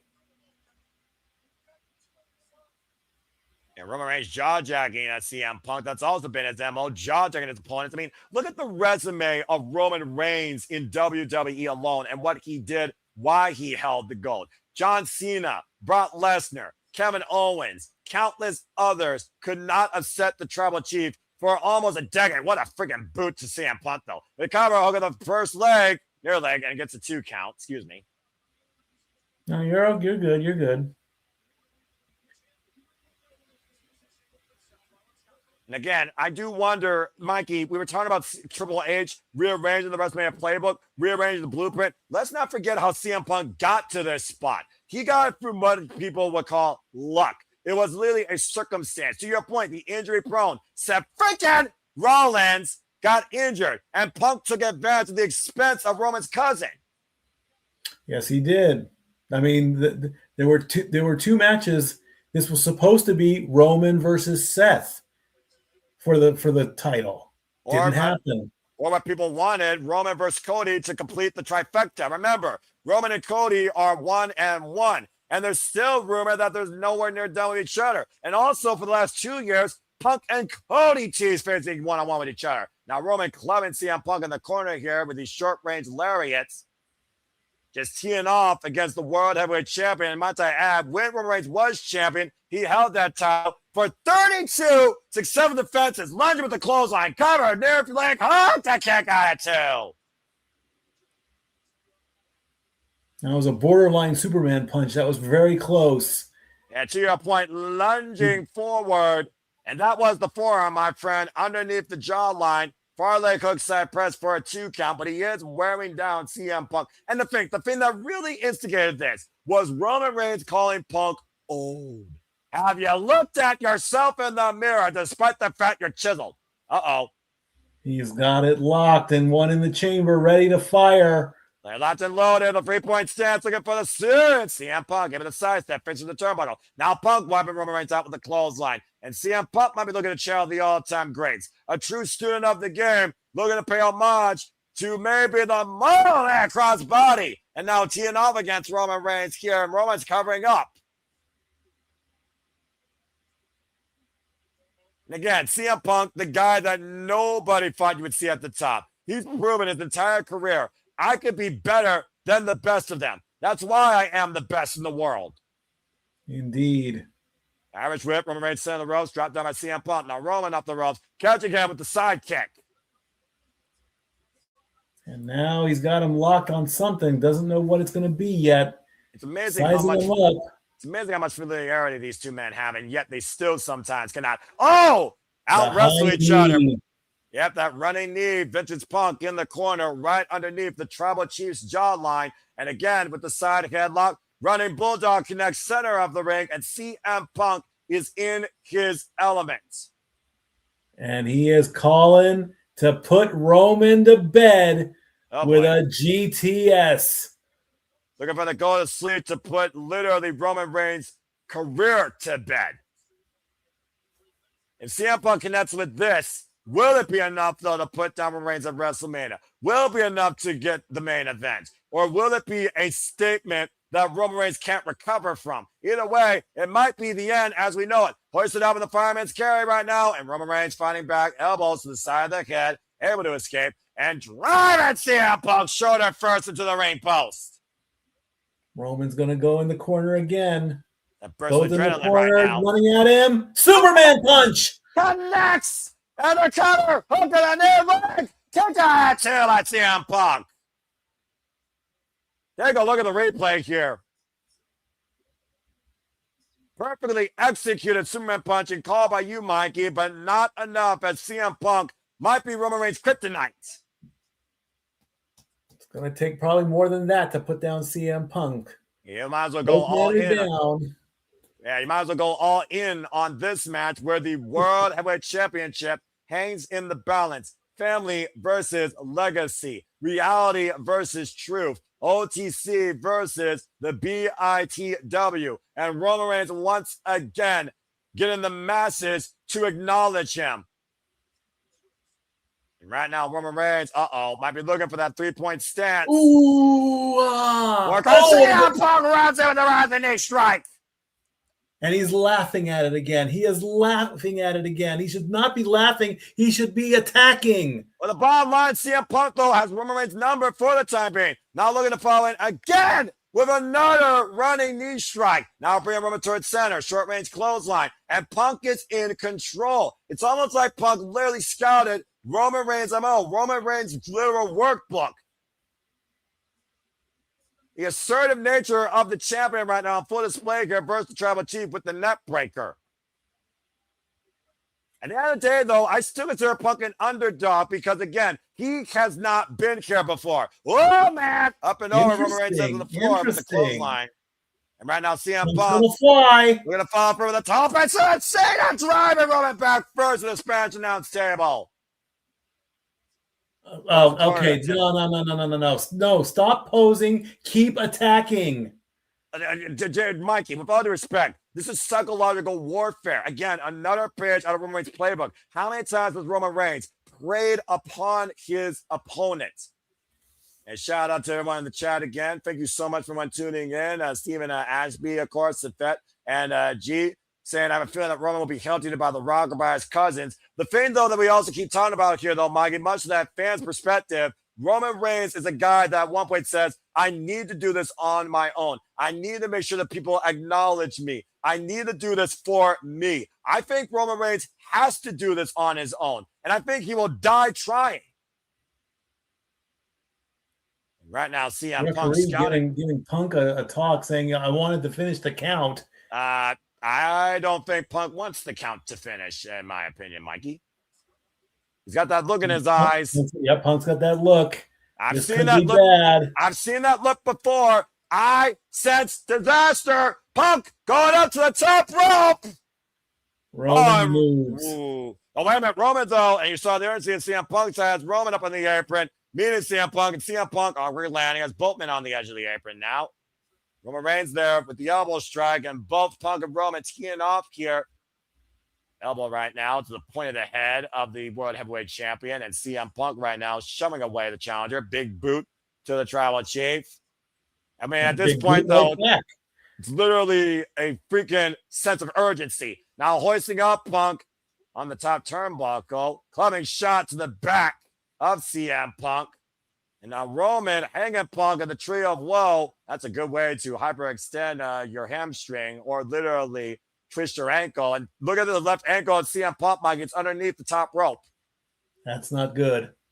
And now Roman's laughing. Oh boy. Yeah, because Roman Reigns literally has free range. Smile on his face. Yeah, Roman Reigns literally has free range to assault CM Punk in this position. Now teeing up against the World Heavyweight Champion. And how long has Roman been waiting to do this? And master plan without a wise man. No wise man. No bloodline. No cousins. Uh-oh. And Roman with a Superman punch to a helpless CM Punk. An upside down Superman punch, and he's going to go for another one. And connects again. And seriously, though, the official needs to get CM Punk out of the corner. And a third Superman punch. For good measure. Well, think about this, the discombobulation, the blood rushing to CM Punk's head, and his brain being juggled in this position. Roman unloading freaking damn near 2 decades of pure hatred towards the Second City Zayn, and I think I'm seeing some internal bleeding on CM Punk here, Mike. Oh, yeah. There's blood on his tape. He's coughing right now, up blood. I'm about to say, we know Roman Reigns knows to go savage, but this is not a no disqualification match. I don't think Roman Reigns gives a damn, though, as he rearranges the furniture here, and CM Punk, oh, dear God, no. No. Oh, and Punk is still snatching head of the side of the champion. What the hell? Okay, call it then. If it's a no DQ, call it. What are you afraid of, ref? Oh, man, and Punk is busted open now. hard. Oh. He's busted open really the hard way here. Now. Well, Mikey, it's up to the referee, like you said, but leniency. The gloves are coming on. The ref is putting on the gloves. Referee's discretion, the leniency of the situation. The referee allowing this to continue, knowing how personal and how important this is. But take a look at the replay here. I want you to look at the Superman punch. Watch it. That was the one that I think busted up CM Punk internally. And the still steps caught an exposed head CM Punk upside down with no chance to literally protect himself. And now we're going to play with the table. Oh, boy. I don't need to see this right now. CM Punk is a bloody freaking mess. I'm about to say, though, the MO of Roman Reigns also with that dominance is to show no empathy, no apology, no remorse, no sympathy. Roman Reigns, at the end of the day, isn't Samoan. He's a savage. He comes from the last savages. Are you really surprised to see Roman Reigns go to these limits tonight? Yes. Mikey, he mocked the man's effing family. Speaking of which, hoist it up. Uh-oh. And Roman Reigns with the powerbomb for this match announced him with a Punk. Punk is a fucking mess and lying in a freaking heap of what was full of this match announce table thanks to this. Look at the replay. Jeez. I know Natty freaking decimates. Maybe Roman Reigns wrote that book first. Freaking deity that's unmatched on this stage. Roman Reigns looks like right now. And right now, Roman Reigns is literally punishing CM Punk for all of his sins, for all of his controversy, for all the bad mouthing of his company and his family. Again, Roman Reigns blames CM Punk for the fact that I had to work even harder because your punk ass left, pun intended. Well said, yeah. And Punk sent into the ring, and Roman Reigns right now with the war cry again. And Mikey, you were trying to call for it earlier as Punk slowly staggers to his feet. And Punk gets Roman Reigns! GTS! And Punk and Roman pulls the counter to attack, kick out to it by Roman. GTS out of nowhere, out of desperation. Holy hell. The tribal chief down for 2. Take a look at the replay here, Mikey. I thought for sure you were about to call, but you were trying to call in the spear. And out of nowhere, CM Punk caught Roman Reigns, hit him with the GTS, fell body first into the cover with the arm draped over, and Roman's got the right shoulder up at 2.5. 55,000, allegedly, people inside Allegiant Stadium watching on WrestleMania Sunday tonight for the World Heavyweight Championship. And so much more than that, hanging in the balance for both these men to prove something tonight, emphatically. And once again right now, somehow CM Punk has regained control of this match physically and mentally. Of course, CM Punk again, up on the shoulders, and Roman able to escape, pushes Punk off the ropes, and Roman, spear! That could be it. Side press, hit the front leg, kick out 2.5 by Punk. Now what the hell we do? Now what the hell we do, Mikey? Off the rope, duck, clothesline, spear. Right in the middle of the ring. And somehow Punk got the left shoulder up. Take a look at the overhead shot here. Boom! Cut Punk in half, laid out like a body in shock. And somehow looking up at the lights, not dead yet. And the look of how did he kick out? About to say, CM Punk once had a theme, even through the darkest days, this fire burns always. And Roman Reigns is right now in utter disbelief. Can we see the tribal chief on top again? Now Roman Reigns looking to grab CM Punk, and now just driving and grinding CM Punk's head and slamming into the canvas. Again, there's no remorse. There is no let up. Just literally beating and crushing the face of CM Punk. I haven't seen CM Punk this fucking rad doll since his wars in Ring of Honor with Samoa Joe. I'm okay. I'm good. I'm not gonna go. Oh, now Roman wants to put Punk to sleep. Oh, what an fitting end to this saga on what he believes is a false reality. And right now, Roman Reigns literally with a smile on his face as CM Punk still teeing off from underneath. I'm about to say that chop had no effect, Mikey. Let's just call it what it is. Oh, gosh. Emphatic headbutt. And again, Roman right now is literally looking to put the dreams of Punk permanently to rest on winning in the main event of WrestleMania, leaving with the World Heavyweight Championship. He's now got it up Punk on the shoulders, in position. Punk looks like a literal dead man, ragdolled, as he points up to the skies. Acknowledge him one more time. And Roman, whoop, Punk cut the leg. High kick connects. No, you're not going to get him with a high kick. With the new leg, and a kick out too by Roman. You're not going to get him with a high kick. A sudden impact though on the temple though, Mikey. Again, that sudden offense by CM Punk turns the tides in this match one more time. CM Punk, of course, career defined across multiple promotions, has not been seen in wrestling through 2015 through 2020 until he returned to the business that made him sick in the first place back at AEW, the first dance back in 2021. And right now, CM Punk is literally looking at a vulnerable tribal chief, but boy, pray upon it. He's calling for... He's got him locked. I'm about to say there's a kryptonite. There's a kryptonite, Mikey.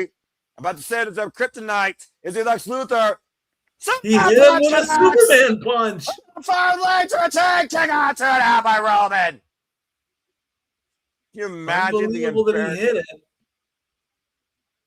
Yeah, about to say, he emphatically hit it. And now the ground and pound of CM Punk is just emptying every reserve he has and what Roman Reigns used. Can you imagine the statement if CM Punk beats Roman Reigns with his own damn move? And we're gonna go out and get some toy. Oh, what is he stole the necklace. That's a WWE fans with a follow. And now this is really going to change here.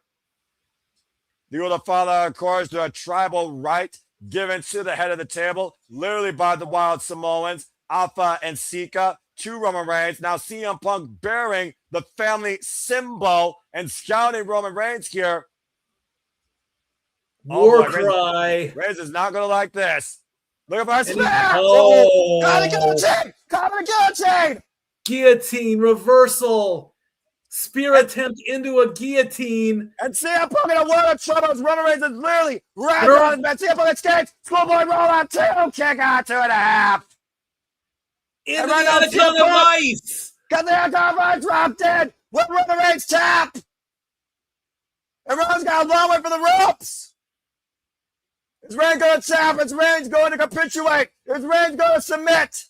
Is the truth in right now? Oh, man, and punching CM Punk, trying to break the grip. Bowser pointing the nose, pointing the forehead, trying to rearrange CM Punk's neck, and somehow forces away for the break, and turns it back into the guillotine. And the blind grapevine. And now the squeeze on CM Punk. And again, all that blood loss from earlier, Mikey. Can he get out of this? Yeah, he's got that cinched in deep right now. And CM Punk has nowhere to go. Now trying to stand out vertically. Got out of it. And he does so. Now trying to step through. Can he lock it in? Nope, Roman Reigns won't allow it. Now Roman Reigns fighting from underneath with a shot to the forehead and a single boot to the upright. CM Punk, and CM Punk falls. And Roman Reigns plays again and again. And Punk may be out here. Was that CM Punk's last chance, last gas, last breath, last ride, last chance? And right now, CM Punk again. And reverse the kick out 2.5 for Roman for the break. Oh, man, both men collide in the middle of the ring. Both men are down. Holy, holy. Unbelievable. What a sequence. What a fucking match. Tried to go for the sharpshooter, could not lock it in. At this point, Mikey, does either man have anything left as the World Heavyweight Championship hangs in the balance? I don't know what more can be done. I really don't know. These two are putting it all on the line for the World Heavyweight Championship. We have hit 8,000 people, by the way. Thank you so much. Y'all are crazy. Right now, CM Punk, Roman Reigns, World Heavyweight Championship in the balance. This is our main event, WrestleMania Sunday. WrestleMania Vegas, a true first reality as Roman Reigns and CM Punk are still jaw-jacking each other. But whose words reign true? Whose lies are being known? Dueling chance here for CM Punk and Roman Reigns, whether you acknowledge him or look at the best in the world as both men tee off one another here on their knees, clubbing overhead shots here between CM Punk and the Tribal Chief. Roman answering in kind on a bloody and battered CM Punk. It's almost like CM Punk's been reignited by that blood. And we know how dangerous CM Punk can be when it comes to his addiction being professional wrestling. Is this wrestling or is it cinema? You be the judge right now. This is wrestling right now. This is not cinema. I fucking agree. Oh, man, what a knee. And another knee, this time from Roman. Someone's got to give here, though, Mike, and it might literally be one man's heartbeat. One knockout punch will do it, but who's going to get it and who's going to take it? We're considering Roman Reigns. You don't headbutt a Samoan. Well, CM Punk, he was never born straight, even though he's straight edge. I'm just saying, all right? Bloody shot to the forehead by the former UFC discipline competitor, let's forget. The tape is coming. I don't even know why you're taking why you're taking your tape off at this point. I have no idea why. What's that going to prove? I would say, who's got more left? Who's got more force left inside their hand? Like, seriously. Then come on, give it to me. And you want to swing? Let's swing. CM Punk might be going bare knuckle here. We might be going full on. Oh! Oh! The official's back at Punk. God, on Slick connects on Roman. And the counter at the bottom leg. And now kick out 2.5. Damn it, you got it. Dirty. Taking the tape off and throwing it, and the ref turns away and he hits him low. Do what you gotta do to win. Do what you gotta do to win, Mikey. We've reached that point of this fucking match. Win if you can, lose if you must, but always cheat. There's a reason McFlair was a 21-time world champion. Again, look at the replay here. Through the tape, Roman was not amused. Referee took the tape out of play, and Roman right underneath the belt with the low blow. Desperate man do desperate things. Go to sleep connects, and somehow Roman kicked out. Now dropping the elbow to Roman Reigns. And I gotta say this. Roman Reigns is in the match of his fucking life. But so is CM Punk for that matter. And the fact of the matter is Roman particularly, he's doing it all on his own. No Paul Heyman, no bloodline, no assistants, nobody. This is the damnedest match I've ever seen Roman Reigns in. CM Punk, the jury is out. This is the damnedest moment that CM Punk is trying to achieve in his career. And now we're on the outside again. The man that survived 60-minute Iron Man wars, dog collar matches in his career. Raven, Samoa Joe, Bryan Danielson, just name a few of his most lethal opponents. Bloody freaking no-holds-barred bouts with Eddie Kingston, Darby Allin and his insanity, John Moxley and his violence. And now Roman Reigns once again planted on the Eagles announce table, the only piece of furniture not broken yet. Yet being the operative word, because Punk has got him in his sights, and he is going to climb up top. And does he have anything left to do this? Is this the wise thing to do? Like you said, anything goes. Well, you're a sports guy. Title. It's WrestleMania. I get that, but you're a sports guy. You might as well say CM Punk is trying to hit a fucking Hail Mary. Punk literally looking to die for his moment tonight. It's win or go home for either of these men as Punk to the top rope. Oh, no. Dive it on top for Roman to the announce table. Oh, my gosh. Roman and Punk broken SmackDown in half.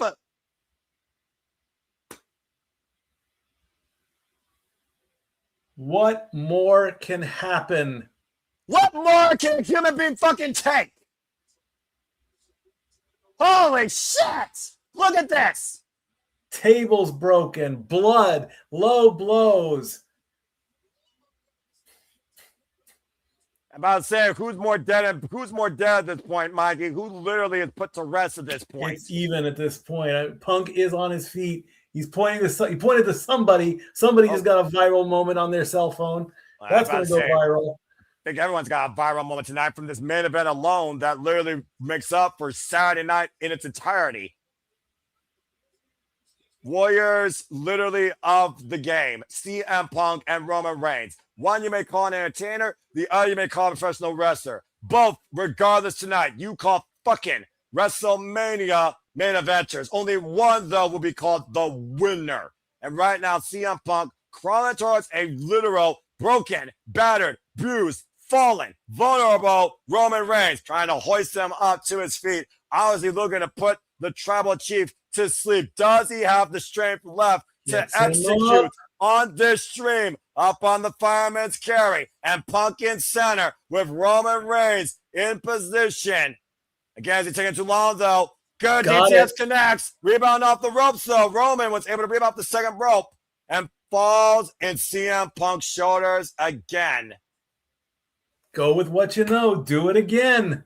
The same way he beat Seth freaking Rollins on Monday Night Raw, a man that was always in his shadow. And Roman Reigns might be cast as well as Punk gives out. And Roman Punk has collapsed.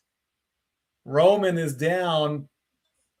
Mikey, what we're looking at here is the literal limitation of a human being's well-being. CM Punk and Roman Reigns have gone beyond exhaustion at this point. And the tail of the tape shows right now here at WrestleMania 42. Punk is the first to his feet. Roman getting up, and Yeah, he hits a spear. But Roman can't cover. And Punk took it, and he's not out. Yeah, look at Punk on his knees. Oh, he tried. Swing for the fences and enough of an air. Punk, I think your truth is about to hit reality, and I think Punk is feeling it. And Punk and Roman bump back up to the feet as Roman picks up speed from 0 to 1,000 to the opposite side. That's got to be it. That's it. And the cover by Roman Reigns, and Roman is once again the World Heavyweight Champion.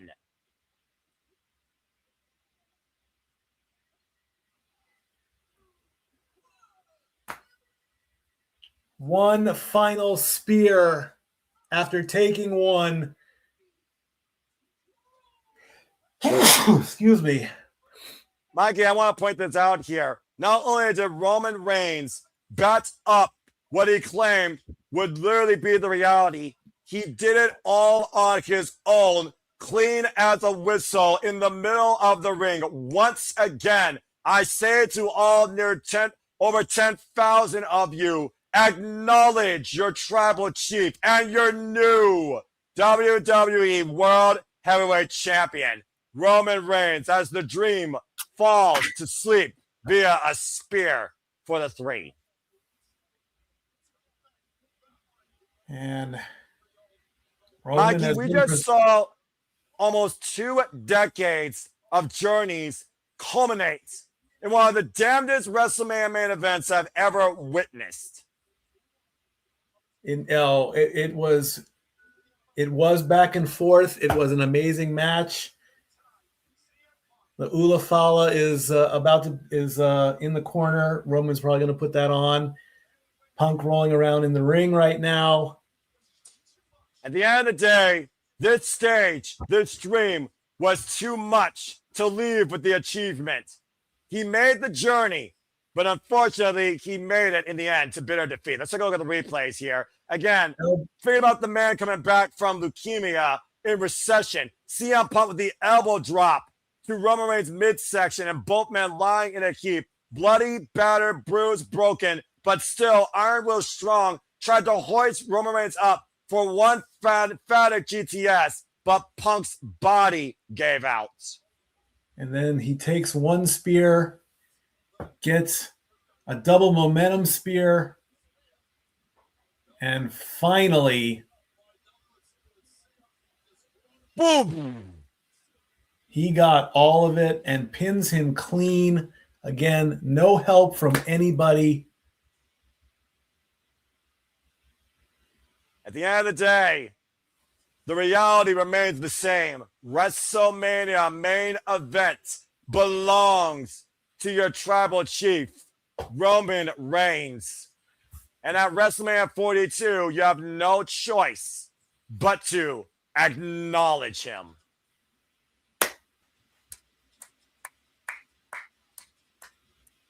Whew. What a WrestleMania. At the end of the day, for Roman Reigns, things are back to the way they were, to the best the business had to offer for every top dollar. The reality restored. For CM Punk, the dream is still to be ignored. What does this mean for WWE going forward? What does this mean for Monday Night Raw? And how does the bloodline carry on even stronger than before with Roman Reigns back on top in the WWE? There is no telling what this means now for anyone that wants to confront our tribal chief. Absolutely, as Roman is soaking it in, holding up the title. 2 years later, Mikey, 2 years later, Roman Reigns has found his place back where he belongs as the one. As the one. Unfucking believable. And also, again, thank you again to our viewers as we've hit, wow, what a height. We broke 10,000 viewers. And That is amazing. That's beyond fucking insane. Roman is going over to his boys, his children. That's his children. That's his wife. Remember, at the end of the day, Roman Reigns, he left to do part-time to be something more important than this, being a father to his family. The bloodline, once again, holds the line down for anyone that wants to take the WrestleMania main event. Roman Reigns wins. And with that being said, we will first resume our post-show here shortly with some short-term discussion, and then we will see you all later on for shenanigans, so please stay tuned with us. Also stay tuned for Aaron Rip and No DQ and Aaron Rip's recap of WrestleMania Sunday and what the future may hold for anyone that wants to take Roman Reigns and his gold. You can try and take a position, but there's only one top sports entertainer in this business. All right. Be right back, and we'll start our post-show shenanigans in just a quick bit.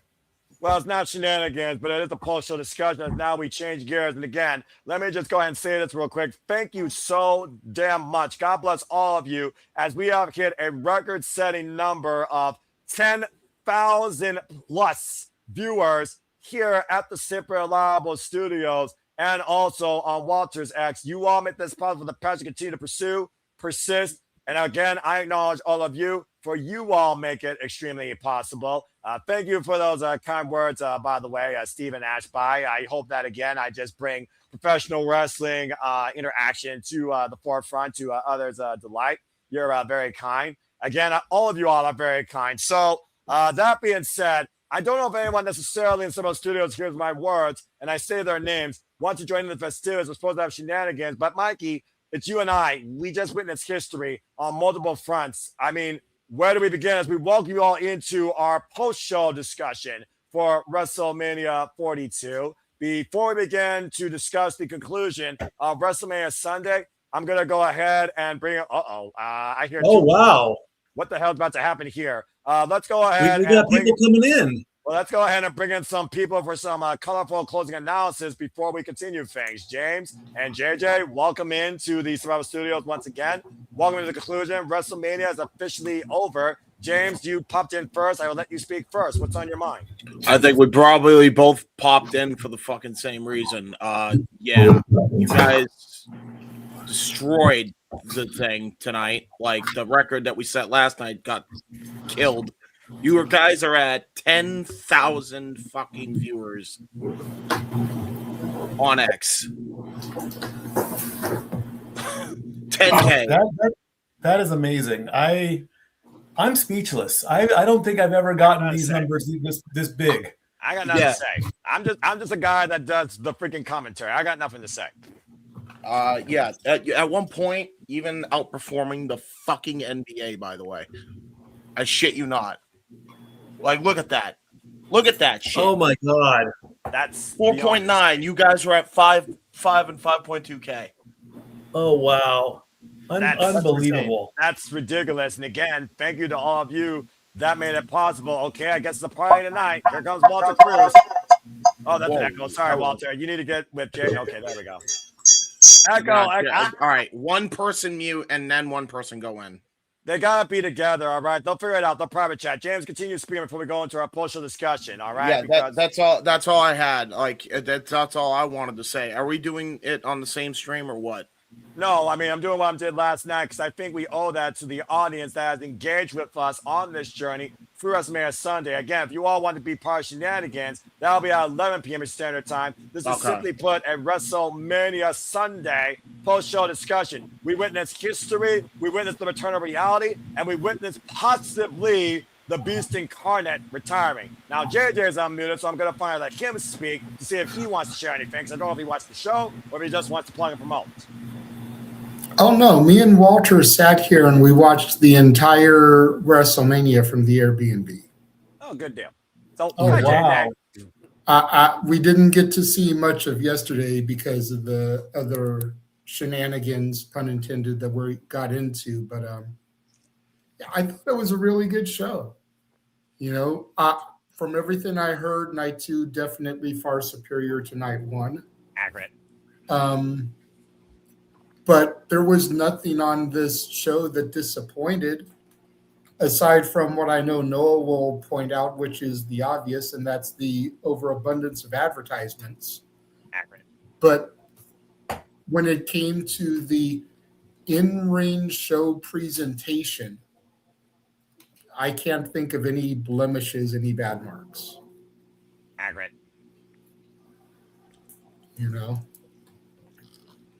Since I'm unmuted, obviously you won't be able to see Walter, but why don't you go ahead and speak, Walter? About WrestleMania, you said it all. Just the commercials can be probably the only negative thing you could say, but top to bottom, they did it correct. But the most shocking thing is those numbers that we see for us. Like, the networking is working, so the was fact, awesome. the fact that we individually had more than double Denise Salcedo's numbers. God bless Denise Salcedo. And she's a giant in the space. Like, I don't want to take anything away from her. Go far and subscribe, folks. Like, hands down, the hardest working woman not signed by a major company in the professional wrestling space. Accurate. And individually, we had more than double her numbers. Combined, 5 times her numbers. God bless her. What the actual fuck is going on? I'm just doing my job. I'm just the guy looking at the monitor. You're the ones that are bringing in the analysis. I ain't doing anything. Yeah. And it's because James and I were basically doing the same thing the whole show. Like, every moment, every match change, every whatever, we're tweeting, we're hashtagging, we're tagging the performers that are coming out in the ring. Like, that's how we get noticed, because then those fans that are searching will see the posts. And they'll come to our streams. As long as they encourage Like, everybody. my eyes are blurry. James, you can probably confirm, but does that say 10,835 people right now watching us? That is correct. Across I'm looking all at that. platforms. Oh, bloody hell. Y'all are nuts. Okay. That's fucking crazy, Noah. Who would have thought when we did our first WrestleMania 38, that in 4 years, 5 years, we'd be at these kind of numbers? Fair enough. I mean, again, like I said, it's a humbling moment. Like, I know you don't pay attention to that shit. No. But deep down, you got to sit there, pause, reflect. There are over 10,000 people watching you call professional wrestling. Think about that for a second, Noah. I ain't going on no contract. That's a fair. I'm going to pull myself out. That way Walter can pop in and there's no echo noise shit. But okay. And I saw Nick came in too.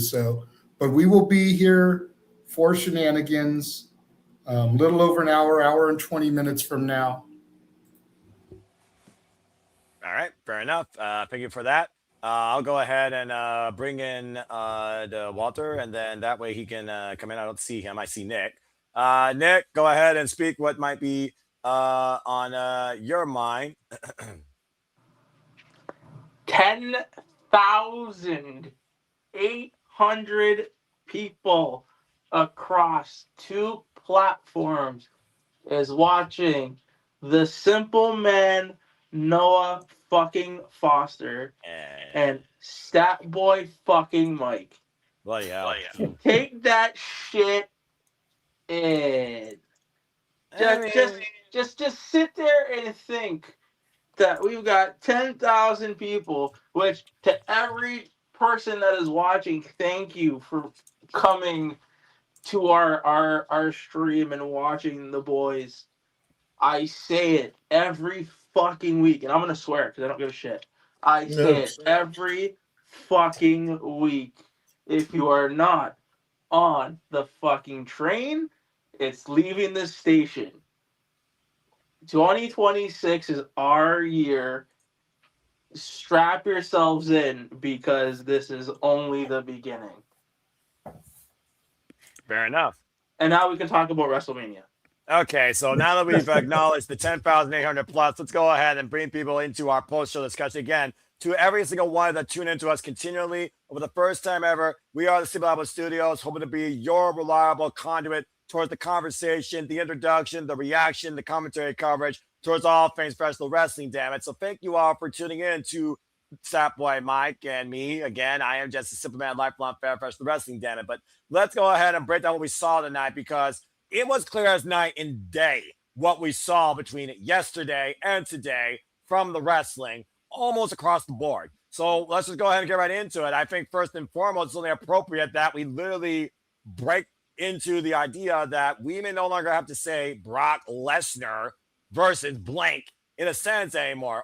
Femi not only conquered him, he ruled over him, and it took less than 5 minutes. I don't think necessarily we're shocked by the result because we're all calling it, but I don't think nobody expected the aftermath to come from it. With a future uncertain, but we all know the tradition of a wrestler, when you usually put down the boots, let alone his combat gloves, that's a very fond, humble way to bid everyone farewell, thank you, and say I do. And when Paul Heyman, who stood as an Oscar, in my opinion, with the way that he has catered to the W Universe when it comes to Brock Lesnar's personification of badassery and legitimacy in the squared circle, what is everyone's thoughts thinking that Brock Lesnar literally might have just retired and Femi might, quote unquote, be the next big thing? Mike, you're on the call with me. I'll start with you. It was very surprising. It was, we thought that this was going to continue in until SummerSlam, his hometown, but nothing has been said, nothing has been spoken, but the moment is there, the actions took place. So, it's more than likely it's over and done with, and he can move on to other things. Right now on ESPN, the graphic is reading future uncertain. I will say I'll say this about Brock. I did not like him in the UFC. I did not like his attitude in the UFC. When he did win the UFC title, they literally fed him Randy Couture, who was on his way out. It was like the sacrificial lamb to the lions. And, he was more arrogant and cocky in the fighting world than in the wrestling world. In the ring, he was talented. He was energetic and powerful and strong and all that. And if this was his decision, he definitely deserved it. It was an honor to call it. It was a surprise to see it. If by some miracle, he does an autograph signing, because he has said that he does not like being around people one-on-one, I would love to tell him, I was part of a group of a family, and we called your retirement live. And I just want to say thank you. That's all I can say. Fair enough. James, what's your thoughts on Femi's WrestleMania debut and the moment that he left us with, bell to bell and post 2? Do you share a similar sentiment? And for Femi to beat Brock Lesnar is to beat basically somebody that rivals the best of the best in this business, recognition and accolades aside. What are your thoughts on Brock Lesnar possibly retiring and Femi being the guy to take that spotlight? Well, first of all, now that I have completely got my setup in order here, I am on camera. Okay, well, then into camera. Yes. Man, first of all, and I guess I'll switch to camera 2 here. I really didn't think they were going to pull the trigger, because I'm so used to WWE disappointing me when they got such a great thing and they just never pulled the trigger on time. Right. They did it here. Brock, it's no secret how I fucking feel about him, because if you've read the suit, you know why. Of course. But you have to give him credit for bumping his ass off for this guy and making him look like $1 million. And he did so in very quick time. Phenomenal. And I mean phenomenal put over job there by Lesnar. I mean, it is big boy shit, to Walter's point. Fantastic show. Like, a fantastic, like, idea there. It was the right winner. They didn't, like, bore you with a long match, although I'm sure people would have wished that they could have had it, but I'm not sure if Brock could even do it anymore if he wanted to. Exactly. So this was the right outcome. You know, have a short match, Goldberg style, and put over the guy that you beat in that short match. You know, good shit. Like, Oba Femi looked awesome. Brock Lesnar retiring. Yeah, I'm not a fan. I'll say this much. I understand why they did it. I wish they gave Oba Femi a little bit longer to soak in the adulation before they had Brock steal the moment with the retirement. That's my only complaint. Otherwise, I think they did a bang-up job with it. Yeah, and again, it's interesting the approach to this, how he said, I am the one. Brock Lesnar was the one in 21-1. He brought it to fruition, much to the shock of the WWE Universe back at WrestleMania 30, breaking the Undertaker's undefeated streak, and of course collapsing and then going to the hospital. That's a whole different conversation. Nick, I don't know if you watched WrestleMania, because I know what your feeling was after last night, but again, for most of this, it was day and night. What are your thoughts, though, on the outlook of Oba Femi's future now with this incredible win? How does it continue to follow through with that momentum? How does WWE continue to carry that momentum with the ruler? Well, I mean, I will say, because I knew that we were going to have a big turnout tonight, I did watch the show. So, I mean, there's that. Yeah, man, respect to you. Okay, so it was a good match. I mean, first of all, if this is Brock's last, if this is his last match, good on him for putting over Oba. I mean, that's huge, right? We're in the business to make new stars, and they did that tonight. Of course. For me, and this is just the way I perceive it. It was a standard Brock match. Like, it was just a standard. There wasn't anything overly complicated. There wasn't anything overly special. It was a paint by numbers Brock match. You had your German suplexes, you had your F5s, but I mean, at the end of the day, that's all you needed. Exactly. So I mean, it was fine.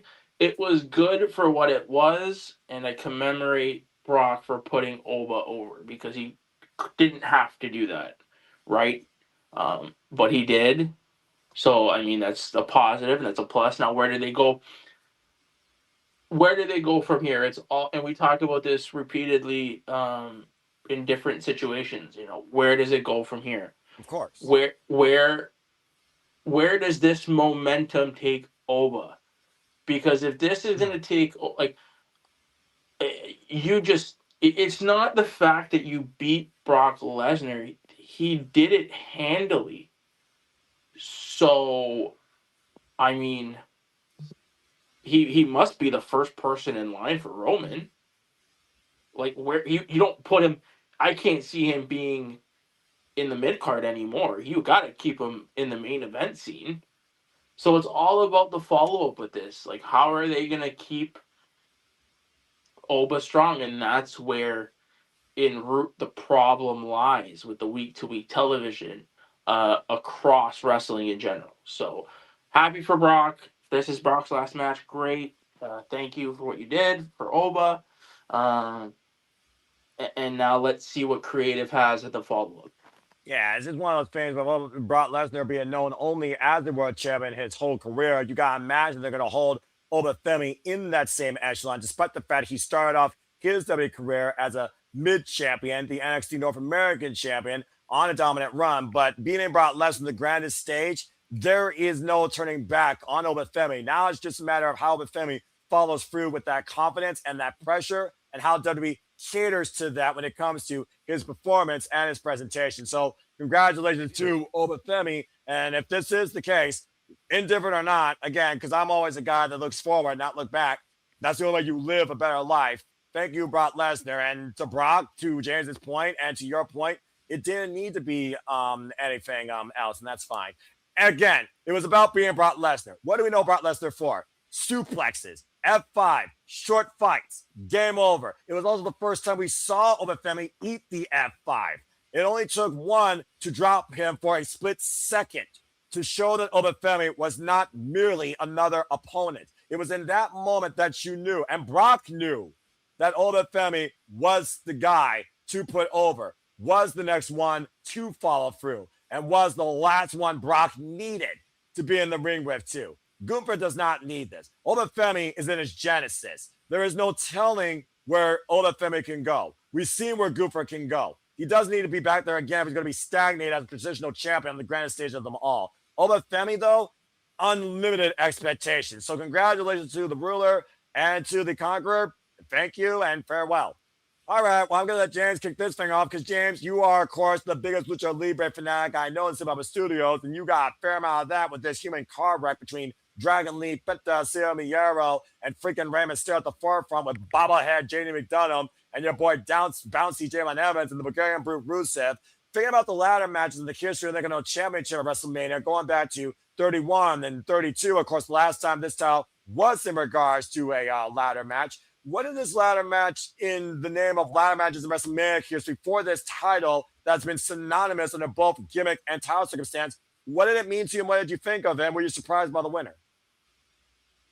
Yeah, I honestly was. I this is gonna surprise some people. You call me the the big lucha guy, but for me, I kind of wanted Seems like it.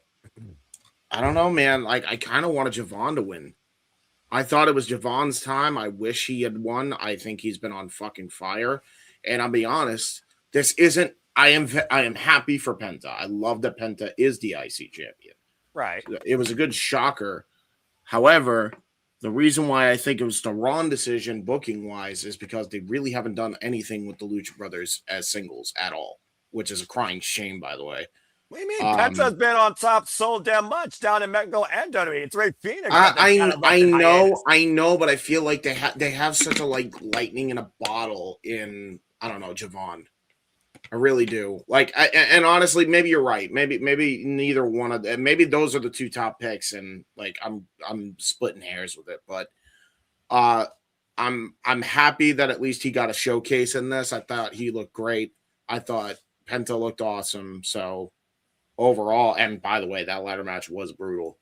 Yeah, it was fucked up. That Canadian Destroyer on the ladder was insane. But overall, really good stuff. I enjoyed it. I'm happy for Penta. So there you go. And again, also, before I completely shut up about it, this is the last number update because I don't think we're going to get any higher than this. We hit the 11K mark. Holy shit on X. Like you guys are fucking crazy. Insane. You're like bloody crazy. Can you come to our YouTube channels and subscribe, please? I mean, subscribe to Razor Rest, subscribe to Human Sign 95, subscribe to Mission Network, Casting Studios, Bag for Wrestling, subscribe to my friends, and encourage a positive improvement of professional wrestling. Damn it. That's all I got to say about that. But anyway, thank you for that, James. Mikey, again, we were lobbing around the idea of Rey Mysterio. Would this be his last WrestleMania? Again, he was the last one added. And it felt like, to me, the interactions with Dragon Lee and Penta, it was justified for Rey almost seeming like he's looking at the future of the WWE and Lucha Libre. Do you think Rey in this match more so was looking to just put forward Dragon Lee and Penta Mysterio? And do you think he helped accomplish that and also endorse the likes of Jalen Evans? Did Rey Mysterio need to be involved in this? And could you see him being involved in WrestleMania? Or was this maybe one of his last needed moments? Again, he's already a Hall of Famer. Most of the time you're a Hall of Famer, you're not wrestling anymore. He's still going despite the 52 surgeries on his knees. Exactly like I said in the beginning. He's an abuelo now. He needs to, I want to see him slow down a little bit. His legacy is defined. He is in the Hall of Fame. He'll let us know when he wants to take off the mask and hang up the boots. Be a sad day for James. Exactly. Did he need to do that assist? Yeah, I would say so. I mean that's a good honorable way to have the new talent come in by having the experienced talent, show them what they're doing and everything. And sure, why not? But should he hang it up? I would say so, because again, he's one of the last few that doesn't need to prove anything anymore. So he'll give us the choice. He'll give us the decision eventually. He'll take his mask off in the center of the ring when he decides that he wants to. But it was a good match.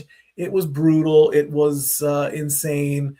No fear. We called it how we saw it. And, again, the tradition of the Intercontinental Championship being defended, not necessarily won, but being defended, being retained, continues 40 years after the first time it did happen. It just evolved into a 6-man ladder match, which is also becoming traditions. So traditions start and traditions end and traditions evolve. And that's the freaking truth.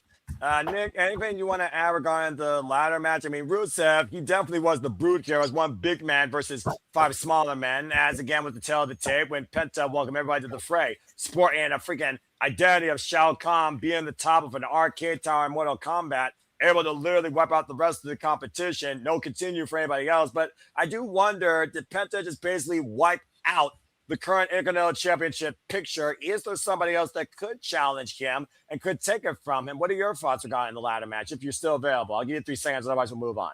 Because I know he said he'll be right back. And I want to, of course, get to the other key points here with the other championship. So, Nick, speak, or I'm going to skip you at Jeopardy style. 3, 2, 1. Okay. Well, Nick takes a break, and that's fitting because, again, we got to get ready for shenanigans. Let's go ahead and talk a little bit about – I want to put these two together because I feel like there were foregone conclusions. You couldn't let the Demon lose, and you couldn't see Trick Williams losing. I think those were the two easiest matches to call, considering Dominik Mysterio and how much he insulted Finn Balor and how much Finn Balor needed the win. Now he's on his own. No more Judgment Day. Judgment Day of Dominik Mysterio continues. For Trick Williams, Sami Zayn was a desperate soul looking for a moment. He found his way on the card, but much like Big Show at WrestleMania 20, he was nothing more but an expense towards somebody getting the moment that was deserved because the crowd supports him. The noise is there. Pomp circumstance aside, Trick Williams was the rightful guy to win the United States Championship. When he asked John Cena, when did you know it was your time? We never got the answer. The proverbial saying, my time is now. I think Trick Williams demonstrated tonight that his time was now. So in quick, simple fashion, putting the two matches together, do either of you have anything to add regarding the United States Championship or Dominik Mysterio versus Finn Balor? James, I'll start with you. And he muted himself. So 3, 2, 1. He's probably doing other stuff. Mikey, go ahead and give your thoughts towards those two matches. The U.S. title, I mean, the darkness has been embraced. Dom is going to do Dom things. If he is going to, do the complaining, whining part where he won't be able to talk tomorrow night on Monday Night Raw, if they show up, then there you go with that. Oh my goodness, excuse me. That's on a Sunday night. Continue. Yeah, it is a Sunday night, yes. As far as the U.S. title, again, congratulations to Trick Williams getting the U.S. title there.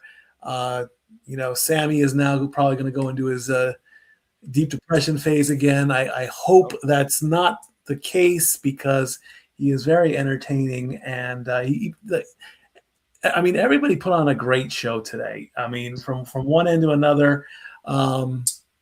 But again, it is very, very up in the air as to where everything is going to go.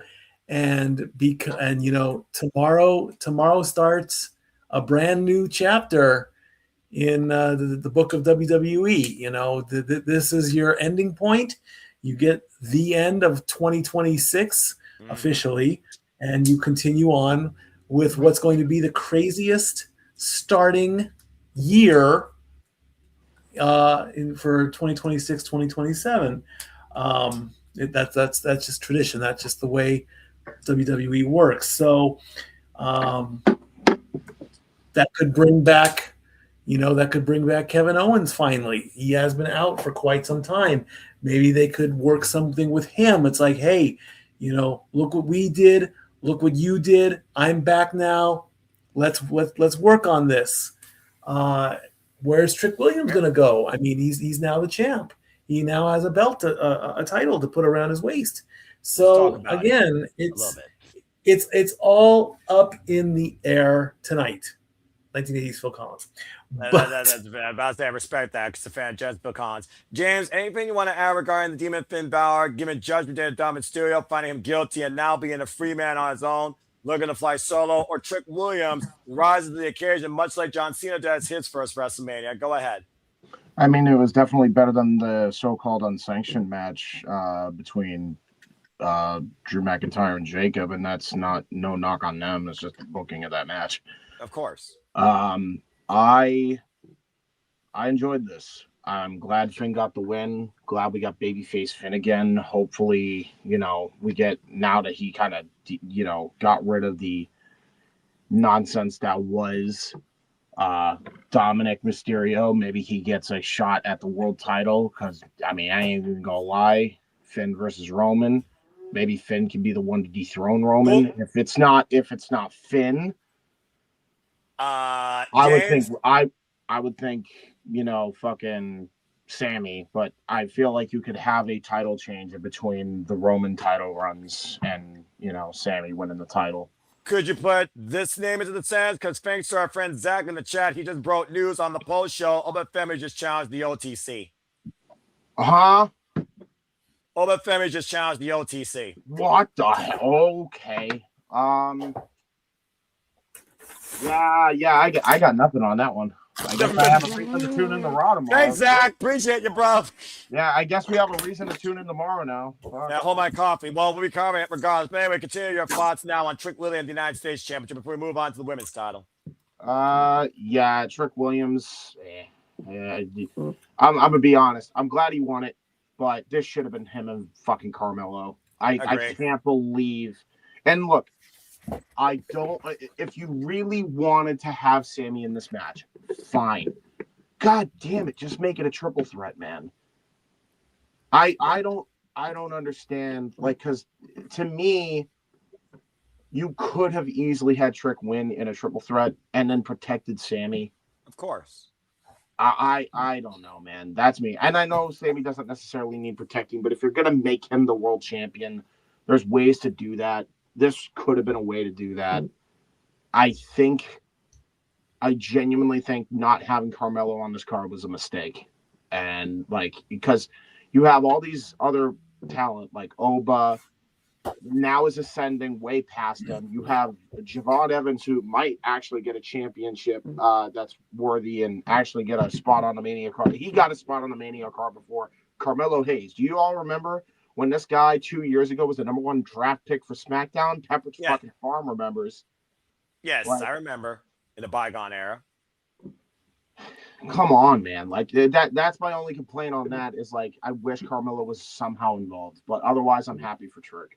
Yeah, fair enough. Again, like I said, I think Trick Williams getting the John Cena rub prior to that conversation in NXT before he won the NXT champion against Ilya Dragunov really has shown over the years the growth of Trick Williams, where Carmelo Hayes, he had the ball, but unfortunately he didn't score the slam dunk. And Trick Williams right now has really come into his own.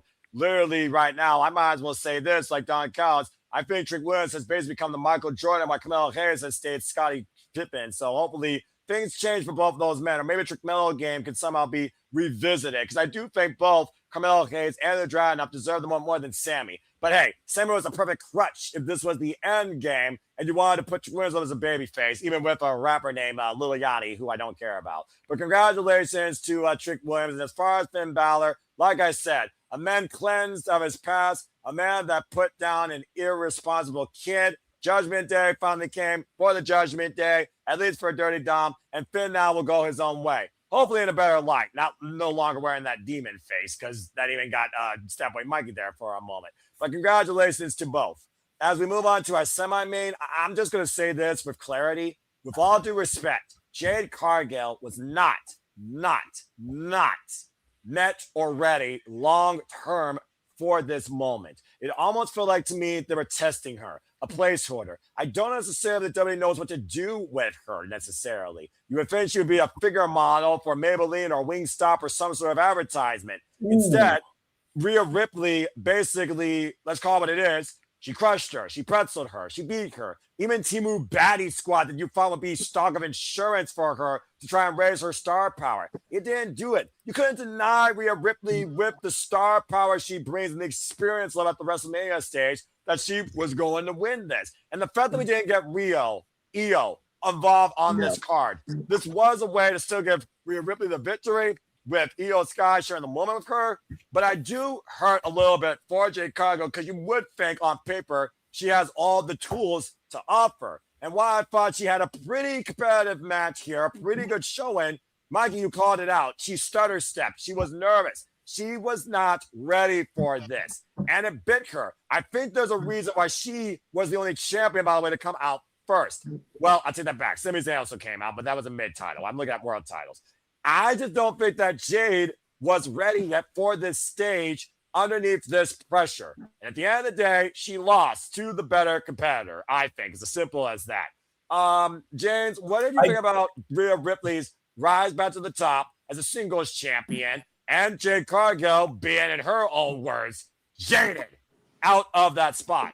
As much as there was a couple of botches, but there's, she's still like super new to this.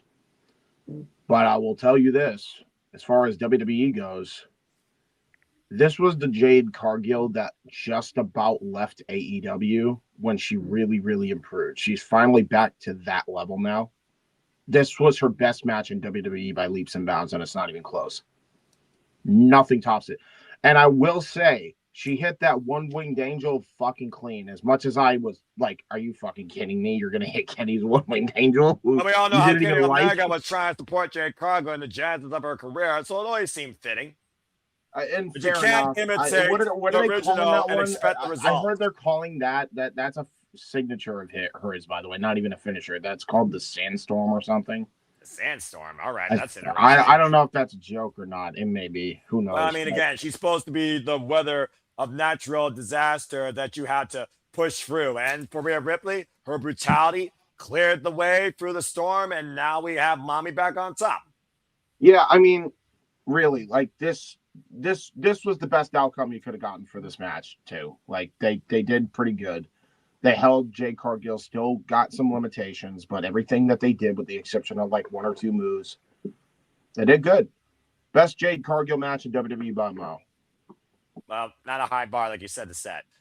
Mikey, again, with Rhea Ripley, though, back on top, though, as a singles in the women's division, I do wonder if her best friend, because let's keep in mind, folks, she's a Raw superstar, but since she won this, you got to consider her on SmackDown. Brand split LL, but I'm going to try and actually see if there's some little logistic logic for the championship, considering Liv Morgan's going to cause trouble Monday Night Raw. Is Io Sky going to follow suit with her best friend? Are they going to continue their own separate ways? And will Rhea just bring brutality solo now on SmackDown? Do we get the Terror Twins reunite with Damian Priest and Rhea Ripley now having each other's backs? With Mommy back on top, how do you think this shapes the SmackDown stretcher, Mikey?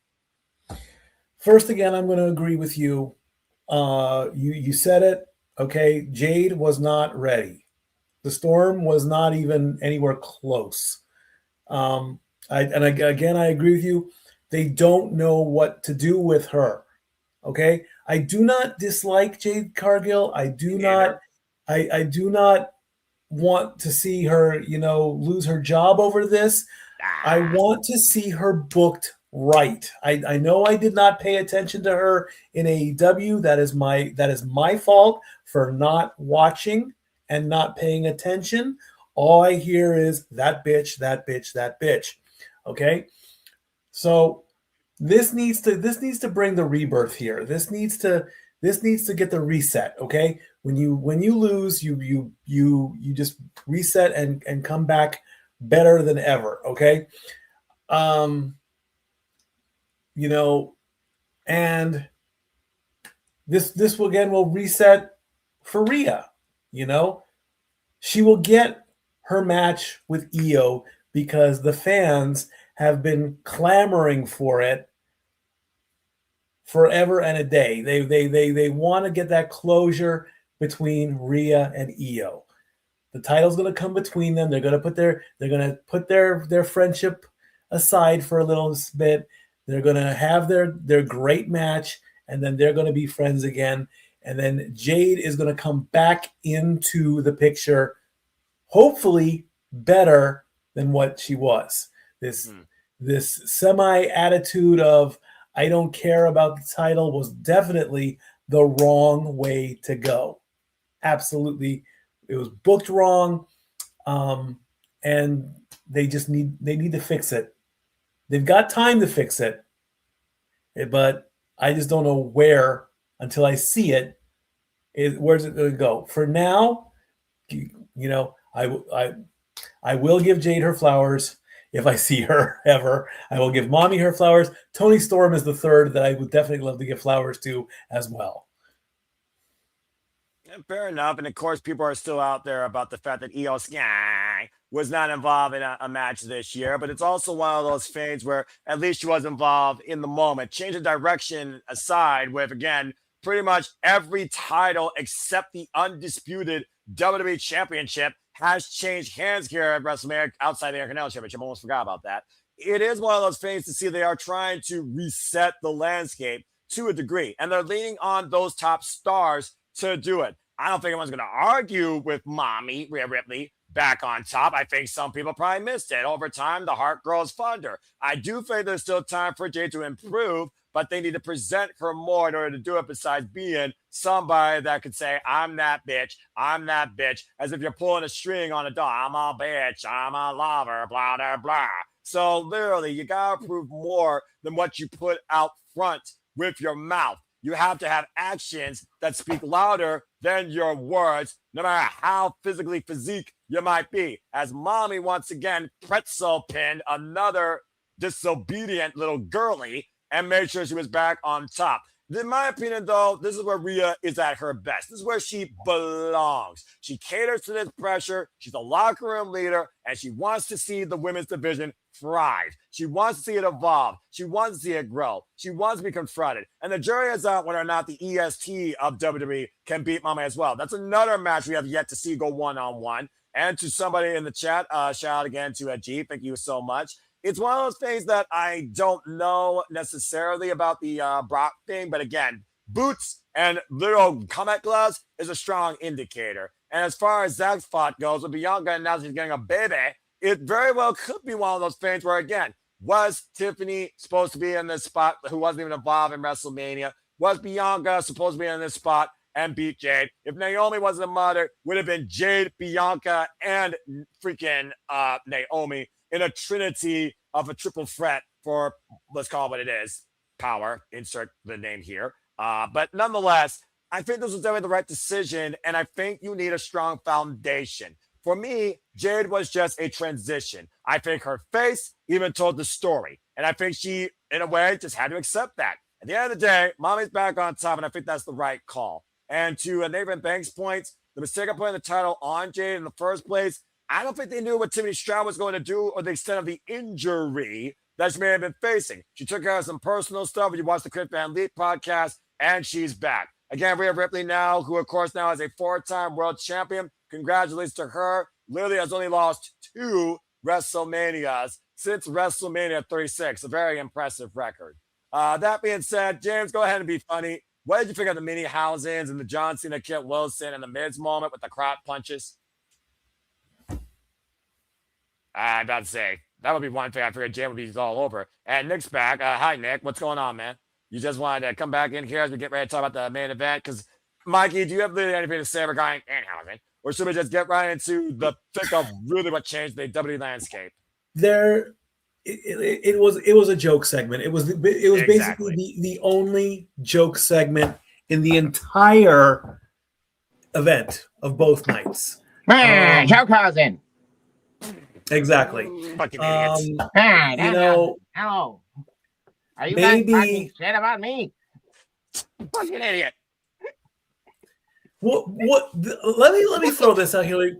There's one thing that is frightening me. Okay, we have 11,000 viewers. I'm grateful for that. Could you imagine if by some miracle, somebody somewhere in the world will ever meet one of us? I mean, I'd rather hit the lottery than meet a fan. And they're like, "How did you do it?" Or like, "What if we meet Danhausen and he says, you know what? I've heard of you guys." Could you imagine that? I would lose so much intelligence at that point. That boy, but listen, with the amount of people that we have spoken to over the last few days, for the amount of people that I guarantee Walter and JJ have talked to over the WrestleMania weekend. Hashtag WrestleMania, Hausen. I would not be surprised if we go to an independent event and somehow, some way, somebody recognizes us. I'd be scared. I wouldn't know what to do with that, honest to God. As far as Danhausen goes, again, like I said, it was the jokey comedy moment of WrestleMania. He's certainly a character. He's certainly a character. I will say that. He was lobbying for a WrestleMania moment. He got it. But unfortunately, thanks to technical difficulties, a flash, and somebody for getting to turn off the lights, it got ruined at the end. We all know how he escapes, and why he had to stay under the ring the whole time is beyond me. You know, he wanted to see Hornswoggle. I'm just saying, maybe I guess so. Underneath there. All right. Well, let's go ahead and get right down to serious business. We wrap up our little post show here. Again, folks, acknowledge him if you choose. Your new WWE World Heavyweight Champion, clean as a whistle, all on his own, the Tribal Chief, Roman Reigns. As we saw, Roman Reigns and CM Punk unleashed bitter animosity, frustration, a ferocity in one man's journey and both men's stories, the reality versus the truth, a legacy versus a dynasty, and it culminated with Roman Reigns once again restoring what he believes is the proper reality. Now Roman Reigns is back on top in WWE, and this time he's truly on his own. We can dissect this match all night if we wanted to. We can also look at what's next for Roman Reigns, but thanks to Zach, we might be seeing something here sooner rather than later. But simply put, especially because they went on the call. Nick, I'll start with you first, as you were kind of humoring it, but you watched it, you saw it, you heard it, we see it, we know it. What is your thoughts with Roman Reigns now back on top with the World Championship and CM Punk's loss? I want you to solo me, even though, actually, you know what? I'll try to be on camera for this, and I want people to understand what I'm about to say here. All right. Go ahead. Go ahead, James. I kid you not. This has been the best CM Punk match since he returned to WWE. I'm not even going to argue that. That, and this is the best WrestleMania main event from a pure wrestling standard in years. And it didn't take much.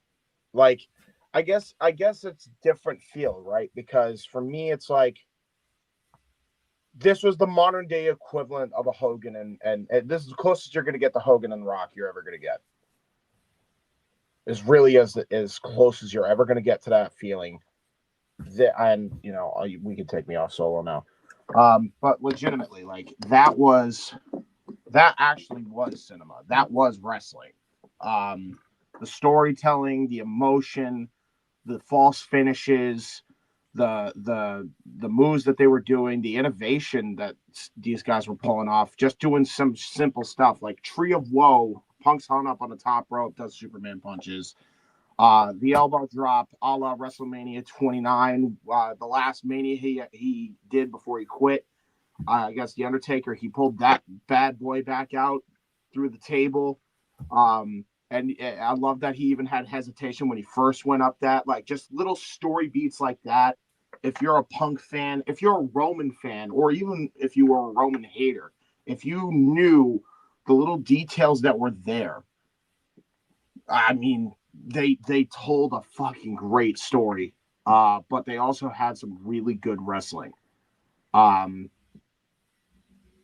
Sometimes less is more. Sometimes you need a little bit more of the wrestling. Sometimes you need a little bit more of the story. In this case, I think the story was more per se than the wrestling, but not by much.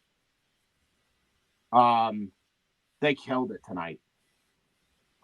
Anybody that's gonna, say that CM Punk didn't kill it in the main event tonight, you still haven't forgiven him for what happened in AEW. And trust me, if anybody understands that, it's me. They all were jackasses, but dude, you cannot deny what he fucking did tonight. That was fucking phenomenal, and Roman deserves credit too. Congratulations to him. And yeah, that was a truly worthy WrestleMania main event. That was a true Super Bowl type main event to have. They killed it. Absolutely killed it. I'll put it to you this way, James, and you can literally timestamp this if you want, because I don't know when the last time I did this in WWE. For those that don't know, I am not Dave Meltzer. I don't go this versus that. I don't rank. I don't rate. But there's a certain level of passion that comes out of me when a match delivers above and beyond expectations of what I look for in professional wrestling, as a professional wrestling fan. So without further ado, if those that know me want to type it in the chat, if those are on screen, know what I'm about to say it along with me once I start. For Roman Reigns and CM Punk for WrestleMania 42 Sunday, WrestleMania freaking 42 main event, WrestleMania Vegas main event for CM Punk and Roman Reigns for the World Heavyweight Championship. Simply put, that's professional wrestling! Damn it! Thank you for that outlook, James. Nick, with that being said, though, CM Punk, it was the one thing he had left. It was the dream that he wanted to achieve. He came out for Pete freaking sake, literally to Misraya Cantare, the beginning. Think about the beginning of CM Punk, the man that literally found his own family in this business, not born in a dynasty, not created by a legacy of someone else's name, not literally part to be the guy for anyone in a company. But Paul Heyman saw the potential. Ring of Honor saw what he brought to wrestling. AEW saw what he could bring back to professional wrestling. And then WWE brought him back here to literally see what he could do forward for his journey. He got his dream, but is his dream a nightmare? Considering it was his first. Again, Roman Reigns was no stranger to this stage. 11 main events at WrestleMania, and arguably his most important one than ever. And Roman Reigns prevailed. In a story, again, of truth versus reality, the reality is both men may hate each other, but I can't imagine neither man denying respect for one another. Nick, is there anything you want to say right now? No, it was, listen, this match, well, I mean, again, it's not gonna get me to watch on Monday. It definitely was the highlight of the weekend. It was a great match. Punk and Reigns came out, killed it. Only like they know how, right? They came out and left it on the line. I think my one really big critique was the ending of the match fell a little flat. I don't know why. I don't know. It felt flat. Like I thought there was going to be more to it. But at the end of the day, no, they hey man, they came out, they showed out, and they definitely. I wouldn't say they saved the weekend, because I don't think anything saved the weekend. but it definitely helped take a sour taste out of a lot of people's mouths. Let me just point this out for you, Nick, and maybe this will change your mind on the ending because I caught this. I don't know if anybody else caught this, and maybe I'm just reading too much into it. But who did Roman Reigns retire for the first time? Technically, then it became Styles, but who was he supposed to retire against? Undertaker. Yep. And he did the deal where, Taker kept collapsing, couldn't hit his move. Exactly. And that was a shoot, by the way. He couldn't hit his move. And so Roman took advantage of that and speared the shit out of him hellaciously. That was a callback to Undertaker. CM Punk's last match before he quit the WWE in Mania was against The Undertaker. That was a homage to their matches with The Undertaker. That was an homage to Roman putting down Old Yeller and, putting him out the pasture per se. I don't think he's going to retire tomorrow or anything, but that's kind of what that symbolized. If that makes sense. Does that kind of make up for it in a way? And again, no, because go ahead, Nick. Sorry, no, because I'm not out here trying to do those mental gymnastics with it. That's fair, but I call that psychology. I also call that fatigue because, damn, did they literally put their freaking bodies on the line for this match? Yeah, and they did, and that's what I mean. It was fine. For me, it felt a little flat, but it didn't take me out of it. Mm-hmm. For WWE, I'm as casual as can be. That's so fine. I mean, I'm not gonna know, and I don't think any of those casual fans knew that, right? So I mean, to me, I'm looking at it at face value, and it just, like I said, it felt flat.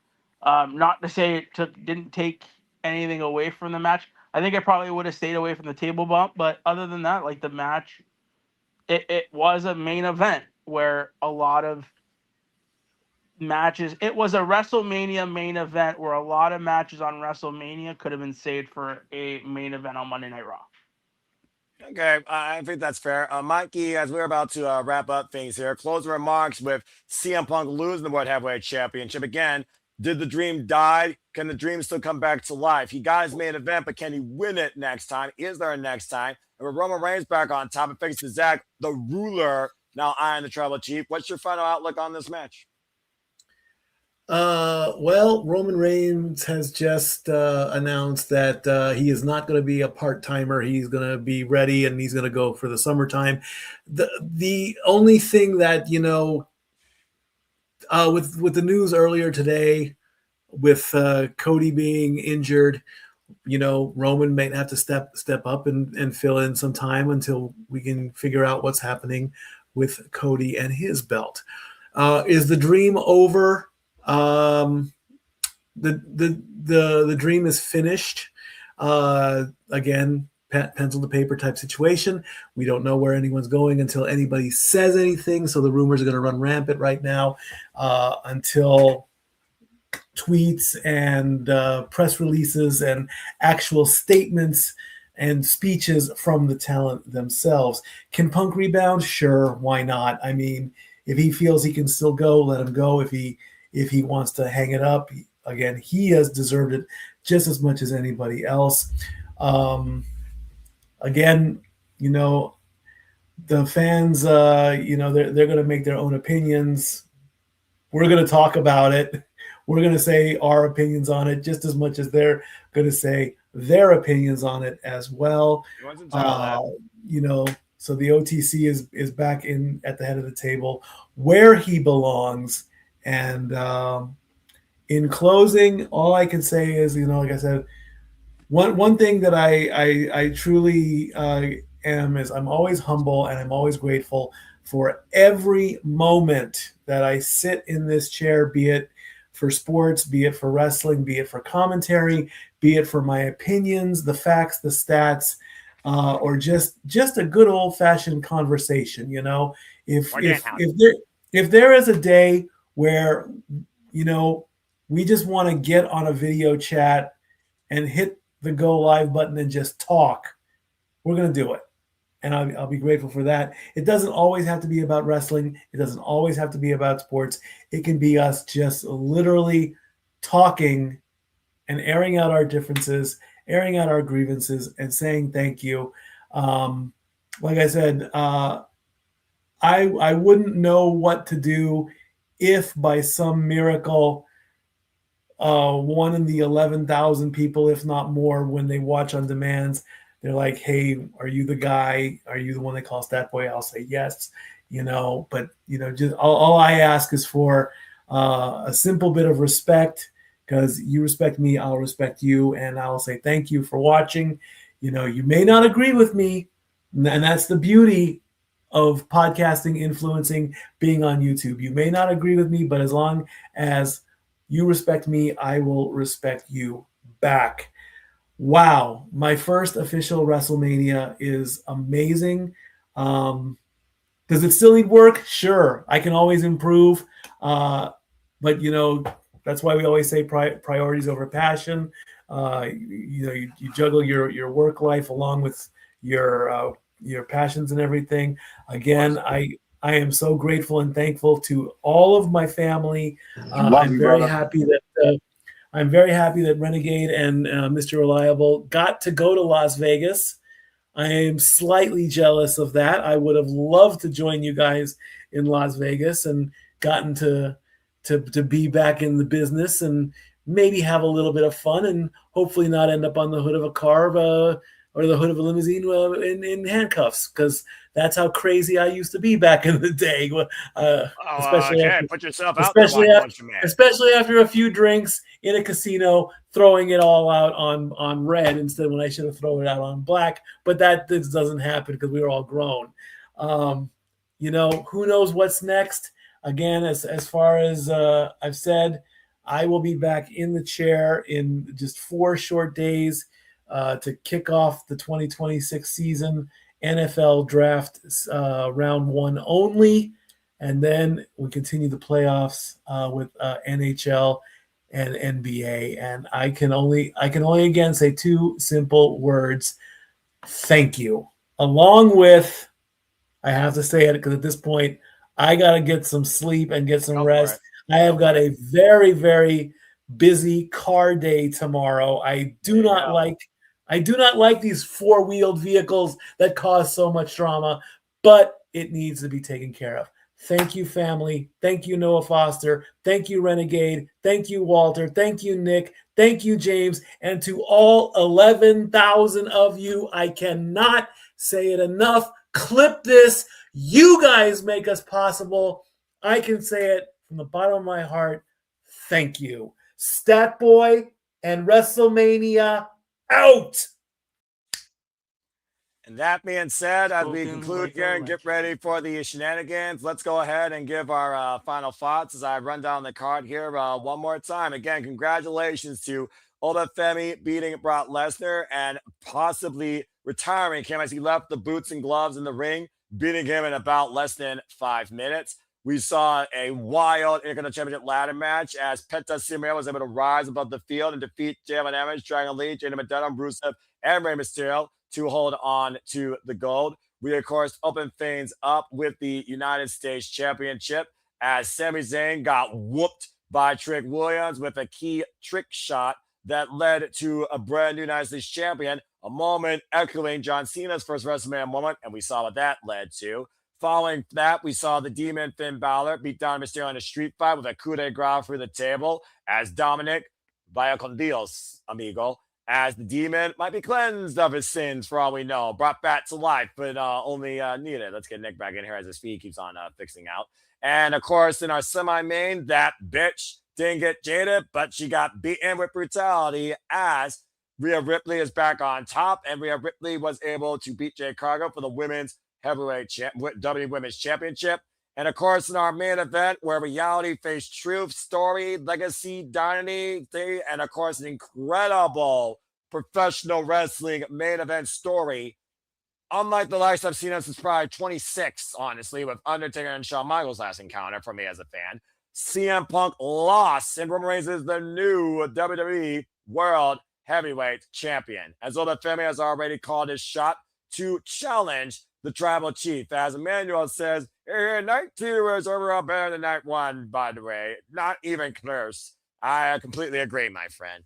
Well, that being said, folks, thank you so much for tuning in to us across all of our watch-alongs and across everything here at Cinema Studios for everything we have done across all watch-along specials, especially during WrestleMania Live. We hope to see you within the next half hour for the shenanigans to continue here. Final thoughts on WrestleMania week in its entirety with our watch-alongs, our content coverage, WrestleMania matches and moments, as well as, of course, the live stories and escapades of the Renegade Wrestling, JJ Williams and Walter. Stay tuned tomorrow as I will be back here, of course, bringing you further wrestling coverage for Spark Josie. Unfortunately, I had to do as a retro watch-along due to other priorities, but yes, I will be covering Spark Josie tomorrow. That'll be at 2 p.m. Eastern Standard Time. I also will be doing predictions post-mortem with Papa Gino at 6 p.m. Eastern Standard Time, discussing the stats, the results, and the outcomes of WrestleMania week before we cover the Raw after WrestleMania to conclude everything. To the 11,000 plus of you, I can't say it more than enough on behalf of everyone here at Cinema Studios.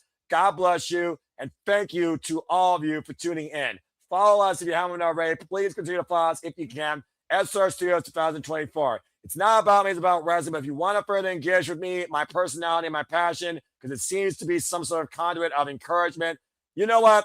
Find me and Foster 916 on the X and on YouTube. I only wish to remind you just to love into professional wrestling too. I hope that you all continue to be along with us for continued development to bring you simply reliable, honest wrestling coverage and outlooks. For James, for Nick, for Stat Boy, for each 11,000 plus of you, I am the Cement Noel Foster, bidding you all a short-term adieu. And if this is done for the night, I thank you all once again for tuning in for the entire time as we board the train out of Allegiant Stadium and bid Las Vegas farewell. So make a positive impact in life and have a good night. If we don't see you for the shenanigans, thank you once again for tuning into everything, especially for our coverage for WrestleMania.